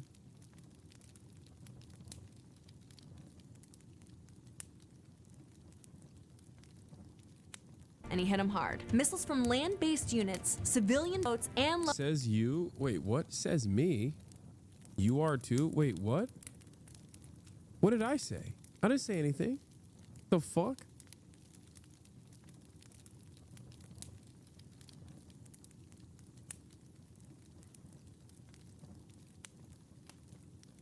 Low-flying planes tore through the fleet as explosives-laden speedboats decimated the Navy using suicide tactics. His signal to initiate the attack was a coded message sent from the minarets of mosques at the call to prayer. In under 10 minutes, the whole thing was over, and Lieutenant General Paul Van Riper was victorious. So, how did 19 ships and some 20,000 U.S. troops end up at the bottom of the Persian Gulf? It started with the Op 4 leadership. Van Riper was If the Iraq War wasn't an absolute failure, I genuinely think neocons had their sights on Iran next. Like, what country is flanked by both Iraq and Afghanistan, and naval war games have always been set in Iran? America's low-key obsessed. Yes. That is the dream. That's not even a secret. That is the wet dream of neocons. That's why back in the day, people used to say it's like neocon is like an anti-Semitic slur. Because that's also Israel's wet dream. But yes, neocons have openly said that they want to dismantle Iran piece by piece, no matter what the cost. That's like the whole Iraq war wasn't a failure. We got their oil and took out a strong Saddam. Iran is next as well. Yeah, no, definitely. Iraq war definitely wasn't a fucking failure, dude. You're so right. 12,000 dead Americans in the process. Look at the United States of America now. When I think of a successful hegemonic power, I think of the United States of America in 2025. That's, 1 million dead Iraqis, 12,000 dead American service members, and America is more destabilized than ever before. $6 trillion of expenditure. Yeah. Here, let me think of some other incredible successes real quick. Vietnam, Afghanistan. Basically everything that America has done post World War II is a resounding success. If Iraq was a success, was the epitome of the salty Marine Corps general officer. He was a 41-year veteran, both enlisted and commissioned, serving everywhere from Vietnam to Desert Storm. Van Riper attended the Marine Corps Amphibious Warfare School, the College of Naval Command and Staff, Army War College, and the Army's Airborne and Ranger Schools. That is not the ribbon rack of a timid individual. In fact, the 3-star general had been retired for some 5 years by the time he led the Red Forces of Millennium Challenge. He was an old-school Marine capable of some old-school tactics, and he insisted that technology cannot replace human intuition and the study of basic nature. Yeah, because he's right. Because America's gotten their shit pushed in over and over again for this reason. All right, let's watch this Bad Empanada video. We will discuss the most pressing issue of our time. Should Hasan Piker go to Gaza or not? This is the latest hot button topic among all the dumbest people in the world on both sides. Both sides? This is not even a thing that I have this is a thing that I barely mention, that the pro-Israel coalition of slop tubers have made into a talking point over and over again after both Hasan Piker for even bringing up this possibility in the first place. I didn't bring it up on my own. I didn't just magically decide one day, oh, I'm gonna go to Gaza. I was talking to journalists that are in Gaza and journalists that work with Al Jazeera about potentially going to Gaza. It was more so an invitation. And I said that the only way that I could make it up, the only way that I could do this is if I could get assurances in terms of security. There's a reason why no Western journalists have also gotten into Gaza. I assume he means, why bring it up on stream? I'm not saying he's right. No, I know that that's what he's saying.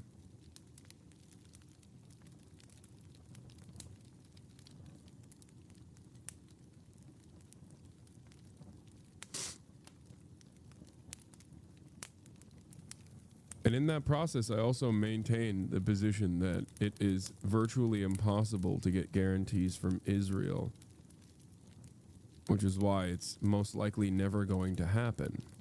And all the morons who were like, oh, why did he change his mind? Why won't he go to Gaza now? So this all begins with Hasan Piker a couple of weeks ago bringing up this abominably stupid, incredibly naive and childish idea for reasons that I'm going to explain to you in a minute on whatever this is, like a dude bro Jim Tan laundry podcast. Dude, I might actually take Marsh with me to Gaza. I don't know who Marsh is. Oh. Gaza? Yeah. Marsh, you can say no. I already asked him. He said yes. I'm not going to Gaza. I was not asking you to go to Gaza. Well, I don't like that I'm not invited now. I do kind of have a little bit of FOMO, Cutie and I. This is such a fucking weird interaction. What the hell? Both. We want to go to Gaza. Why did you say it like it was a designer brand? Yeah, well, you know, I'm working on it right now, but This is like fucking talking about going to Auschwitz the way they're talking about it, man. Come on. Who knows what'll happen? Is it dangerous? Yeah. Yes.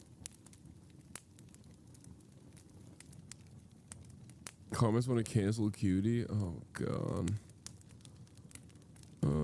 Hasan, serious. The dangerous part isn't actually the reason why. 12,000 is the total of war on terror. Sorry, it's not just Iraq. The 12,000 service members is the total number of service members killed in Iraq and Afghanistan, I think. Not just Iraq.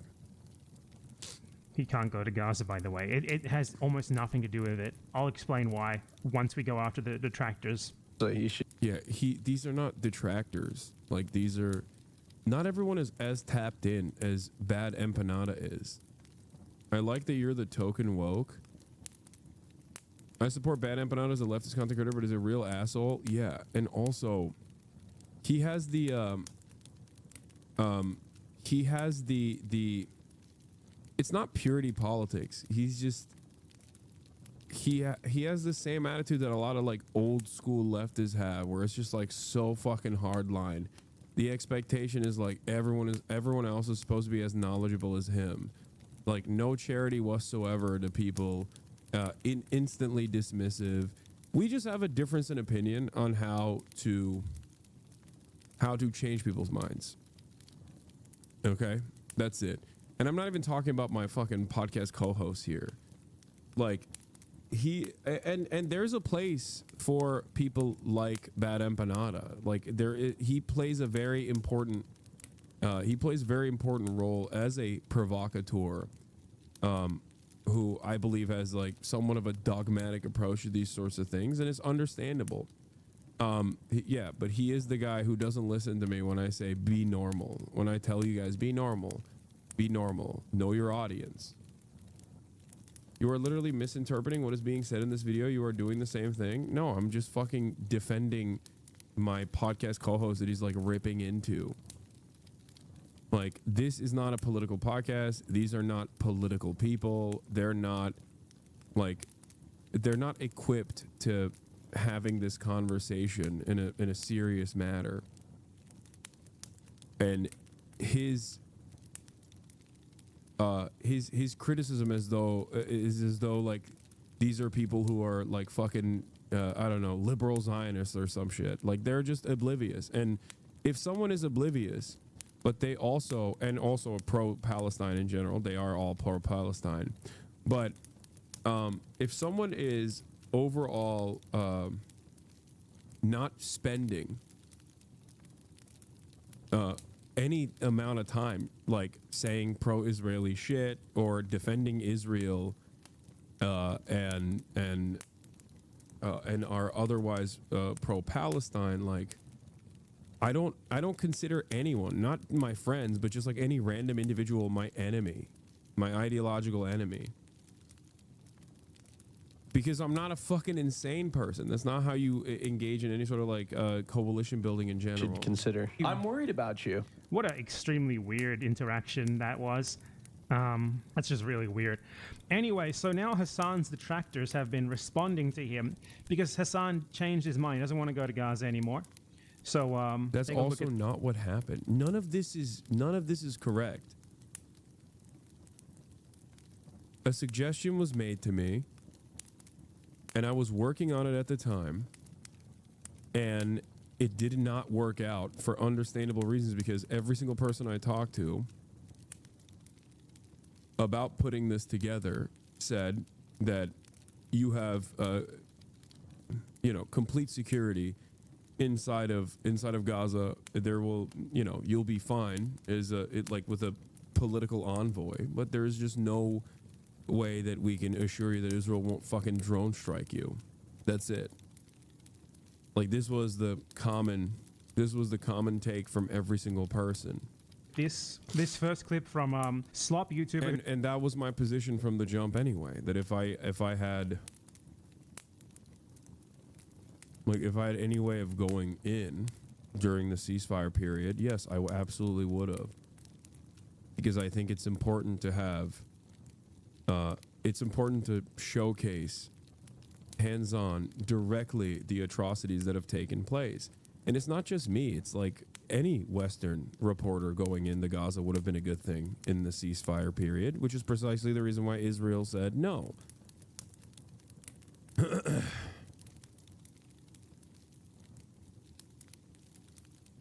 who no one knows why this guy's famous. Like, he makes videos where he plays video games and rants incoherently about saluting the troops and shit. Like, I have no fucking clue who this guy is, what he's famous for. Just another example of the like randomness of getting big on YouTube. All right, they're above the whole drama side of the internet because I guess they're covering like politics. I've never actually seen any form of political action. I've never seen any canvassing done by this guy. Okay, I'm going to repeat something that I've been saying quite a bit. You are not a baby, Mutahar. You have object permanence. Just because you haven't seen it doesn't mean that it is not happening. You can just search. You can just fucking look and see. And as a matter of fact, I think even scratching the surface a little bit would allow Mutahar to recognize that, no, this community, myself, we have done a bunch of direct political action, especially when you consider, like, even going to the pro-Palestinian encampments directly.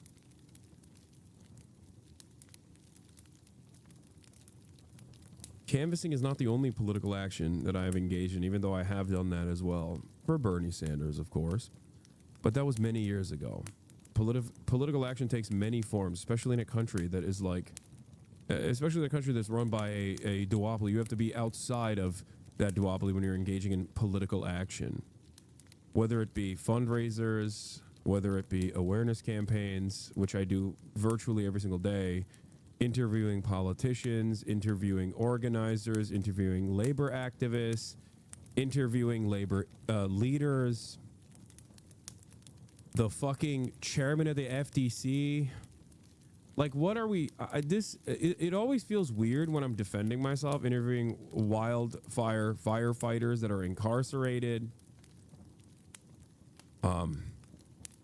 working with a local organizer in doing direct mutual aid in Skid Row, while also simultaneously talking to people that ahead of time gave consent and wanted to be on camera to humanize homeless people. All of these things are, you know, maybe you don't agree with my position on any of this, but those are all political actions. Now, a lot of this stuff is also, fundraising for Amazon Labor Union, fundraising for, immigrant charities, interviewing politicians alongside political action groups that defend undocumented migrants, going to Japan, interviewing the Japanese Communist Party leadership. I don't know. There's so much. It's so fucking stupid. Interviewing direct genocide survivors like Motaza Zaiza in my home. Or interviewing the now Oscar award-winning documentarians from the West Bank. Also at my home. These are all moments of political activation and activism.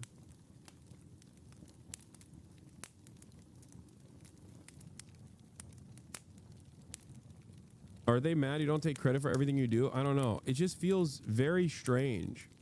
Because even if I didn't do any of that and simply did political awareness campaigns from my fucking house, that would still be inherently a political act. Okay? Going to strikes, covering them. Like all this stuff is a, you know, those are all political actions.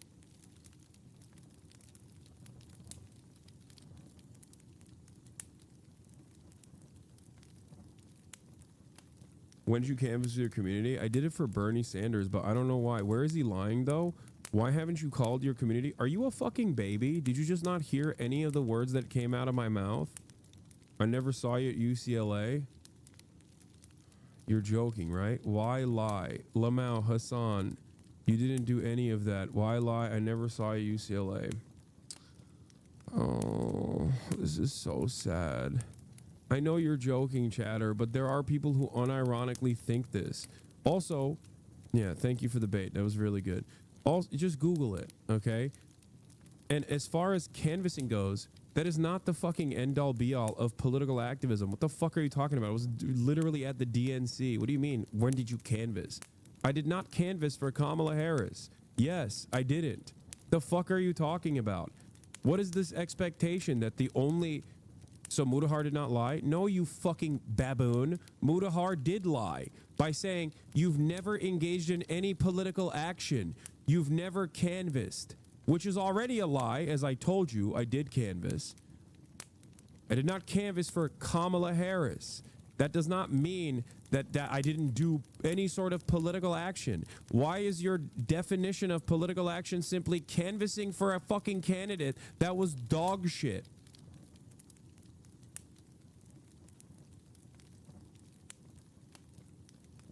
Did you ever rally your community to canvass? As a matter of fact, this community did canvass for Kamala Harris. What the fuck are you talking about? Yes, we mobilize every election cycle, regardless.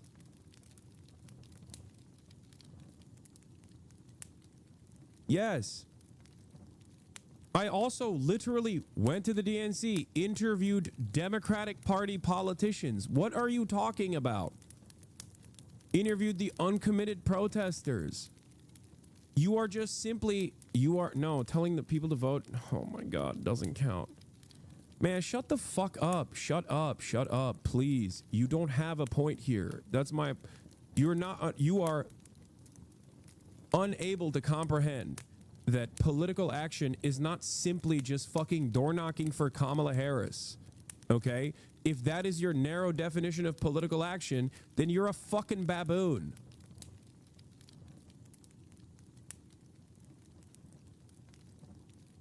Just because you have not watched does not change the reality that it did not happen. Oh my God. Even if I were to go out and canvass, you'd be like, well, you didn't knock on my fucking door.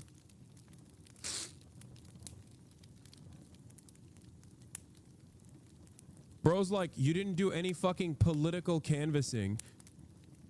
I literally lent support to fucking Greg Kazar, who is now the head of the Progressive Caucus. What are you talking about? That is also canvassing, you dumb fuck.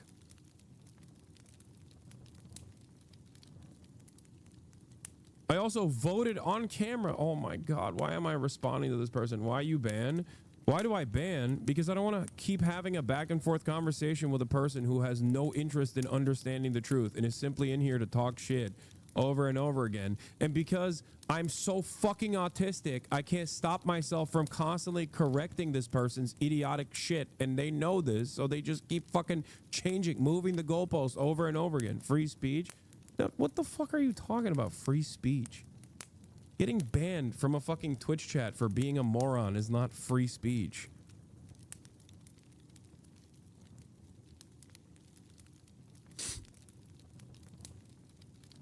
Arresting someone in the dead of the night for not a crime that they've committed, but instead for their political advocacy is actually a violation of free speech.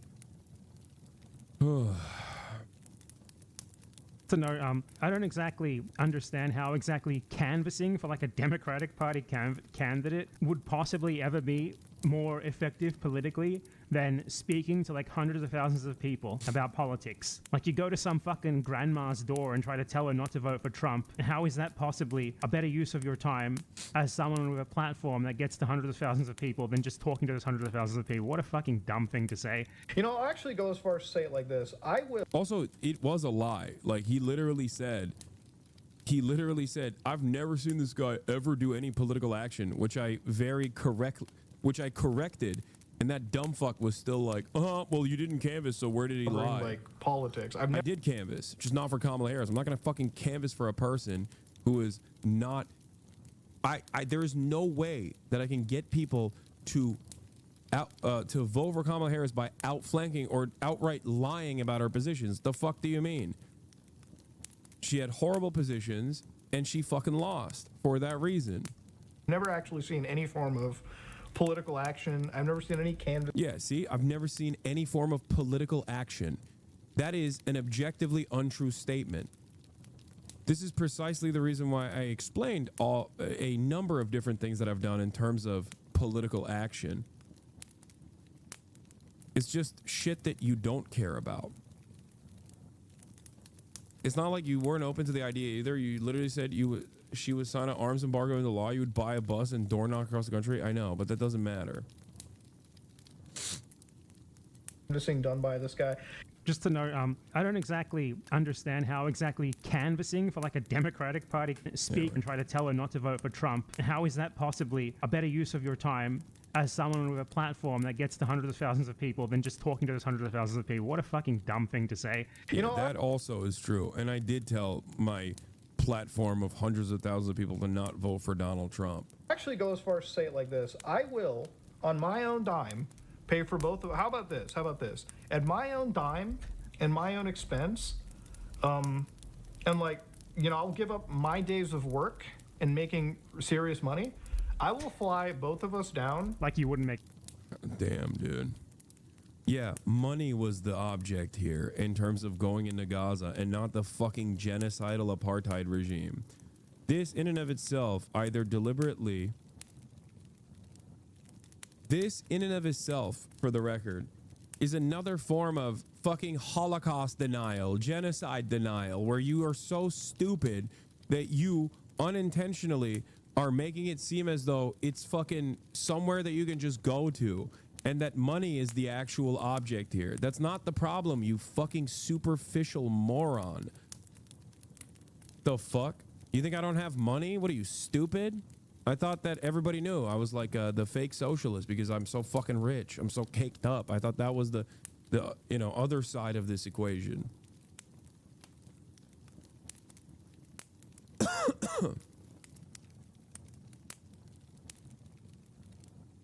How about this, dude? I'll give Mudahar $100,000 on top of everything else, on top of covering his fucking entire expenses, if he straps himself with a camera and goes to Gaza and interviews people in my stead. How about that? Put a fucking press vest on it, too. Dumbass. As though that's the fucking hurdle here. Go ahead, dude. They're killing Western World Central Kitchen aid workers that literally were getting that were, you know, that were there with the Israeli government's go-ahead. Bro, why do you say such dumb shit like OMG? What do you mean? What? Yeet is gonna clip this? What are you talking about? If you understand that that is like straight up a death sentence, then you understand the point that he's making. Or do you understand the point that I'm making? Sorry. The fuck are you guys talking about? Of course it's not gonna happen. That's my point. Me saying exactly what Mudahar is saying in reverse is the exact thing that he's saying. It's just not gonna happen. And it's not because of money. make a ton of money from something like this. Both me and him to Israel, and we will drive across. Yeah, we're gonna go to Israel first too. Not even through the Rafah border. We're not even through the border of Egypt. We're gonna fly into Israel, and then we're gonna be able to walk into Gaza. Like, you are so fucking delusional. You should be fearful to talk about politics if you're this stupid about politics. Yeah, we're just gonna drive in. We're just gonna drive into the fucking concentration camp, dude. Israel's totally gonna let us do that. Like, if you knew anything about what the fuck is going on in the world, on that part of the world, in Israel, you could at least ask the question, I wonder why American journalists have not actually entered the Gaza Strip, with one notable exception. The only people that are allowed into Gaza from Western press can only go alongside onboarded IDF vessels, okay? You can't just fucking walk into Gaza. Israel will kill you. What are you saying? If you could just walk into Gaza, that means you could walk out of Gaza. If you could just walk out of Gaza, why aren't the Gazans walking out of Gaza? Oh my lord. The border and like actually, you know, do some real journalism on our own. It's crazy that this whole thing started in conversation with Jeremy Scale and him, in which him as a journalist thanks you directly for all you do as on your platform. Yeah.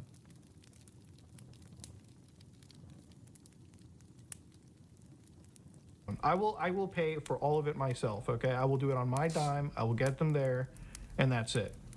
Simple as that. That's my offer that I put up there, okay? So this is genuinely just insane, just on the face of it. We're going to get to like other reasons in a second. So the first reason is that Hasan Parker would never be allowed into Israel. Not just into Gaza. He would never be allowed into... Yeah, he's 100% right on this as well. That's the other side of this. Like, what a fucking stupid ass statement, dude. Israel constantly refuses entry to anyone for the most banal of political reasons, even if they don't know who you are, and they do know who you are. If you are at all, like, even slightly prominent on social media, they already do know who you are. We'll get to that in a minute. If I've been to Gaza and have friends that have went recently, I know the ins and outs. No chance you will be allowed to pass Rafah. Egyptians via the Israelis will not allow you. There is literally no way. The only way that I would be able to go in was with a humanitarian aid group.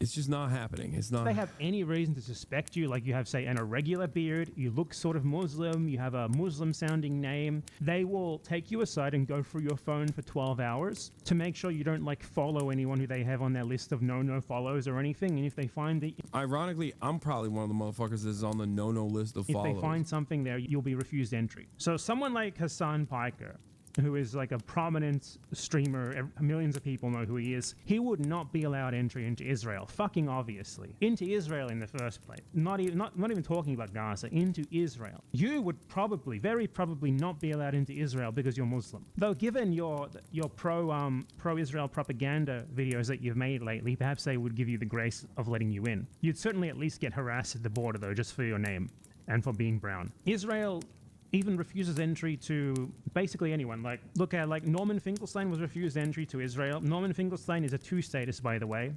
Jewish 2 status, refuse entry to Israel. Not just refuse entry, but detain for like 24 hours before being deported. They don't just refuse you entry, they detain you and like psychologically torture you for a while before they deport you. Noam Chomsky was refused entry to Israel. Again, Chomsky is a 2 status. Recently, just like search denied entry to Israel. You'll find even EU lawmakers denied entry to Israel. Sent there as part of an official delegation by the EU, which is literally an Israel-supporting polity, denied entry for criticizing Israel. Now this is Israel proper. Israel proper is obviously, even aside from the fact it's obviously all occupied, it's an incredibly important tourism destination and religious destination because Israel occupies a ton of ancient religious heritage and stuff like that many people want to see for whatever reason, religious or tourism or otherwise. And they constantly deny people entry on purely political reasons. Now, Israel also controls the border to Gaza and the West Bank, and the conditions for entry there are even more stringent than those for Israel itself. Just last year, for example, a fairly unknown British activist of the Green Party was denied entry to the West Bank from Jordan. He was detained for 5 hours as border officials went through his phone, violating his privacy, like while he was in the room with them, by the way, like holding the phone up to him and screaming at him constantly. And he's actually not even Muslim, he's Hindu. He's not a part of any sort of anti-Israel organization. He's a part of an anti-Modi organization, that's all. And he was denied entry into the West Bank by Israel. This is not even someone who's very well known. None of you have ever heard of this person. He's not even a Green Party MP or anything. He's just a candidate. No one fucking knows who this guy is. He was denied entry into the West Bank by Israel. Hasan Piker is not going to be allowed into Israel or the West Bank. And I haven't even gotten to Gaza yet. We haven't even gotten to fucking Gaza. Israel has not let... Yeah, and also, Ayşenur Ezgi is was an American citizen of Turkish background, and she was in the West Bank, and the Israeli occupying force sniper shot her in the fucking head and killed her. An American citizen, one of many American citizens that Israel has directly killed, okay? And nothing came of that. The American government did not even criticize Israel over that. It's been a year. Or 6 months, I think, or not.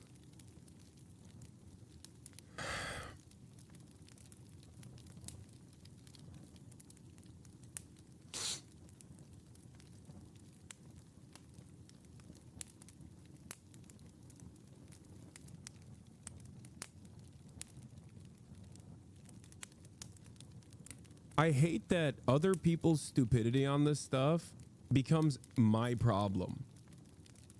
I hate that so much.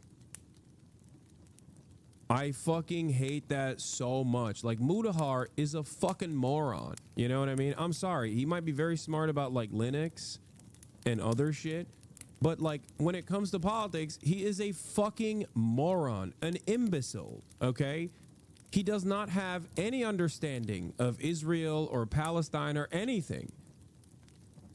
And it's shocking that people have this confidence to talk about these issues in a way where they can present themselves seemingly to other morons that also don't know anything as though they fucking know some things, you know, like, oh, the hypocrisy.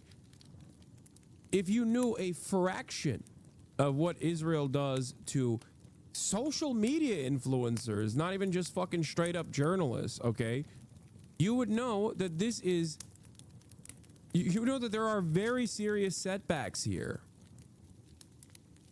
And the only reason why this became a much larger problem, or quote unquote drama, is because that other fucking moron that wants to defend Israel every step of the way has been using this as an opportunity to just crack jokes. That's his advocacy for, you know, as the pro-Palestinian position, as the pro-Palestinian advocate that he is. You just keep saying, ha, lol, I'm thinking about going to Gaza, as a meme. It's gross as fuck. Which one? There's like 5. I'm talking about fucking Ethan Klein, dude. And in the process of saying that, they're also lying about Israel's conduct. It is a very cynical way to try and make it seem as though there's safe passage into fucking Israel, or to claim as though there's any sort of like safety or security assurances given by Israel, or rather that the real fear is Hamas inside of the Gaza Strip. Like, that's what Hamas is gonna do. They're gonna fucking, you know, they're gonna force me at gunpoint. They're gonna fucking take me hostage. They're gonna be like, oh yeah, finally, sick, an American. Let's take him hostage as a bargaining chip. It's so fucking stupid. They're stupid. That's the point.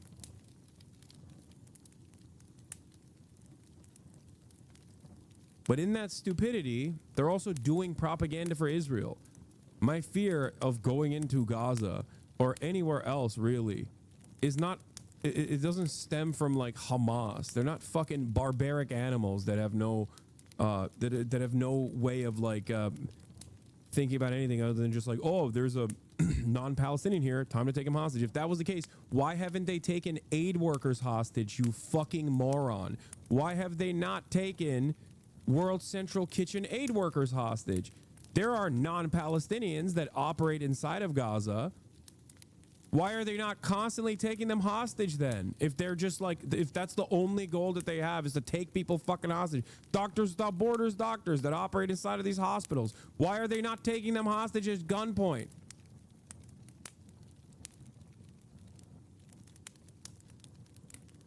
It's so fucking stupid. Why wouldn't Hamas take you hostage? Why the fuck would they take me hostage? What are you, stupid? Just like they wouldn't take journalists hostage either. What are you talking about?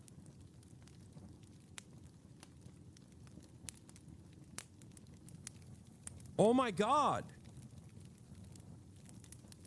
It's the same reason why the Viet Cong didn't take Jane Fonda hostage. Why the fuck would they take her hostage? Are you stupid? They understand the necessity for awareness of the plight of the Palestinians. The fuck is wrong with you? You think they're just like, do you think they're like monkeys or something? What do you mean? If that was the case, first of all, yeah. Imagine, yeah, Hamas takes me hostage. Israel's not fighting for my ass. What are you talking about? Israel will be like, where is he? Tell us so we can bomb him.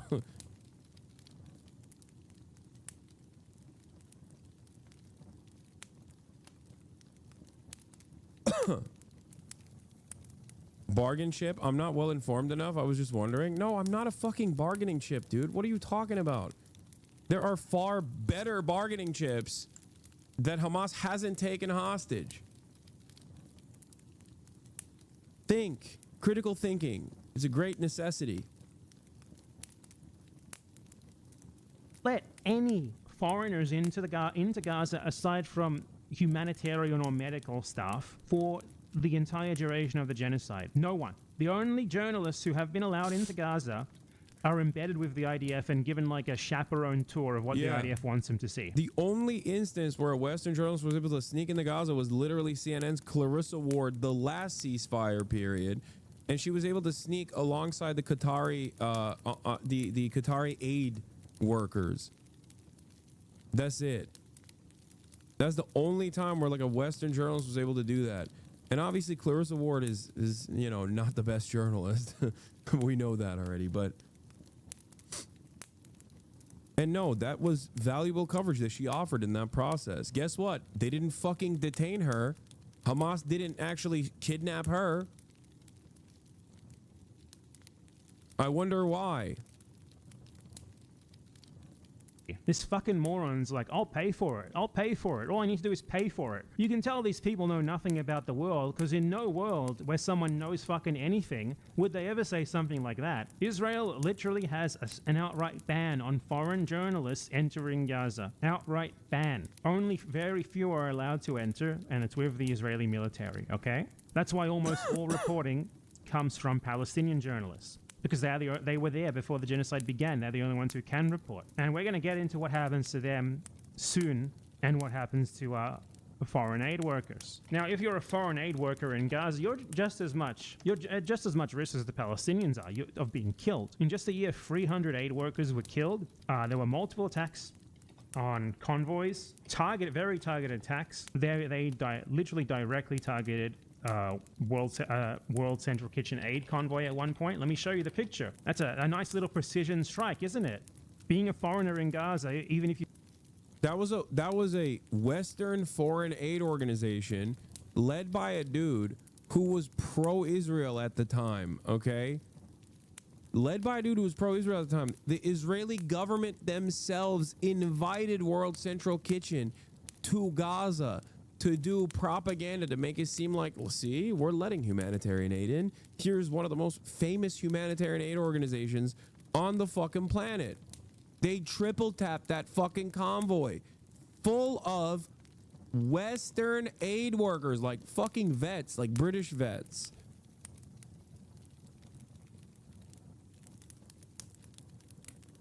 Notice the fucking bomb. Notice where the drone strike hit, right on top of the World Central Kitchen logo. It's on the roof of the car. If you somehow manage to get in, does not protect you. Now, the notion of even being able to get in is impossibly naive, and Hasan, it's embarrassing for Hasan that he even put forward that possibility. He's not... Shut up, dude. You don't know. You don't know, okay? This was suggested to me from people that are in Gaza, okay? God damn it. He's making it seem like I just, like, casually fucking brought it up on my own, that I wasn't, like, actively... Oh... Anyway, whatever. Not getting into Israel, let alone fucking Gaza or the West Bank. No, it wasn't going to be through fucking Israel. It was going to be through Rafah, potentially, because at the time, if the ceasefire stuck, they would have reopened the Rafah border. Obviously, that's not even a thing anymore.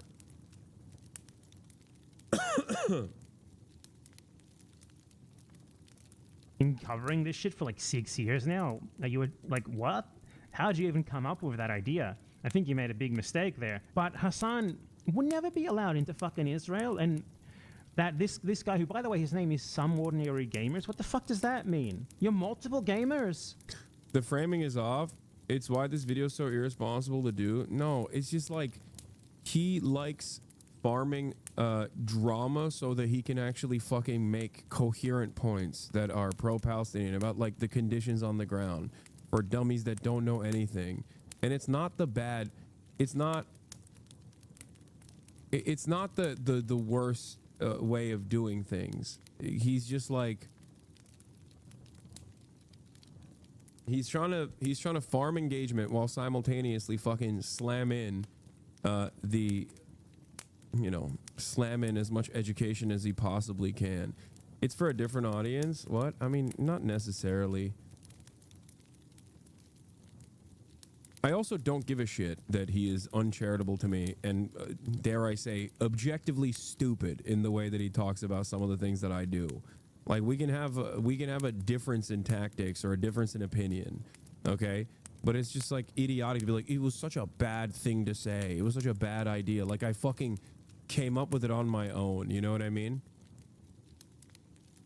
Like, I was just like, yeah, I want to go. No, and even then I said it's very unlikely that it will happen because it's, you know, it's impossible to get full safety.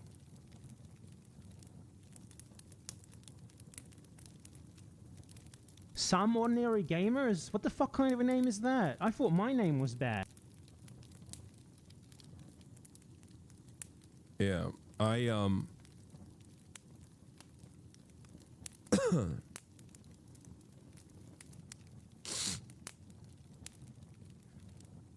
No, he's literally saying Hasan should know better because he's been covering this issue for 6 years, which is not, it's been longer than that. It's 10. But he's saying Hasan should know better and know that he would never be allowed into Gaza, let alone Israel, which I know. Yeah, no shit. I know that.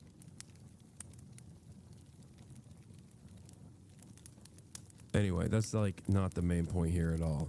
And it's unlikely that he would be as well. Though Israel keeps tabs on everyone's social media like usage and stuff. Basically, any prominent person, they know who you are. They have like notes on you, things that... He's right that you couldn't go to Israel. He just doesn't know about your personal connections. For example, Israel banned Representative Ilhan Omar and Representative Rashida Tlaib from visiting. He fucked up the point. Yeah.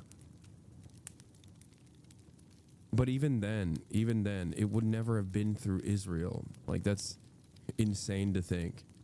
Like, it's insane and uncharitable to assume that I personally, as someone who has also been covering this for fucking a decade at this point, am oblivious to the realities of Gaza and also oblivious to how this would happen logistically.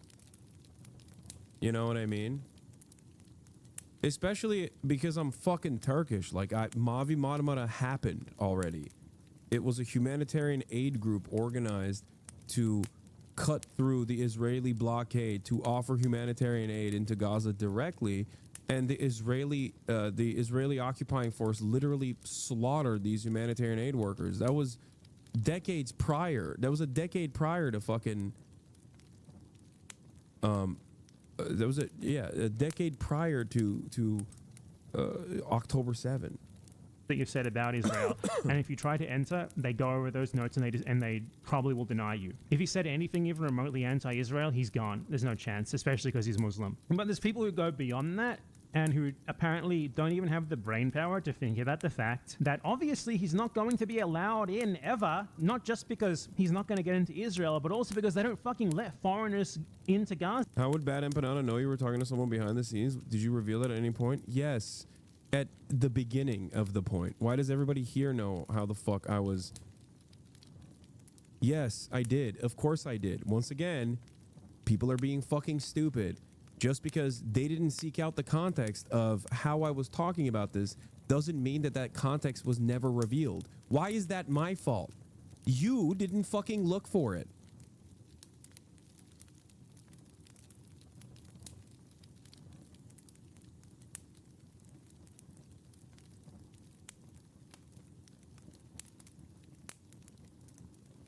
I don't like that it's just like, I don't like that the commentary here is just like so disparaging, where it's just like, oh yeah, this fucking silly asshole influencer's like, oh, I want to go to Gaza and fucking film myself, like, meh.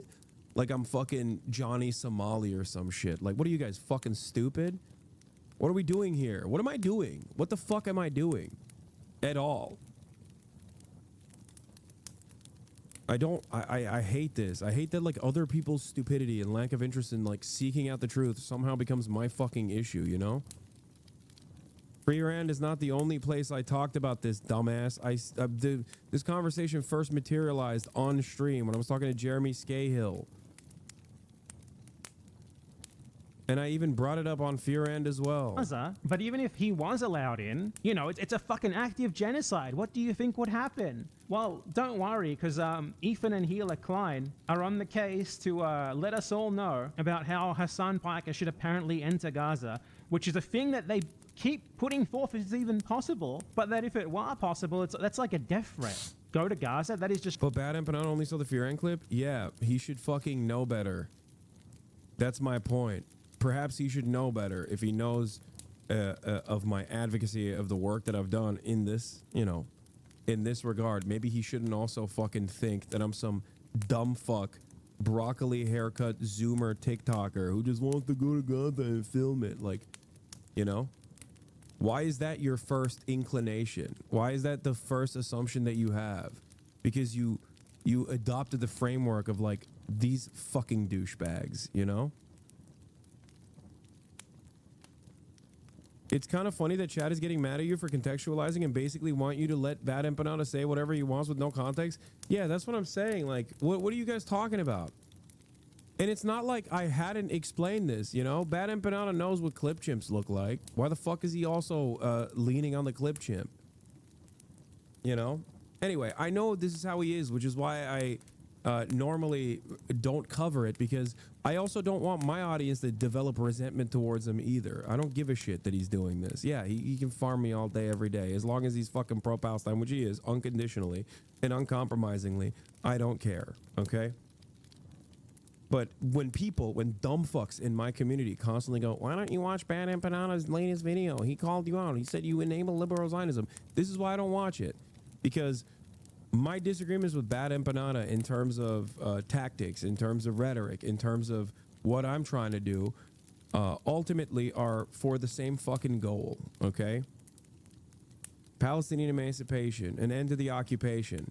So I think it's fucking irrelevant and distracting to just constantly chirp back and forth at one another over clips that I'm sure some of his fans, that are my fans as well, will clip and then feed to him, and then he'll make another video on it.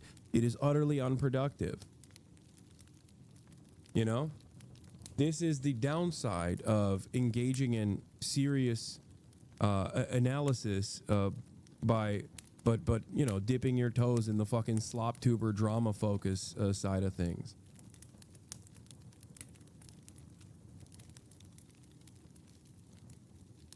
You know, that's it. Straight up a fucking death threat. But look at these fucking morons, what they say. Why does he look like this? What is this? You have more emotion, so is wild he critiques you on the subject? No, that's first of all, just because I have more emotion doesn't mean that like I'm infallible. Plenty of people critique me all the time. And it is valid. If I were to do something that is worthy of critique, then yeah.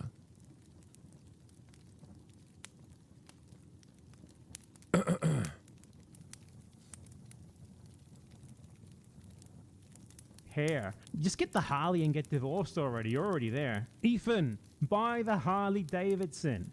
Get like a custom. Yeah, like this is the type of shit that I don't really care about. You know what I mean? As far as like the way that Bad Empanada does stuff, like I think like it is, it's irrelevant. And Ethan will cry about this over and over again and be like, "You're so ruthless to me," or whatever. Meanwhile, he's literally fucking endlessly more ruthless to anyone who is not even directly attacked Ethan, but you know, simply attacked Ethan's favorite apartheid state that's currently doing a genocide. But it is what it is, you know. Brown poop Harley Davidson. That'll suit you.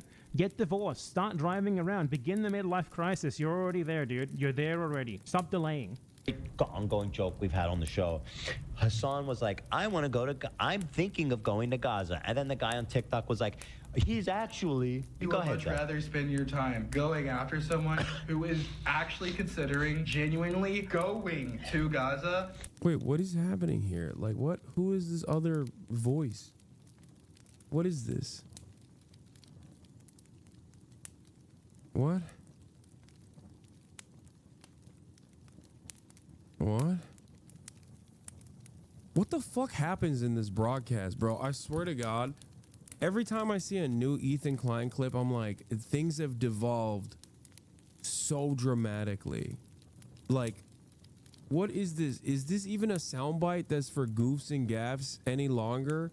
Is there a person in the room speaking? I don't know what the fuck is happening. Some TikToker that defended you, I assume? What?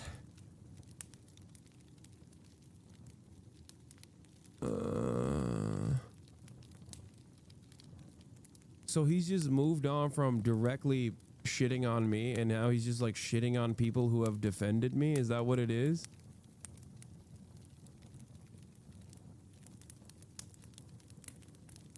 How could this be fun for anyone? This is what I don't understand. Like, how could you be a guy who's like, I want to know about, I don't know, Blake Lively, right? And you click on, and this 40-year-old man with dyed hair is just like crying about some random fucking 33-year-old douchebag on Twitch. How the fuck is this in any way, shape, or form entertaining for you, unless you already came in locked in with hatred in your heart towards me, or because you love Israel or some shit? I genuinely don't understand it. I know for a fact that if I spent as much time on Ethan Klein on this fucking broadcast, my numbers would plummet, because after the 14th day in a row of talking about Ethan Klein, my audience would be like, what the fuck are you doing? They already do that. Sometimes accidentally Ethan gets brought up. Okay? And people still get mad. They're like, bro, stop talking about Ethan. And you're right, I should. From podcast co-hosts debating your reply guys, truly a glow up from our GOAT. Yeah. I don't understand why he is so fucking terrified of talking to me, or talking to Bad Empanada, or talking to Matt Lieb, talking to any number of people, that he will resort to like clipping shit of TikTokers that have defended me. Like, what?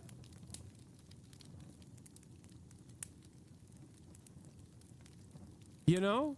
Why? Why? What is going on here? He offered to debate the TikToker in the soundbite? No fucking shot.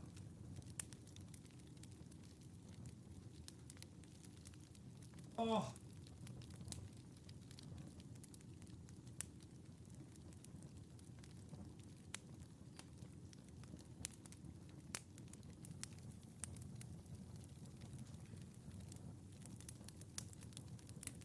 That's crazy.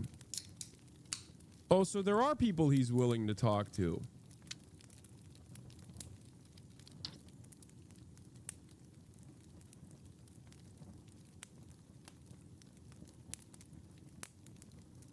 It's just not the people that he's routinely fucking trying to present in a false light. Yes, they DM random TikTok accounts that defend you and ask them to come on. That is so cowardly, dude. Oh my God, what a cowardly little fucking baby. Oh my God. Ugh. Ugh. He just like, he's so scared. Holy shit. Now, this is funny, and everybody knows it. This is where it came from. And I'm just showing the stolen valor that he's trying to claim. So stolen valor? Stolen valor? What the fuck does that mean? This is from his subreddit, people glazing him up. He's thinking of going to Gaza. Dude, I might actually take Marsh with me to Gaza. No. Gaza? But these people react to it in like a way that makes literally no fucking sense. Like, no one involved in this even thought of the fact that no one who is even remotely anti-Israel is ever going to be allowed to get into Gaza. Oh my God, yes, you're right, Bad Empanada. I guess Ethan is correct in fucking, you know, yelling about me saying this, considering that that's your position as well, isn't it? That I have not put any thought into this whatsoever.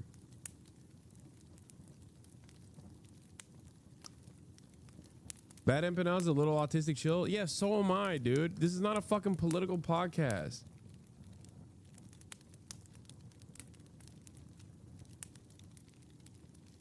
Ever. Let alone fucking Israel. Certainly not Israel. Certainly not Gaza. Did you say Gaza? No. You can say no. I already asked him. He said yes. Marsh, are you serious? Look. I'm not going to Gaza. I was not asked. This segment, they call it Hassan's Crazy Theory. I wonder what the crazy part is. Well, now that I've heard that it's dangerous. Oh, that's crazy. Hassan, seriously, you should consider. I also was... Okay, so here's Hassan. He's back. He's all like, yeah, no, guys. And here he look at all the kudos he's getting on his subreddit. The most recent fear, and Hassan mentioned possibly going to Gaza, and it seemed pretty serious about it. Has this been discussed before? My God, you guys. Oh my God, you guys. I just want to note, like, the background noise in this show, how the fuck is that even possible? They have 20 employees. Listen to the fucking mic noise. What is this? Listen to you can hear, like, it's like 20 fucking decibels, dude. What are they in a fucking air tunnel? Just the joke. It's very funny. And so now here he is trying to listen to how he's trying to frame this now. You know what he probably realized? He can't go. He can't get into Israel. He certainly can't get Yeah, and this was already a part of the conversation from the jump. That was a thing that I had factored in when talking about it. The origin was from your interview with Jeremy Scahill, yet he pulled a clip from your subreddit. Truly not cyberstalking at all. No, it wasn't even from the... Here. I'll just say this. I'm talking to some journalists who have operated inside of Gaza, who are from Gaza, and I'm working already to potentially go in as well if there is ever an opportunity to do so. I'm just letting you guys know. In terms of going into Gaza, it is very dangerous, obviously, with how Israel operates in that area. But let's see if there's a way to safely do such a thing. Like I said, the key term here, the key phrase here is if it's safely. If it can be done safely, I will try to do it. All right, I'm going to call Jeremy now.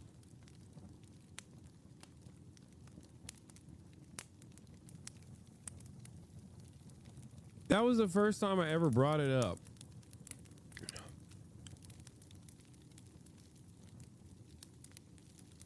There were folks that thought if the ceasefire held and the Rafah crossing opened up. Bad Empanada is not watching the personal news segment, Hasan. I'll keep it 100. This is not a part of the personal news segment. This is just right before I interviewed Jeremy Scahill, I was talking about it.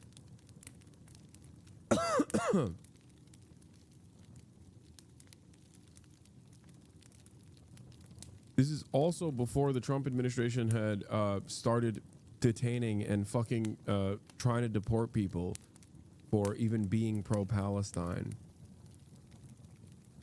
So if you guys want to understand the context, this is the context. This is how I started talking about it.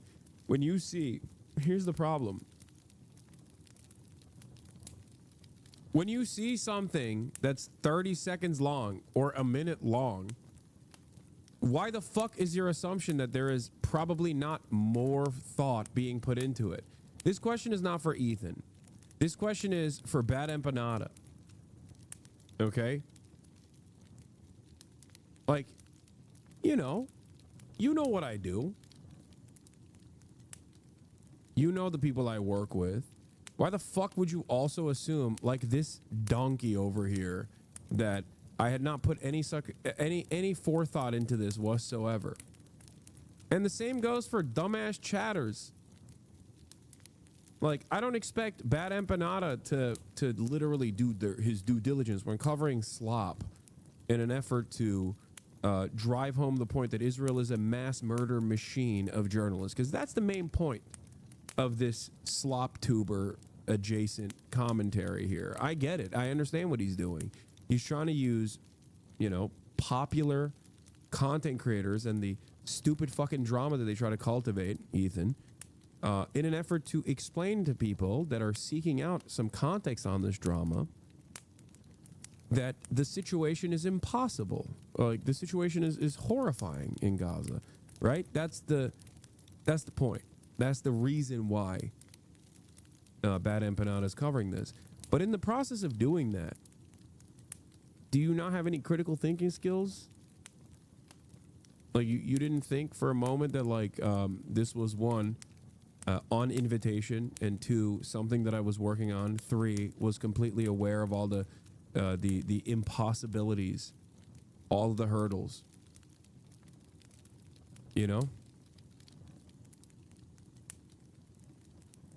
That's it.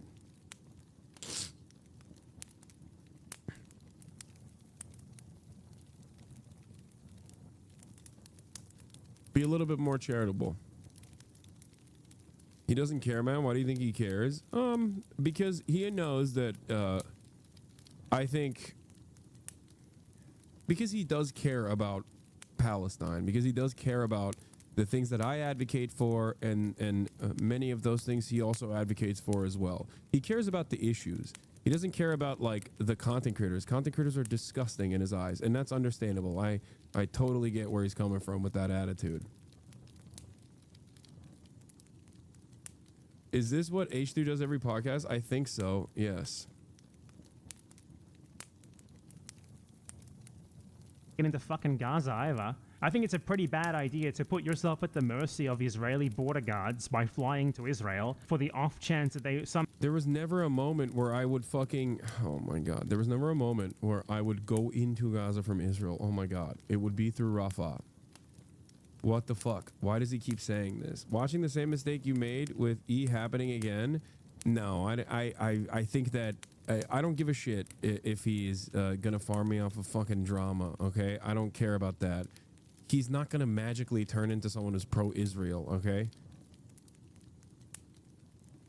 somehow won't know who you are as like a guy with 1 million followers and who's anti-Israel. Dark ass loser. Oh my God, how does this guy get Initially, up saying this shit? Ethan and Gila apparently have been talking about like sending me to Gaza. Okay, like, please give me a fucking break, bro. Okay, No, but that's this is what he does with everything. They have been obsessed with it. Like, they want him to go there because obviously they fucking know what happens to you if you go to Gaza. These people know what happens. If someone somehow was to get into Gaza, they would be the highest chance of dying in the least amount of time in the world. You'd go to Gaza. Because Israel bombs everything and everyone there. They don't care if you're a foreigner. They don't care if you're Palestinian. All they care is that you're there and they want you dead. So it's a death threat. With everything. We're joking about how... Go to Gaza is no different to saying go to Auschwitz in 1944. It's no different to saying get in the oven. That's what they're saying to him. Go and die with the other subhumans. That is what they're saying. He's a Why coward. does it say funded by Disney next to your name? I don't fucking know. I don't know what they're doing over there, dude. I don't watch. I don't know any of this shit. He got all the credit in the world for like he ever had a chance. He's a coward. Doesn't want to get bombed in a precision strike by Israel. I mean, do you? thinking of going to Gaza. Oh but then when he found out he couldn't I get haven't seen this yet. Well, it's new. Oh my God! It says literal war criminal terrorist Hila Klein, the baby terrorizer Hila Klein. This happened. March 17. It happened 4 days ago. I was excited he finally remembered my name, but then Did he forget? Wow. Yeah, what's her name? What is happening, dude? This is so... It's so fucking weird, man. What do you mean?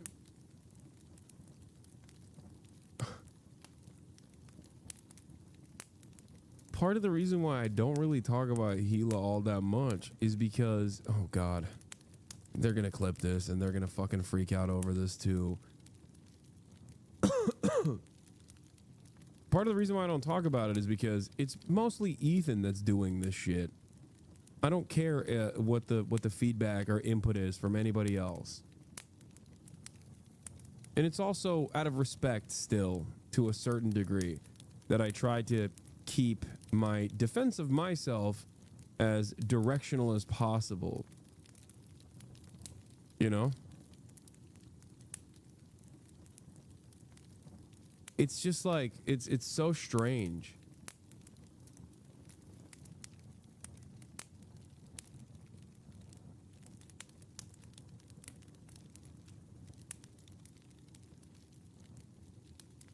he never says my name. He should just call you the terrorist wife. That's what you are. But yeah, he doesn't like to. That's the most excited she's ever been in her life. Yeah, that. Oh, I don't like the what, Ethan? Constantly attack female content creators, call them bitches. You know. Yeah. Yeah, I don't. Especially because I understand that a fraction of my output, if it reflected what Ethan does on a fucking daily basis, if I gave back 10% of what Ethan has been doing, he fucking loses his mind, dude. This is one of those moments. This, most likely not this part, but the clip surrounding this will probably be heavily featured on Ethan's show once again. Because anytime I even remotely mention him in an effort to defend myself, because he's just said something that is like so incredibly wrong, I get Instagram stories for a fucking week. Multiple segments every single fucking day. H3 subreddit fucking posts talking about like, oh my God, his merch can't possibly be unionized. His merch possibly can't be union made. Yeah, go after the fucking Teamsters now, dude. And the only reason why he does that is because he can't fucking take a fraction of the smoke in return, in person, man to man. He can't do that. I find it really funny, by the way, that he's like promoting my merchandise. That's been really funny because he's been just like trying to shit on my merch. It's like, bro, Teddy Fresh, like, really? What's the saying? Don't cast stones from glass houses? Like, really? Really? He's allergic to research, I think. Yeah, the Teamsters logo is literally on the fucking tags. Like, it says Union Made in the USA.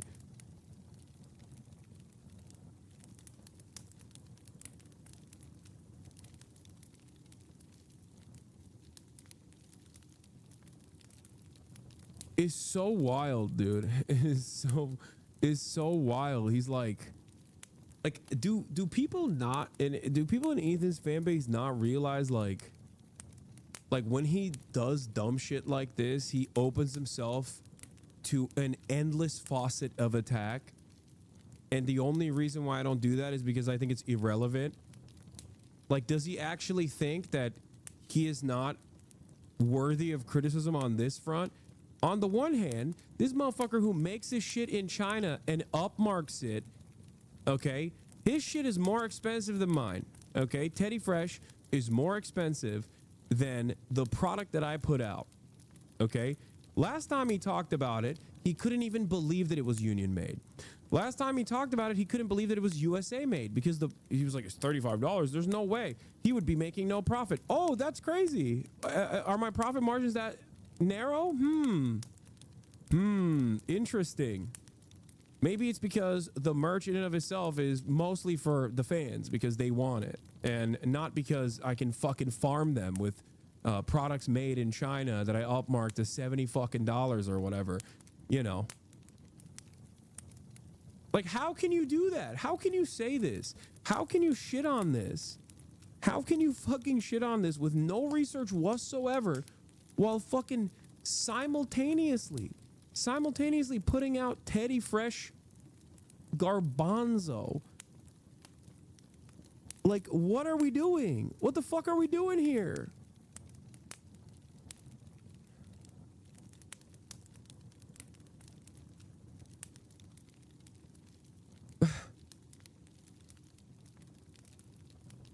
What's next, dude? Is he gonna start suspecting that I'm like on Ozempic or some shit? Oh no, I gave him a new line of speculation. Instagram story incoming. Like, it just blows my mind. It truly blows my mind that he's talking about this and also trying to cast doubt. What's the name of the union? I don't know, man. Ask your producers. They have my merchandise. The tag is in the merch. What is this? Posting his own L's? Dan, I saw this kid. I wanted to say sorry for taking out your parents, but I don't speak terrorist, so I wanted to give the kid a lollipop, but then the kid pulled out a teddy bear, and what people don't know is bears are really dangerous. They have sharp claws and teeth. Yeah, bears are dangerous, dude. Bears kill what, like 80,000 people a year? Yeah. And yet Hasan and his fans want you to pick the bear over the man in the woods? Give me a break, dude. What a joke. Yeah, way to protect women over there, Hasan. What a bunch of fuck. Okay, are we back? So anyway, what'd you do? Right. And you know, I was scared. He even put the button in it? Hey, yo. Wait, why did he post this full fucking joke? Scared for my... Wait, why is this is just a self-own at that point? Like, what are you... Ethan is just lol-cowing himself.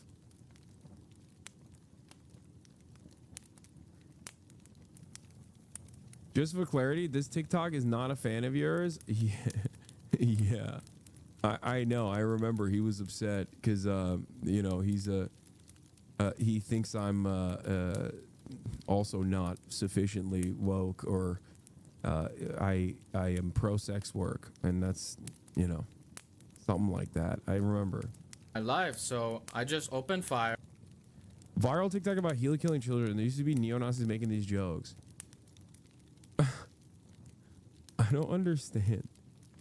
Oh, he thinks you're a misogynist. Yeah, I think he likes me, but he thinks I'm a misogynist. Something like that. I don't know. I don't remember. It doesn't matter. He's funny. This is a funny fucking joke. And yeah, people can have disagreements with me. It's fine. Other than these clips in the video, their whole show was shitting on your merch and your dog. What the fuck?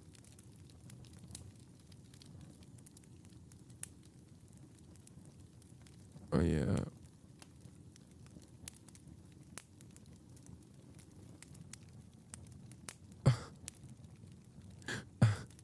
Why would you post this?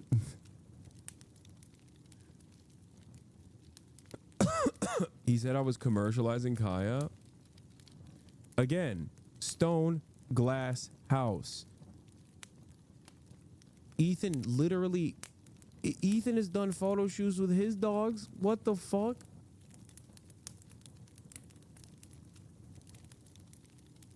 They said that you keep peddling Kaya for attention and that you need to respect her privacy. Okay, that's got to be a joke. Never mind. Yeah.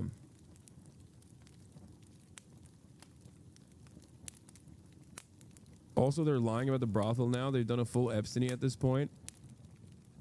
I'm pretty sure that... wait, oh, what? I'm pretty sure that, again, like, Ethan himself also knew what the truth was about the brothel raid 6 years after I had gone to the brothel that is still in operation. It's a legal brothel in Germany. It's called Artemis. I guess he just like forgot. He forgot everything, every conversation that we had. Hassan Piker said my name. You said you'd pay for it last time we were talking about it. Who said they paid for it? I think he's referring to last. He said it as well. They both made this same idiotic talking point. That's incredible. Last time you were saying you would even pay for it to prove that he's lying. You would pay for his trip. I don't think. Yeah, I would. First of all, I would. I don't think that's. In relation to Muda, because that's what he said. Muda said that, yeah. But anyway, the money doesn't matter. Obviously, he's fucking rich. He could afford to go there if he wanted.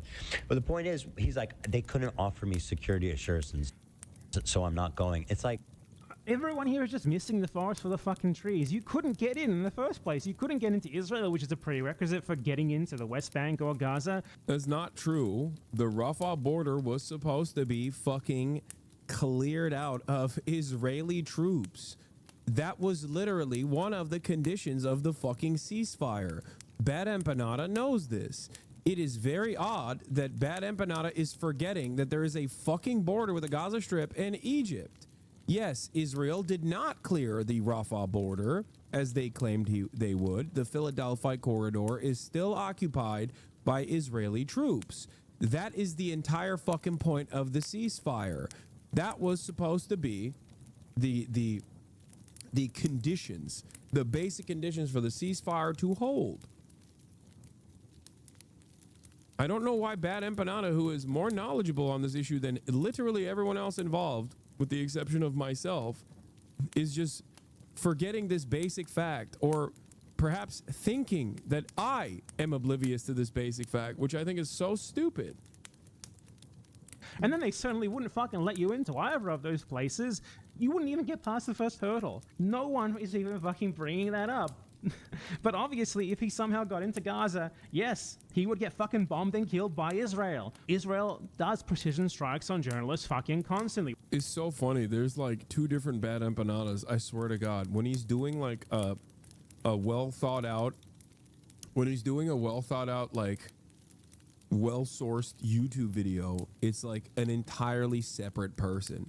I feel like he has like two different Bad Empanadas, you know? There's the Bad Empanada and then there is the fucking worst Empanada, okay?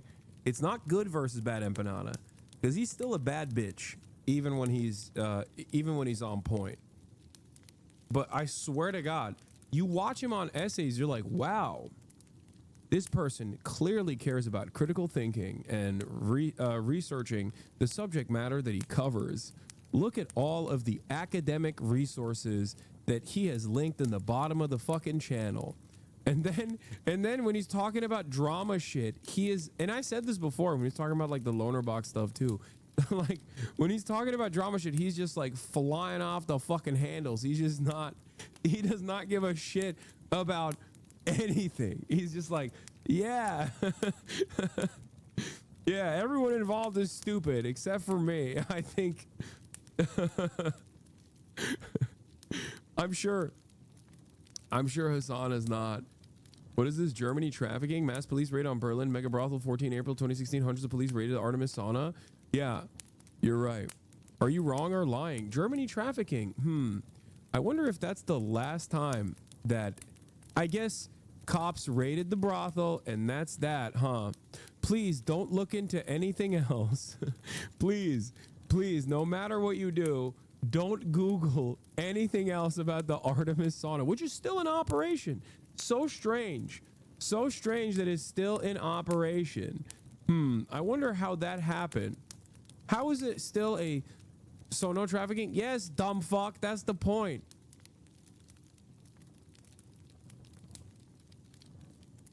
What is happening? Why are people, dude, every single argument that people get in with me revolves around them refusing to do like basic additional research. Just basic additional research. Here is apparently this is the clip of Ethan talking about it versus Ethan talking about it back in 2021. Let's see. Although I don't think people cheat on their wives because they're not. It's pretty. not about. It's usually not about like looks or whatnot. It's. By the way, this is like him talking about a pedophile Republican. I don't know why the fuck he's bringing me up here. Deeper than that, like fucking psycho shit. It's like I don't know. It could be a control thing. Like why? Like why would someone like Hasan go have sex with a prostitute at a brothel? Wait, why'd you ban this guy? He was on the verge of arriving at the truth. Oh, he just said kill yourself. wait, I'm unbanning this person. That's so funny. You got triple tap too. Wait, he went German trafficking. So no trafficking then? Then he goes, you are watching Bad Empanada Scumbag, which by the way, Bad Empanada is yelling at me in this fucking video that I'm watching as well. But I guess that he lost that, okay? Okay, but hold on. Immediately, he's corrected on the matter, and he goes, kill yourself. Oh, that's awesome. That's cool, man. That's a good point that you made, yeah. Well, in Europe. That got later. Oh, that's not what I meant. I just meant the cheating part. No, what do you mean? Just personally, I meant the cheating and the like pedo part. Well, why would someone like Hasan, with people throwing themselves at his feet, find the need to have sex with a prostitute? I don't know. Wait, first of all, I was 19, dude. What are you talking about? That was later rated for human trafficking. He lies about that. It says it was tax. It was both. Interesting. It was human trafficking and tax. You are elevating Bad Empanada? Dog, you just told me to kill myself. What are you talking about? After being corrected on this information, just watch the rest of this clip. To me, that's kind of pathological for someone Hasan to go have a... So is Childen the rape at 19? Wait, what? Rape? What are you talking about? Now you're calling me a rapist. Like, are you okay? Are you all right? Chatter, you're fucking hallucinating. Okay? Sleep with a prostitute, like that's just fucking weird. You are fucking trafficked women. No. No, I'm not.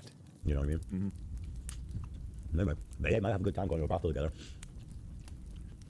Hasan Piker went to a brothel. I was chewing loud and I must have missed something. No, you didn't miss anything. I was talking about Hasan Piker going to have sex with a prostitute at a brothel. You know what I want for my birthday? A prostitute? For us to enjoy the ice cream. And I believe the brothel is now suing the city of Berlin for damages too. On top of that, I actually have an excerpt here. It says, the Berlin authorities. Wait a minute. Wait a minute. That's your... See, Ethan is your favorite content creator, right? Lenigma? Huh. Wait. Here's Ethan himself? Wait, what? But this clip is from now. And this is from back then. Wait, what? Wait, hold on. Actually, I have an excerpt here. It says, the Berlin authorities raided Artemis in a human trafficking investigation. Some people on, let's see here. Basically, what they do is, I guess the authorities do routine investigations.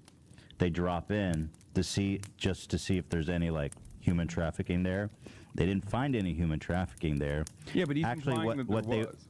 Right, because what they actually did arrest people for, as you said, was tax fraud and withholding Social Security contributions. So there was no arrests about human trafficking, in fact, and it's routine. But you were manipulating him and hiding your real positions? It's just odd because he found this information himself. So how the fuck did that happen? And anyway, it was the people arrested were related to tax fraud. Yeah, I mean, the It's a total fucking... But I'm not the one who brought this up. Ethan did. He's reading from a news article. He's reading from a news article. So it's not even me manipulating him. I guess he's manipulating himself. And in this situation, manipulating himself requires him, I guess, I don't know, manipulating himself in this instance means reading a fucking news article. This is from 2023, 2 years after. Remember when I said the brothel is also famously suing the Berlin government? Yeah, here's the end of that lawsuit. Berlin pays brothel $250,000 compensation over police raid. The operators of the Artemis brothel had launched 2 lawsuits after the police raided the premises in 2016. The city administration has apologized for detaining staff and making prejudicial statements at a press conference. The city of Berlin has issued an apology to a major brothel and paid 250,000 euros, $269,000 in compensation over a police raid that happened 7 years ago. Hundreds of police raided the Artemis sauna and brothel near West Croix in 2016, detaining several people on suspicion of human trafficking, tax evasion, and other violations. Crimes like these can be common in the German sex work industry, which in and of itself is not illegal. At a press conference afterwards, public prosecutors made references to organized crime.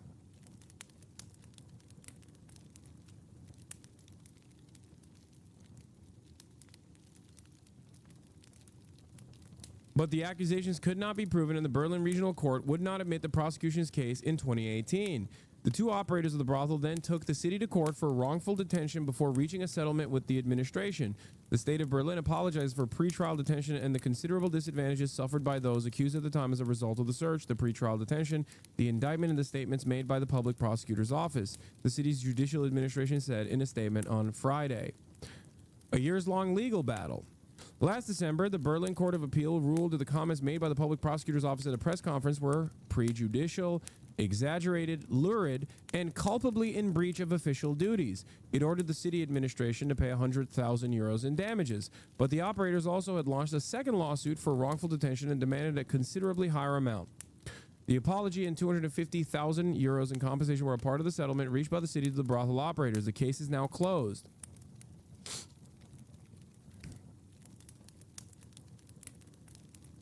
They claim they will use the cash to compensate the female employees who were detained at the time and will donate the remainder to charity.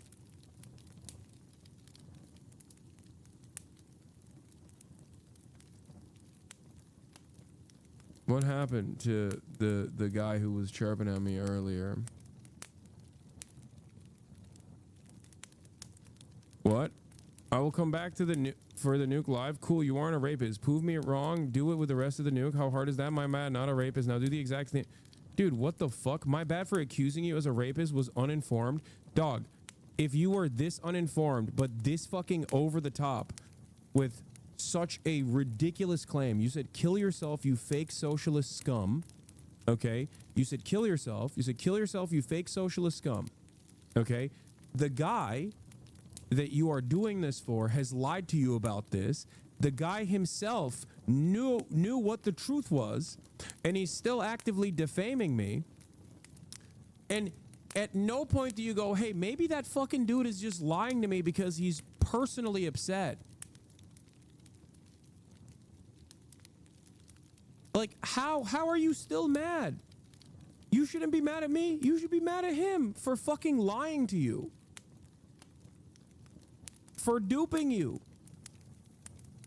It doesn't make any sense. Oh, and now your account is fucking deactivated site-wide because you said kill yourself twice. I unbanned you and you said kill yourself again. I don't think there's any way that I can ever get people like this to just like see the truth, you know?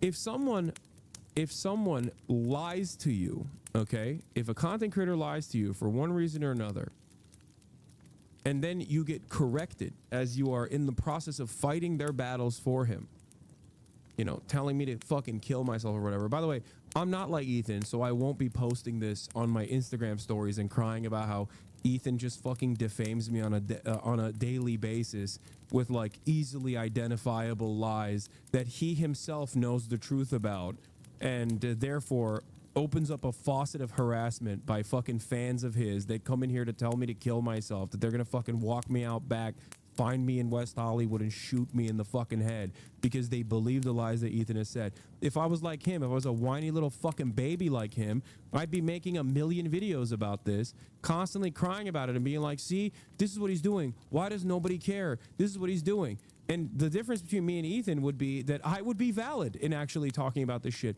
because I have not done a fraction of the things that Ethan has done to me for the past 15 months at this point. Okay? That's the difference. And he mistakes my lack of interest in entertaining his fucking drama slop loving ass for some sort of fear, I think. That's the difference. Brothel is still in operation. Yeah, it's not like This man went from making fun of Ryan Kavanaugh to becoming Ryan Kavanaugh. How the fuck do his fans not realize that? He became everything he hates. He shit on Keemstar. Now he's aligned with Keemstar and turning into Keemstar. And it happened like so fast. Like, you That's know what I mean? total bullshit. I mean, what the fuck? Why would he do that? Well,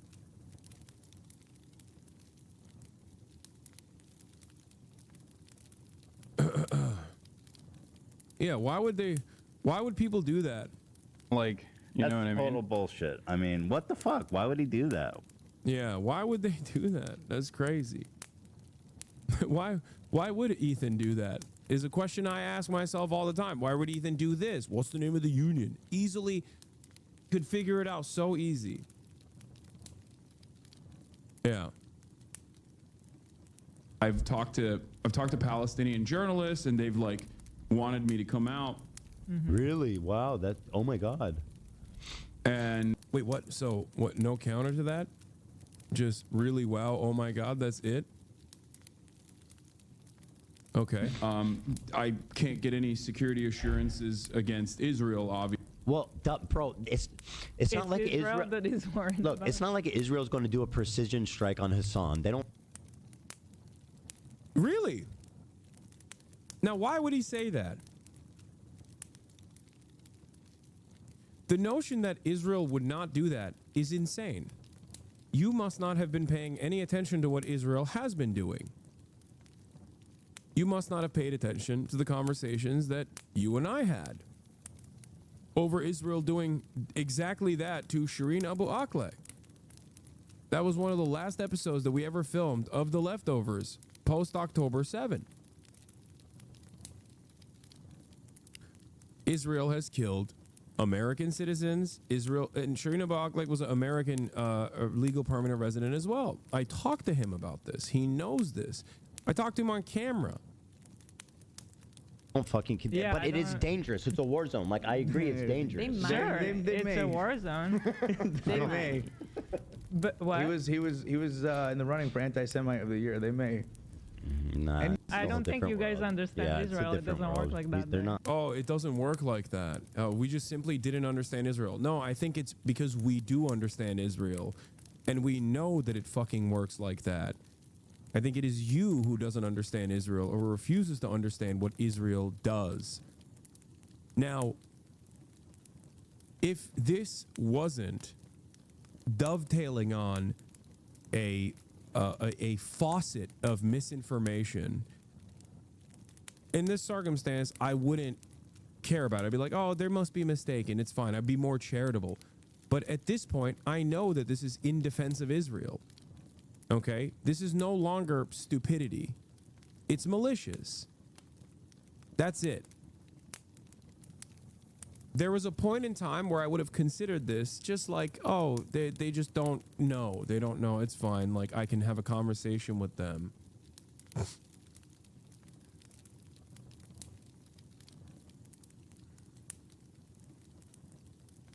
Also, this is textbook defamation by Ethan. He provably knows what he's saying about you is a lie, as shown in this 2021 clip, but he still parrots a known lie with the intent to try and ruin your image. I know. It's not. But regardless, I agree it's dangerous, right? Yeah. It's dangerous in a war zone. Right. Not because Israel will like target him. Yeah. It's dangerous in a war zone. Israel won't target him. It'll just be a casualty due to the oopsies that Israel does. Which they deny here as well. They do precision strikes on Palestinians who send mean things in English on.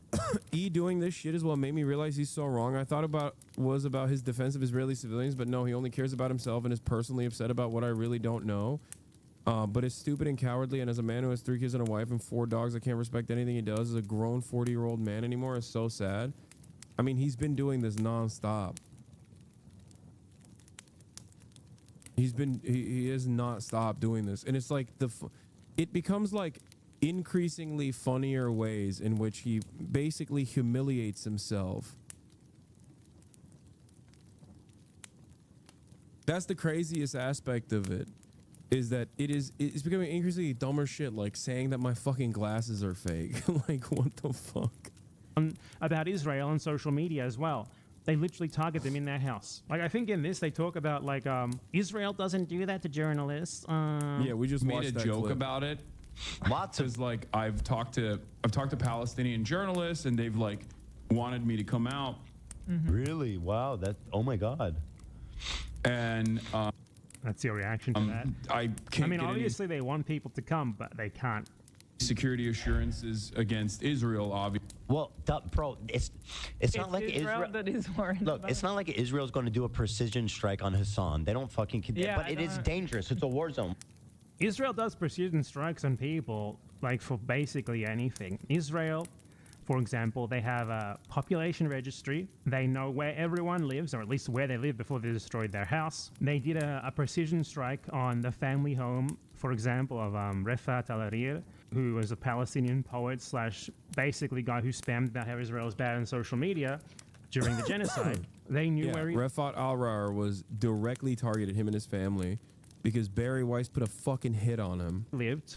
They targeted his house because he was posting tweets about Gaza, about what was happening in Gaza from Gaza, and he was literally deliberately targeted in his house. This is not one occurrence. They precisely target journalists. Gaza is like so... Yeah. Israeli military accused of targeting journalists and their families. This was a year ago, okay? This was when they had killed only 68 journalists. I say only because they've killed 100 now. They've killed almost 300 aid workers. I think 300. It might be a little bit more than that.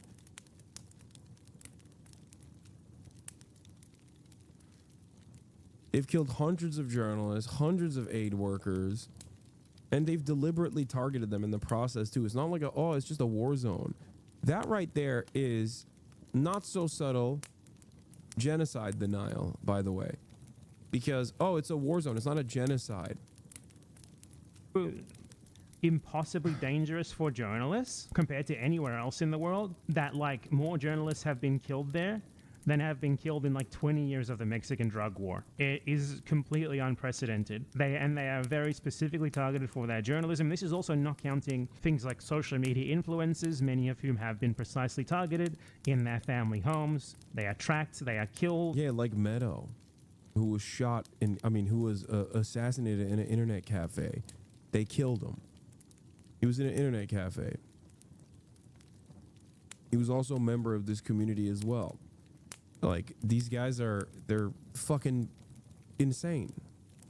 Anyone who defends them are insane. They are specifically killed when their family is there with them. To say that like they wouldn't target a foreigner, Israel does very much target anyone in Gaza who they think they can reasonably kill, because they never face any consequences for that, and they know it. They would 100% assassinate like a foreign anti-Israel journalist if they thought they could get away with it, and Gaza is the situation where they're most likely to get away with it. Like, I agree, it's dangerous. It's a war zone. It's dangerous because it's a war zone, says Hila Klein, the Raider Ramallah terrorist war criminal. But what? He was It's just a war zone, not because they target journalists, not because they massacre children. Anti-Semite of the year. They may. Nah, I don't think you guys understand Israel. It doesn't work like that. Israel doesn't work like that. Why not? Because the fucking genocidal Zionist terrorists said so. Well, that's a good source. I believe that. It's not. Regardless, I agree it's dangerous, right? Yeah. It's dangerous in a war zone. It's just dangerous in a war zone. I mean, this is genocide denial. Like, I think it's. I don't think she's being stupid. Well, I think she's being malicious. And yeah, it's also extra fucked up that Ethan goes along with it because, as this user says, Hasan actually cried on their pockets explaining to them the intentional targeting and assassination of Shireen Abu Akleh, an American legal permanent resident as well, by the way. And here they are all laughing and joking about the exact same scenario. Before Shireen, it was Tom Herndal. If you're a journalist that supports Palestinians, even one with American or British citizenship, the IDF will shoot you in the head, be shielded from consequences by the U.S. and the Israeli government, and then laugh about your murder.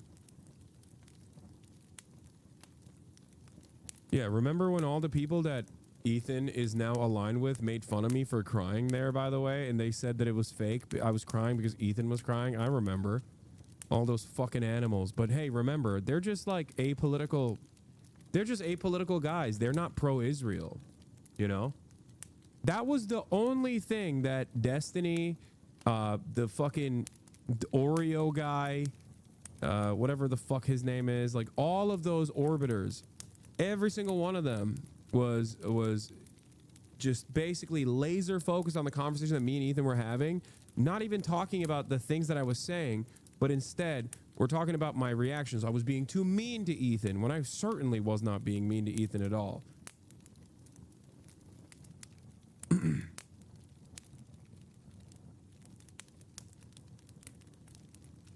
No, they're not being paid by Israel, Shadows. What the fuck are you talking about? No, I think this is sillier than that. That makes too much sense. I think it's legitimately because as a narcissist, Ethan can't fucking handle the fact that people don't think he's a brilliant advocate for progress because he is dick riding an apartheid state that's doing a genocide into oblivion, and he can't contend with that. If it was about money, if it was about drama farming for the pure monetary purpose, he would have dropped this shit a long ass fucking time ago. Okay? He would have dropped it a long time ago. No, this is pure, petty, vindictive, malicious smearing. He's burning through his audience, dude. He's willing to go all out. He's willing to fucking lose Instagram followers because he's constantly fucking chirping about this shit. He's willing to lose sponsorships because he's constantly chirping about this shit. He's willing to lose subscribers because he's constantly chirping about this shit. Yeah, Willie Mac, Turkey Tom, Nick Eats Oreos, Chud Logic, Sloppers That Need E for Views. Yeah, all those. I don't even know half these fucking dudes, but yeah, those guys.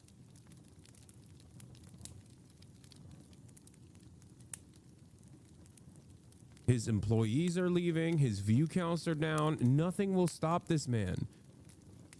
He can have 30 people watching him and he'll still fucking do this. Because for him, it's just like, it's psychotic. Like, it's just not, you know, it's not about money, I think. Yeah, he's lost 170,000 subs. He lost subs with the fucking content nuke.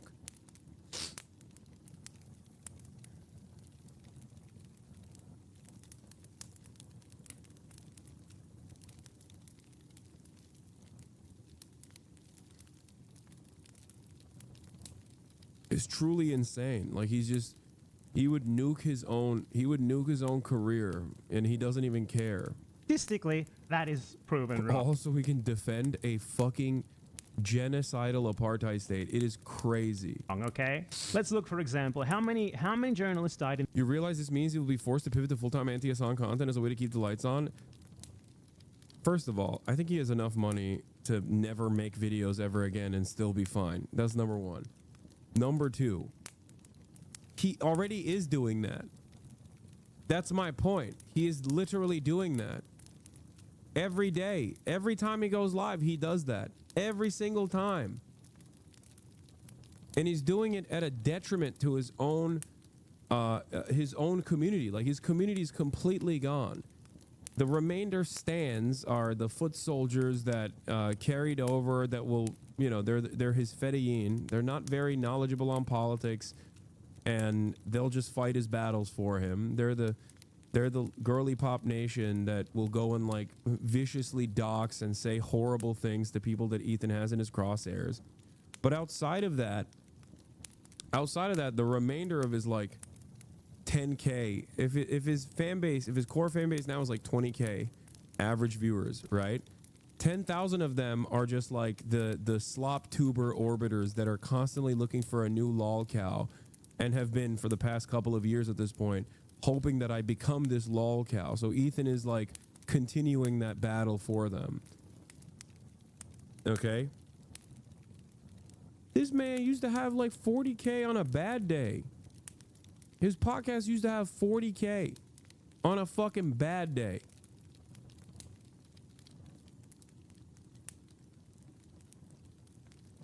He's getting half of that now. It's crazy. And it's like he's lost his core fan base because they were all progressive. They came in after frenemies and shit. Like, they liked that Ethan had progressive values. and many of them could not fucking contend with the fact that Ethan was just like constantly saying stuff that was very suspicious about Israel, that didn't seem all too progressive. And now the mask is completely off. And I don't even know if it was like, I don't even know if he was I don't think he was pro-Israel before October 7th to this degree. I think this is like a new phenomena in his world.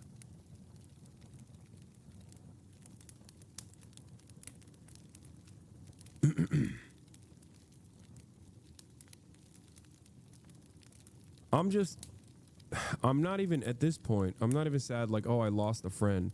Like, that's sad, sure.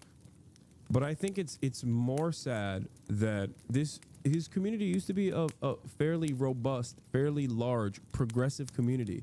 And at a time when Donald Trump is running his dick through the fucking federal agencies and ruining the goddamn country, now there's another, you know, centrist, right-wing adjacent content creator. Like, this sucks.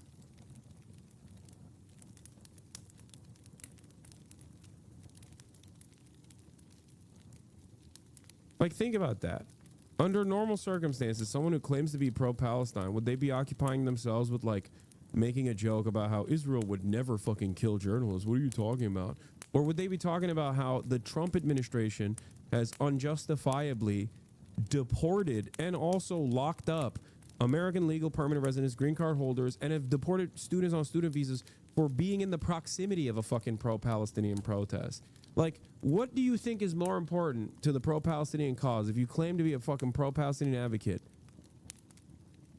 Coming after me in increasingly sillier fucking ways, in increasingly more personal ways, like, and like smearing me all the time, thinking about me when I'm not even the subject matter? Like, this dude literally brought my name up. He brought my fucking name up while talking about a pedophile, rapist, Republican congressperson. Like, that's insane. Like, that's the image that you want your fans to associate with me. Like, I get it. You want them to hate me as much as you do, but god damn, dude.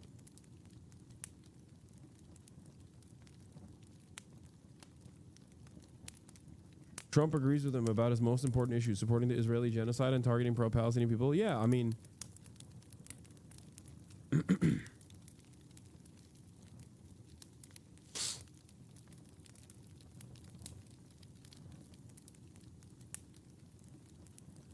the Trump admin is just locking up random people. He also said you probably called him the K-slur. That's insane.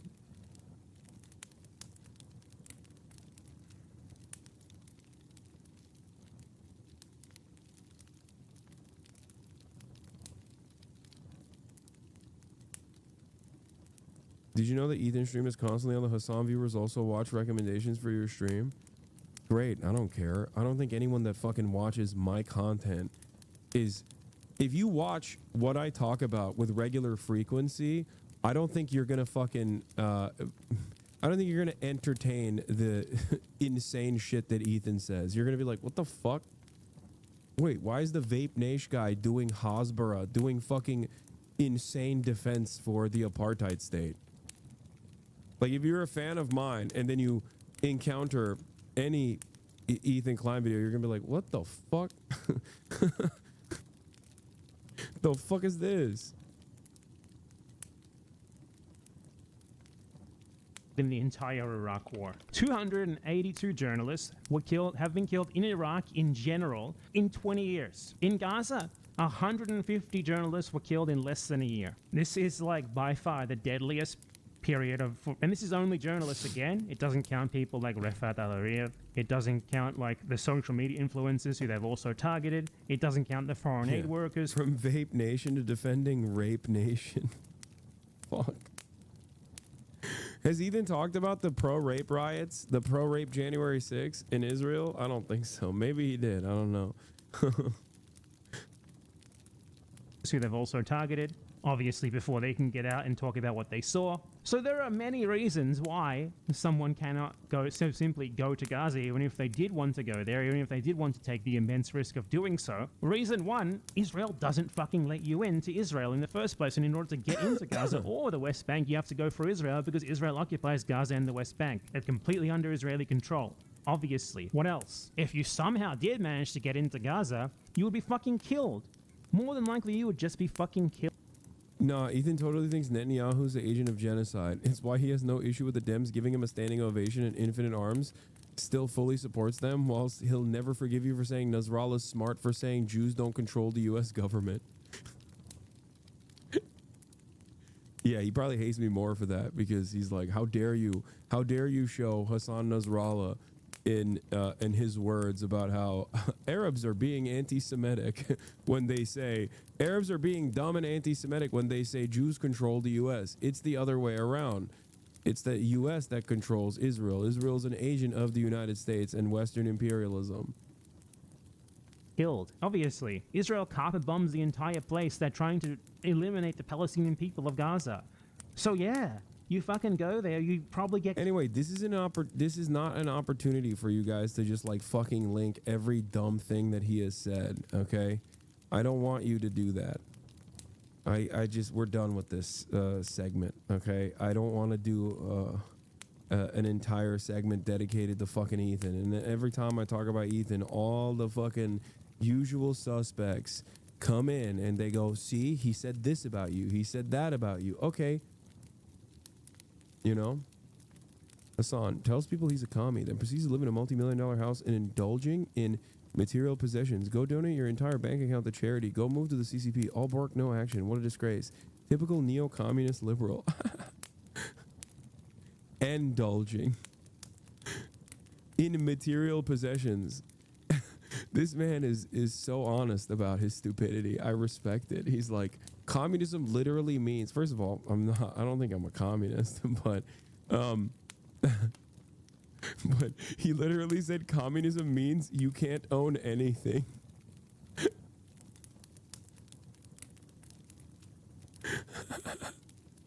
Respect. Killed. Telling fucking someone to go to Gaza is a death threat. It's like saying get in the oven, and these guys are just saying it openly. But again, that's besides the point, because the idea that you could even somehow get into Israel, let alone Gaza, is in the first place. Yeah, he said move to the CCP, which is also very funny. How the fuck do I move to the CCP?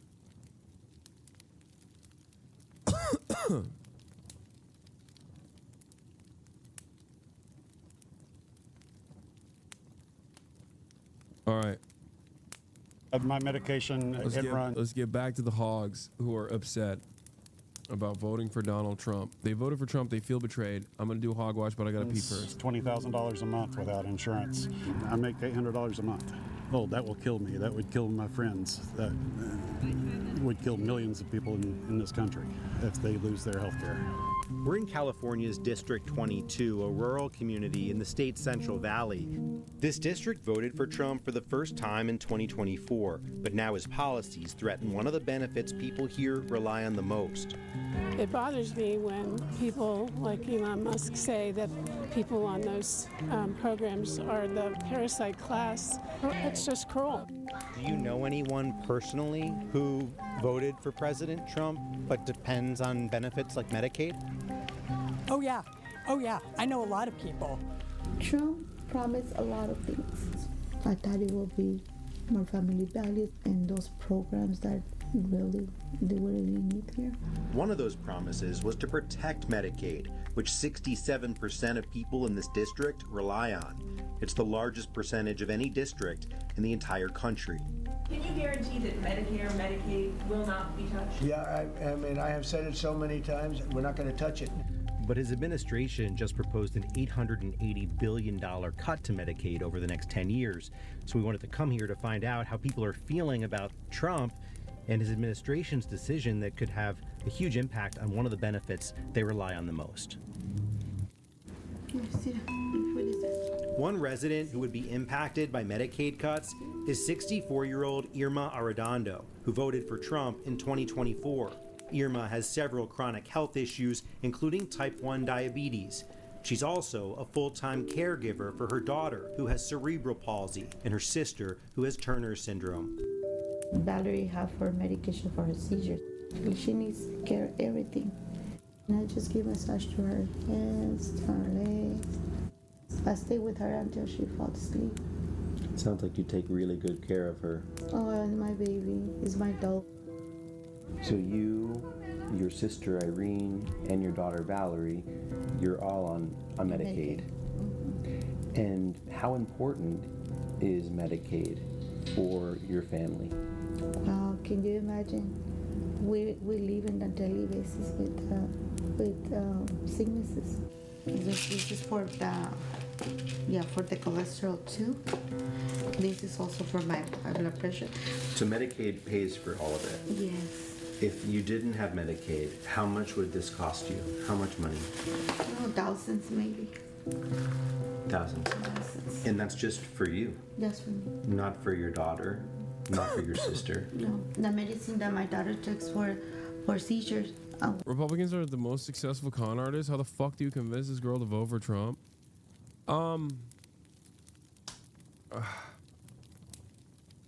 People don't have any hope. I don't know. It's just like, when I watch stuff like this, I'm just reminded of the failure of the Democrats once again. I know people will say, Hasan, you just shit on the Democrats all the time, but like the Democrats lost these people to Trump. It's important to try and understand the severity of their failure. Won't be able to afford it. So we feel hopeless if those cuts come, you know. What we want to do. Irma was a farm worker for more than a decade. She believes that some of her and her children's health issues can be linked to the pesticides she was exposed to while working in the fields. When I was pregnant with my child, I was working in the field. I remember it was this little airplane and sprayed us. But when my baby born, the doctor just said, "Uh-oh, something's missing." And when he gave me my baby doesn't have her arm. So with these risks that you and your community face in agriculture, and then to have the system threaten to take away your health insurance, to take away protection, how does it make you feel? Like I told you, I feel like these stubby nuts in the back, you know. But why? Why when we put food on their tables? You know that we risk our health. Look at me right now. Look at me, how many sicknesses that I have. The COPD, I didn't have COPD at that time. We got all in the fields. Where else? We're seeking permanent income tax cuts all across the board.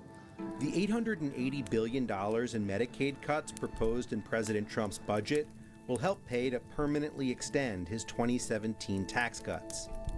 The largest tax breaks would go to the wealthiest individuals. Are those your values?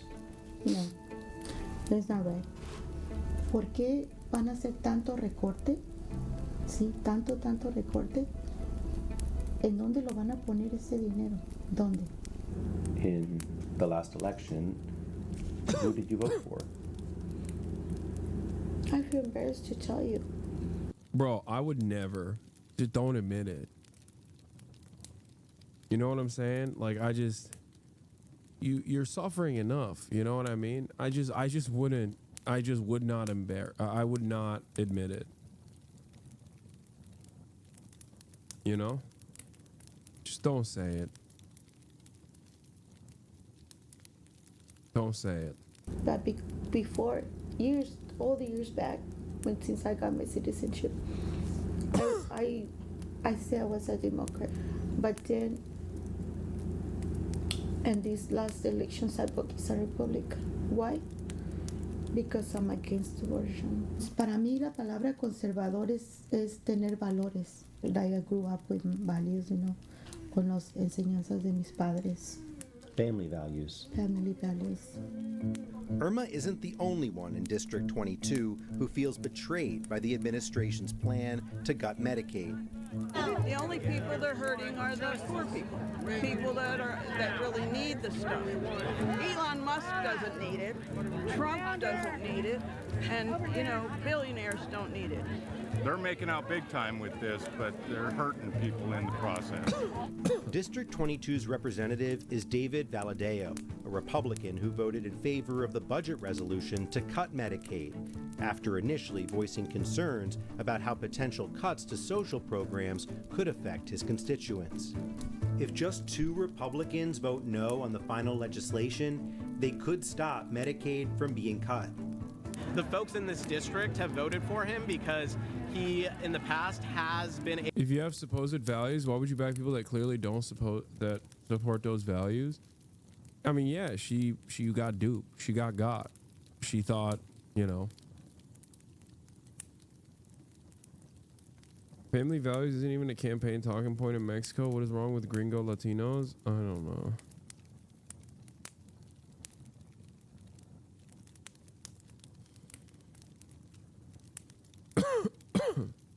Able to stand up against his party, but now he's really stuck between a rock and a hard place. Bro, the craziest thing is being like Chicano, being a Latino person in America and voting for Trump, because like half of the conversation is about how you're the enemy. You know what I mean? Like half the convo, it's not like Trump was hiding it. He just straight up was like, yeah, they're all rapists, bro.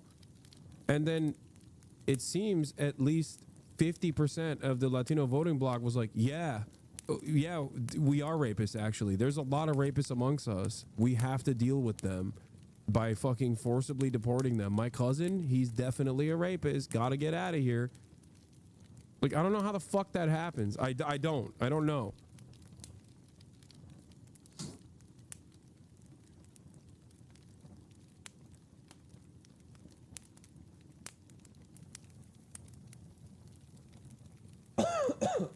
A lot of colorism, bro. I mean, yeah, the problem is people don't understand that is actually, they're talking about them too. Like, Trump is not discriminate.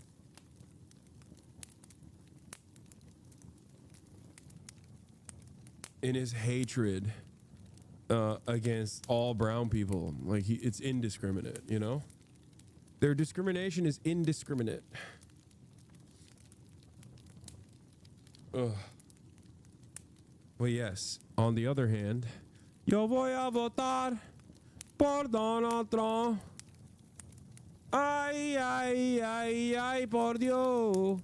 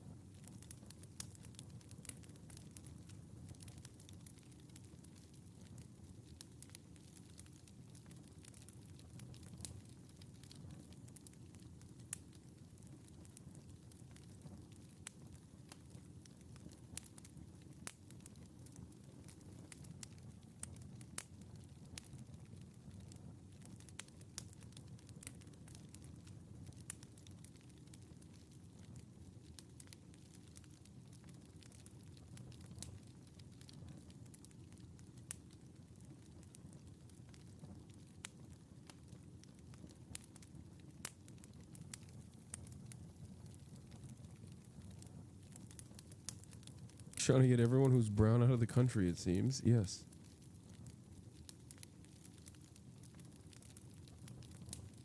Why should I be sympathetic for the people who voted to have their faces eaten by leopards?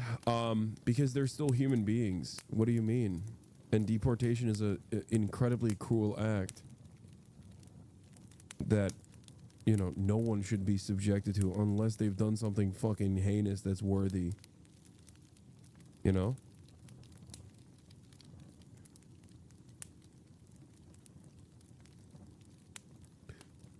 Yeah, these people are, they're being lied to. Anyway, let's look at the alt-right dressing like the radical left. On this video, or I'm gonna lose it.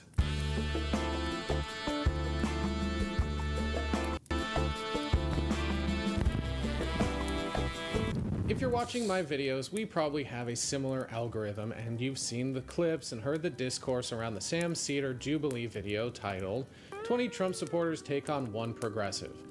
If you have no idea what I'm talking about and don't know how you got here, don't worry. I'll explain everything. Consider sticking around for a while. A lot of the discourse around that video is your typical frustration with most Jubilee content.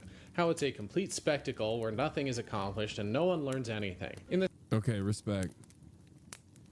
Respect. I like this guy already. Sam Seder video, people have mostly been clowning on Trump supporters, aka secret fascists in this case, as they go flying off the roller coaster tycoon death trap that is the Dunning-Kruger parabola. As per usual, there was also outrage at Jubilee themselves for platforming a bunch of dipshit cultists who have fully drunk the MAGA Kool-Aid and allowed them to spread harmful misinformation on their platform. There were also a few folks confused by something else that didn't have anything to do with the rhetoric or regurgitated Jordan Peterson talking points. Didn't have anything to do with their ideology or worldview. It was something that might actually be more nefarious than outright Sieg Heiling or calling immigrants rapists because of how surreptitious and deceptive it is. The fact that a lot of the conservatives didn't look like conservatives. This type of guy specifically, who looks like he unironically refers to himself as an ally and owns and operates a bisexual vegan bakery where polycules get a discount on iced matcha that they can pay for in vintage vinyl records. Fashion is more than just buying and wearing the trendiest, most expensive designer clothes. The way we dress sometimes tells others about ourselves more than what we say does. And you can infer a lot of things about a person based on their style and fashion sense. Is it always accurate? No, absolutely not. But one of fashion's main functions is to signal to others that you may have aligning interests and even political views. Take this guy, for example. The fleece vest, the laminated name tag, the ill-fitting bootcut jeans that match his wife's probably lead you to believe he works in tech, which might lead you to assume other things about him. Probably not a fan of the gym, socially awkward, wants to save the world through technological advancements of his startup, might even be a World of Warcraft incel of some kind. Anything is possible. Now take a look at this guy, the skin-tight. Yeah, Dominican Ray, dude. It always works, baby. It always works. 100% success rating, okay? Hit him with the motherfucking Dominican Ray. Just like Mark Zuckerberg. Yeah, this photo is screaming, "Yo voy a votar por Donald Trump." That's what it's screaming at me. Ay, ay, ay, ay, por Dios. Yo voy a votar por Donald Trump. Dan Flash shirt wrapped around his bulging pecs, the awful white pants and matching belt, even the way he accessorizes his new wife's laminated face tell you a completely different story. This guy's definitely a meathead who could be mistaken as the founder of the XFL or Tap Out, not a multi-billion-dollar tech company that is actually destroying the planet and not saving it like the other guy dreamt of doing. He may have changed the way he looks, but you can't cure social awkwardness by buying designer clothes, unfortunately. Certain aesthetics, including clothing and hair and makeup, are more than just trends. There's historical and cultural context that we all understand to a degree, whether consciously or unconsciously. And everyone appropriates fashion all the time. It's how you get new trends and subcultures. A lot of the time it's done out of respect or as a way to reclaim a narrative or to make a subversive commentary on class division. Conservatives and even further right groups are no different, co-opting certain aesthetics and fashion styles for different means, with different intent. For example, what do you assume about these guys? You might be concerned that they're racist Nazi punks since one of them looks like a skinhead, and they're both wearing military-style jackets covered in band patches and pins with the big romper-stomper boots. But you'd be wrong. They're what's known as sharps, skinheads against racial prejudice. If you look close enough, they're both wearing Sharps t-shirts, and one has a gay pride patch and the other has a patch that says, "Boots and braces don't make a racist," a reference to the style of boots and suspenders that are synonymous with Nazi skinhead punks. In this context, the broader aesthetics might confuse the average person who's unfamiliar with punk or skinhead culture. Yeah, the laces that you wear on your Doc Martens apparently is what brands you as a Nazi punk or a anti-Nazi punk. And I only know about this because I got those Rick Owens Doc Martens that have like the gray Rick Owens laces. And apparently Nazis have white laces. So there were fucking dumb chatters. Lace code is dead. Okay. Oh, red laces as well, apparently. But there were some dumbass chatters who were like, "Oh, dude, why did you buy Doc Martens with fucking white laces?" It's like, first of all, they're not white. Okay? They're not. They're fucking like the very clear Rick Owens colored fucking fat laces.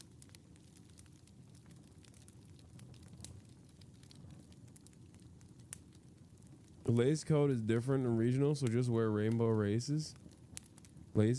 What's the word on yellow? No, yellow laces are fine. I have Doc Martens. One of them has yellow laces because that was the only color that was available for, and it was only for one shoe that I actually tied yellow laces to because my black laces got ripped apart. But for those in the know, this is a massive difference that signals two wildly opposing ideologies despite sharing a few stylistic elements. Just like how this guy from the Jubilee video is not the same as this guy, even though they have the same general aesthetic. Oh my god, get fucked, Alex. And for anyone who is unfamiliar, that second guy is Alex Peter, aka Lol Overruled on TikTok, a pretty outspoken leftist and public defender in the state of New York.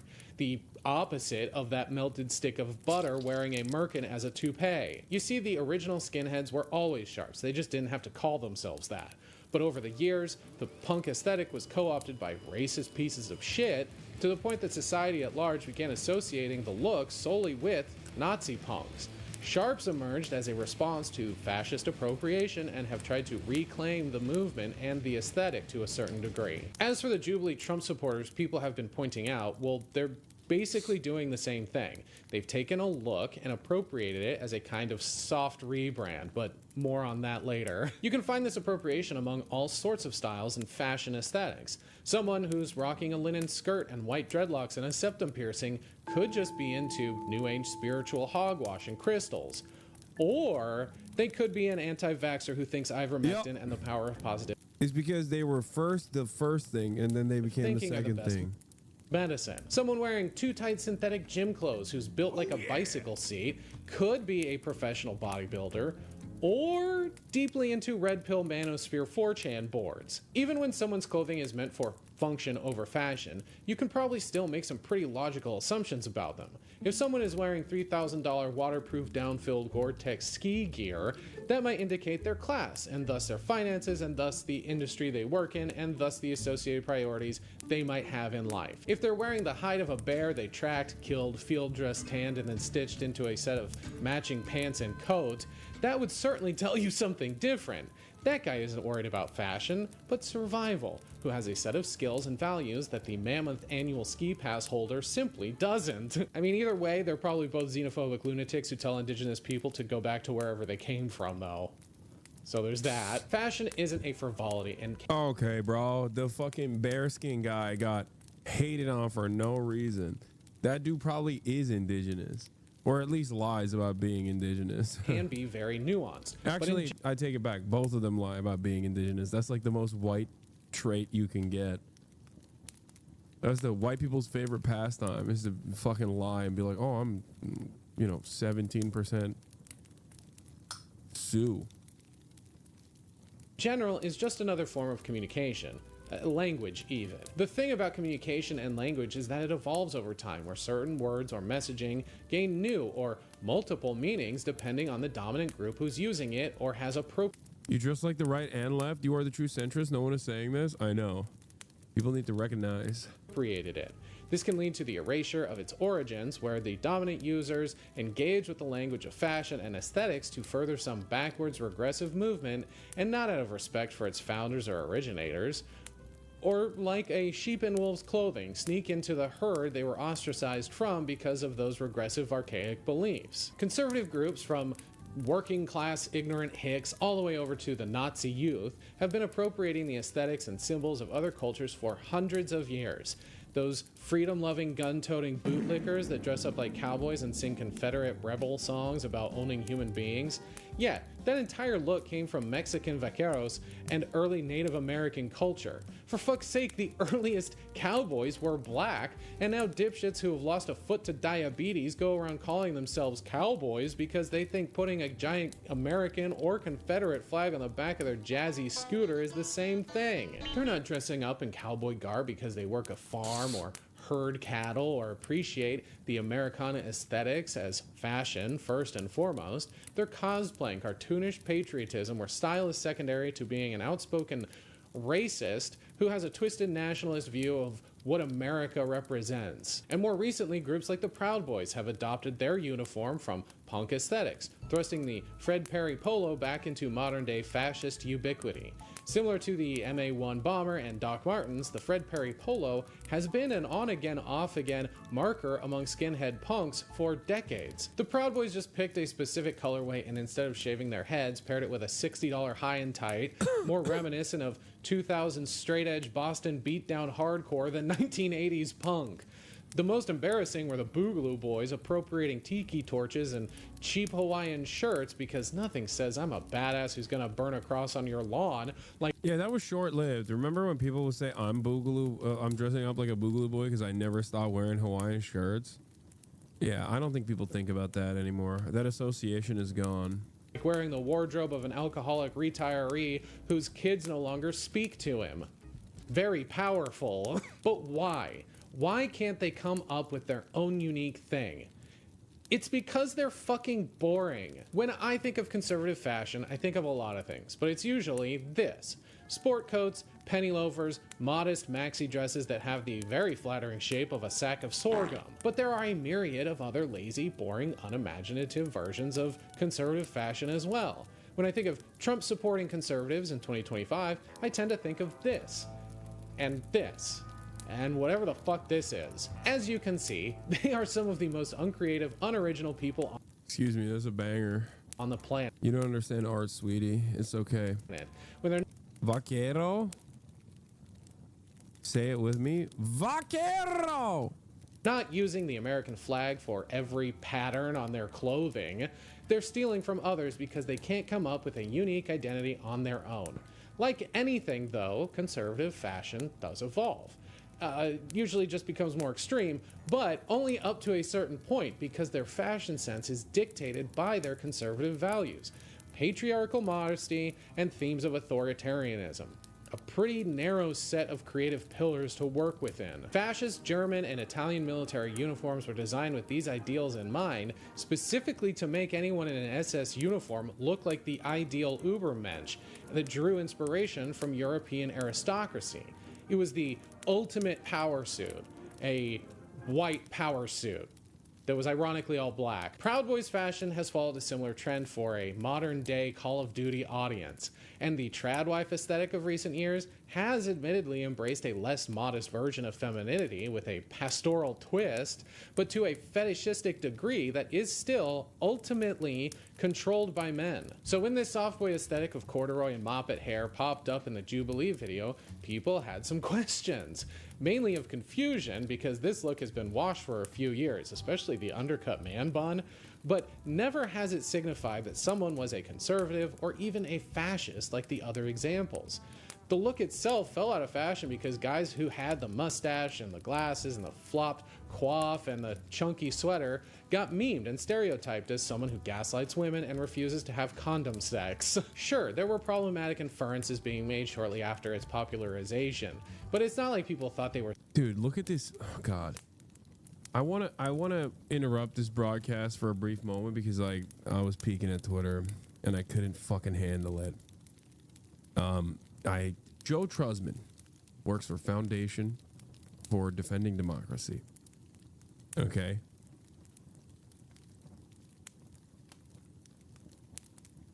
He's kind of cooking you? Wait, what? No.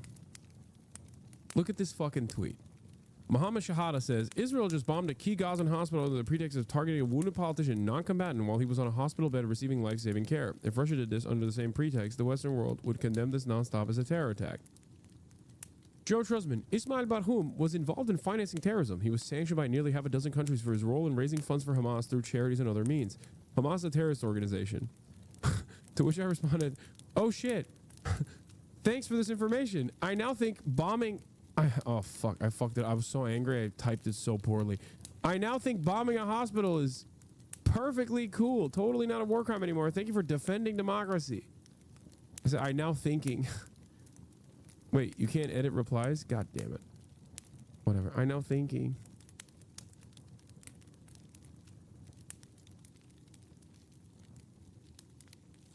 I've been there. Whatever. I know thinking.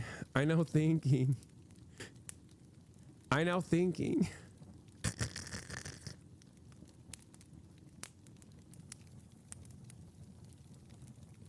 Too late. It's already out.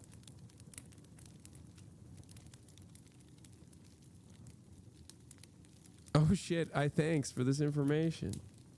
I now thinking. I thanks for this information. I now thinking.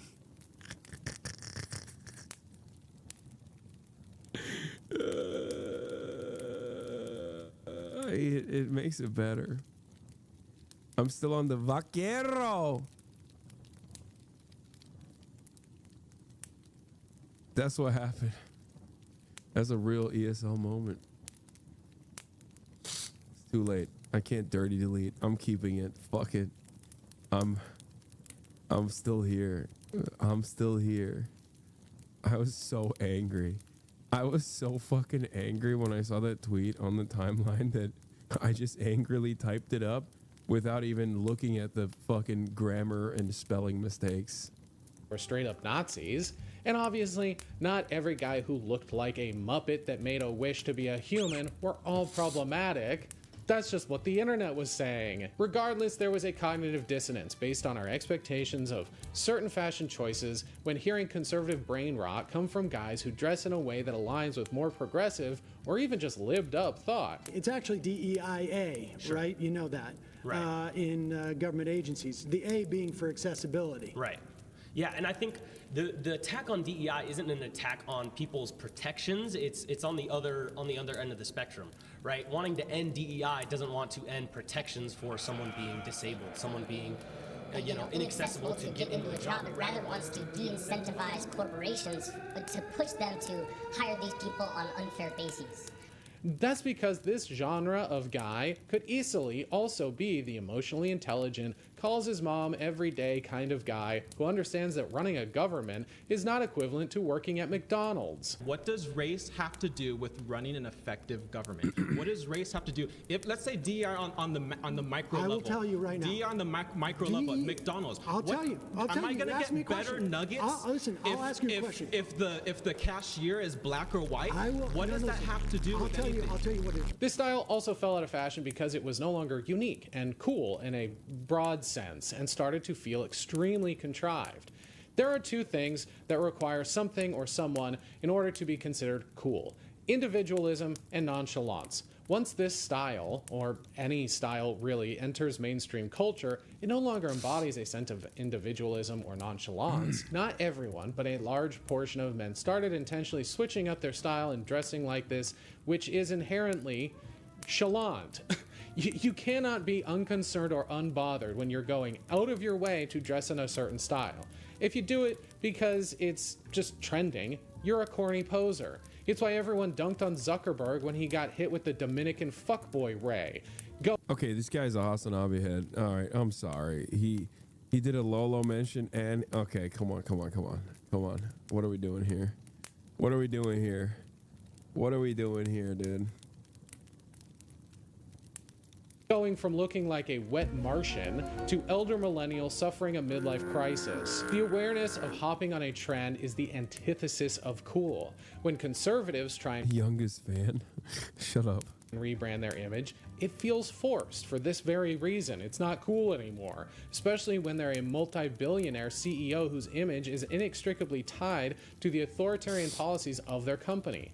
This is typically because they're about a decade late to whatever fashion trend they've adopted because they don't bother themselves with childish things like fashion and art. They've got coding to do. They're simply using personal optics to make spreading misinformation across their technocratic empires more palatable. They are incapable of being nonchalant or having any individual thought, which plays right back into how boring they are. You're not fooling anyone, Zuck. You've got no aura. And that right there is another explanation why this new breed of soft boy conservative slash fascist looks like this. It's less threatening than a tailored Schutzstaffel uniform or a form-fitting Proud Boy polo and tactical vest. It's a form of subversion and manipulation meant to put others at ease, where they're less likely to react with hostility or revulsion when they start spouting fascist nonsense. Not only that, it's because the guys who aren't conservatives or alt-right weirdos who did dress like this were getting laid. I think I can confidently say most women don't want to fuck someone wearing a Klan hood or who's jacked up on HGH in a polo they bought in the kids section that represents Christian nationalism. I'm sure there are some women who are into that aesthetic and dress in a similar way. But even if they do, they're not putting out the same way a liberated, bra-burning leftist woman is. They're waiting until marriage and only having sex as a means to breed more offspring. This is especially true of young, lonely, white men, which I've already talked about once before. One of the reasons a lot of these incel fascists become incel fascists is because of a hatred of women and the idea that they are somehow owed sex for simply existing. When they struggle to participate in a little casual sex because they're socially awkward or lack emotional intelligence or just can't help themselves talk about their love of capital punishment among mixed company, they don't take that as a sign to work on themselves and reevaluate some of those opinions. They go down the easy route of resentment and are comforted by a worldview that tells them they should get to own women and that the trad wife is a woman's natural biological role in the family unit and that marital rape is a-okay. Basically, conservative ideology, from liberal and social conservatism all the way over to authoritarianism and fascism, is a bitchless ideology that preys on white male loneliness. People are saying dudes who look like this should be doing theater and making iced lattes, not arguing in favor of fascism, and the explanation for this is actually quite simple, okay? Fascists don't get bitches. These chuds think that if they, put on the wire rim glasses and do the floppy hair and the... I think so too. I mean, this one's gay, but I think he's just like a gay grifter and not very smart. So he just like couldn't cut it in Hollywood. So he just became like right wing, which is in many such cases. But yeah, I think a lot of other dudes that do this are doing it to adopt an aesthetic because conservative values and conservatism, reactionary ideology, requires you to put no fucking real thought into aesthetics in general, and you just kind of adopt the aesthetics of the people that previous generations conservatives would call the F slur. The mustache or the loneliness. People are saying dudes who look like this should be doing theater and making iced lattes, not okay?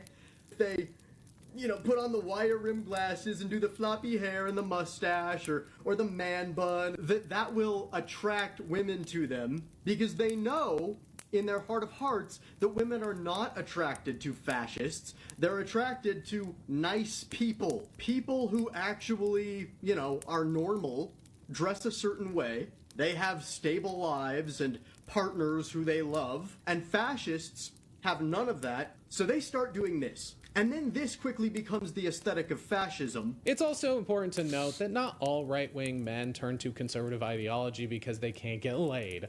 A lot of it is, unfortunately, much more petty than that, to the point that it's almost a lazy trope. History is riddled with failed artists turned fascists. Many of the biggest names in today's conservative spaces ended up there because they were rejected from the humanities and then developed this chip on their shoulder and went even further right, almost out of spite. Ben Shapiro is a failed screenwriter, Jordan Peterson is a failed intellectual, Steven Crowder, failed stand-up comic, Dave Rubin, failed actor, Hitler, failed painter. That Vinny guy who had a meltdown on Piers Morgan is not only a failed comic, but a failed Twitch streamer making his red face.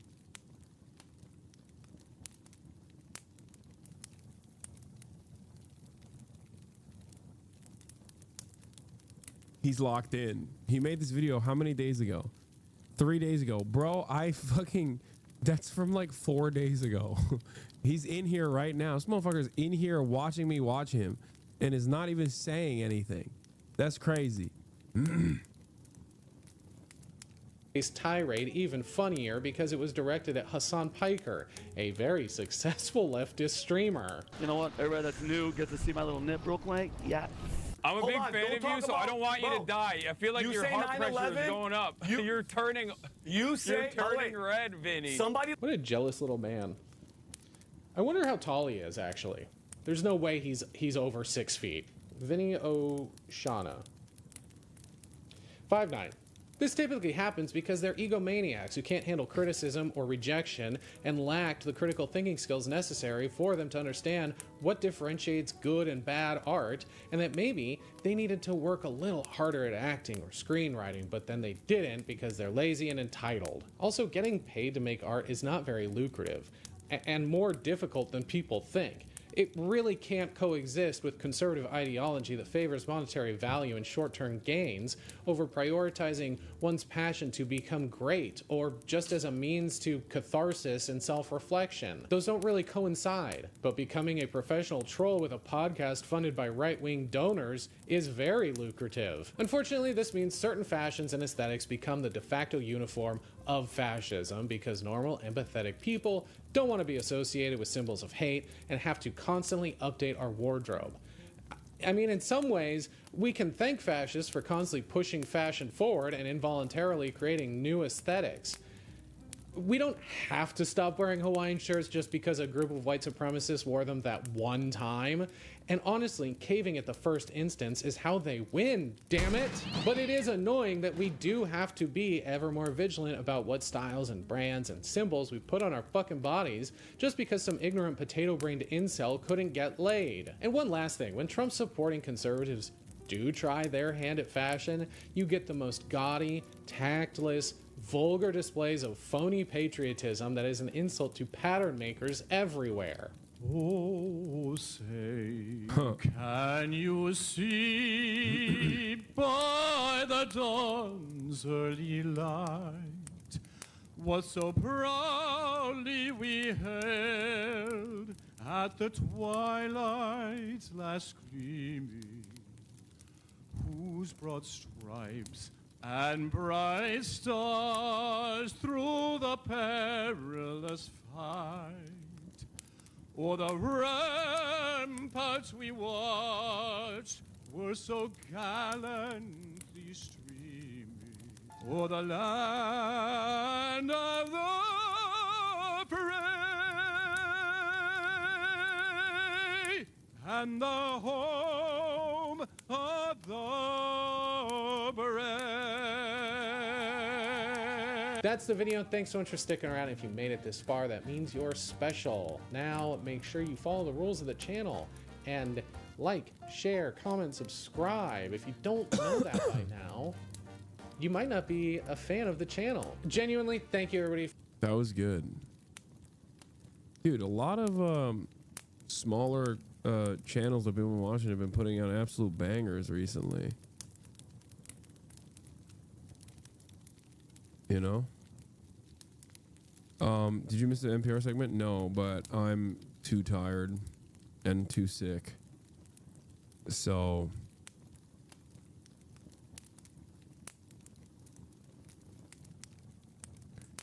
thanks for the shout out. Okay, so I'm gonna end it here. I'm too tired. And I gotta get ready for tomorrow. Big day tomorrow. Monday News Day, baby. Love you all, and I will see you tomorrow as always. Feel better, dumbass. Oh, that's mean. Anyway, bye everybody. I'm gonna go watch the new episode of Solo Leveling.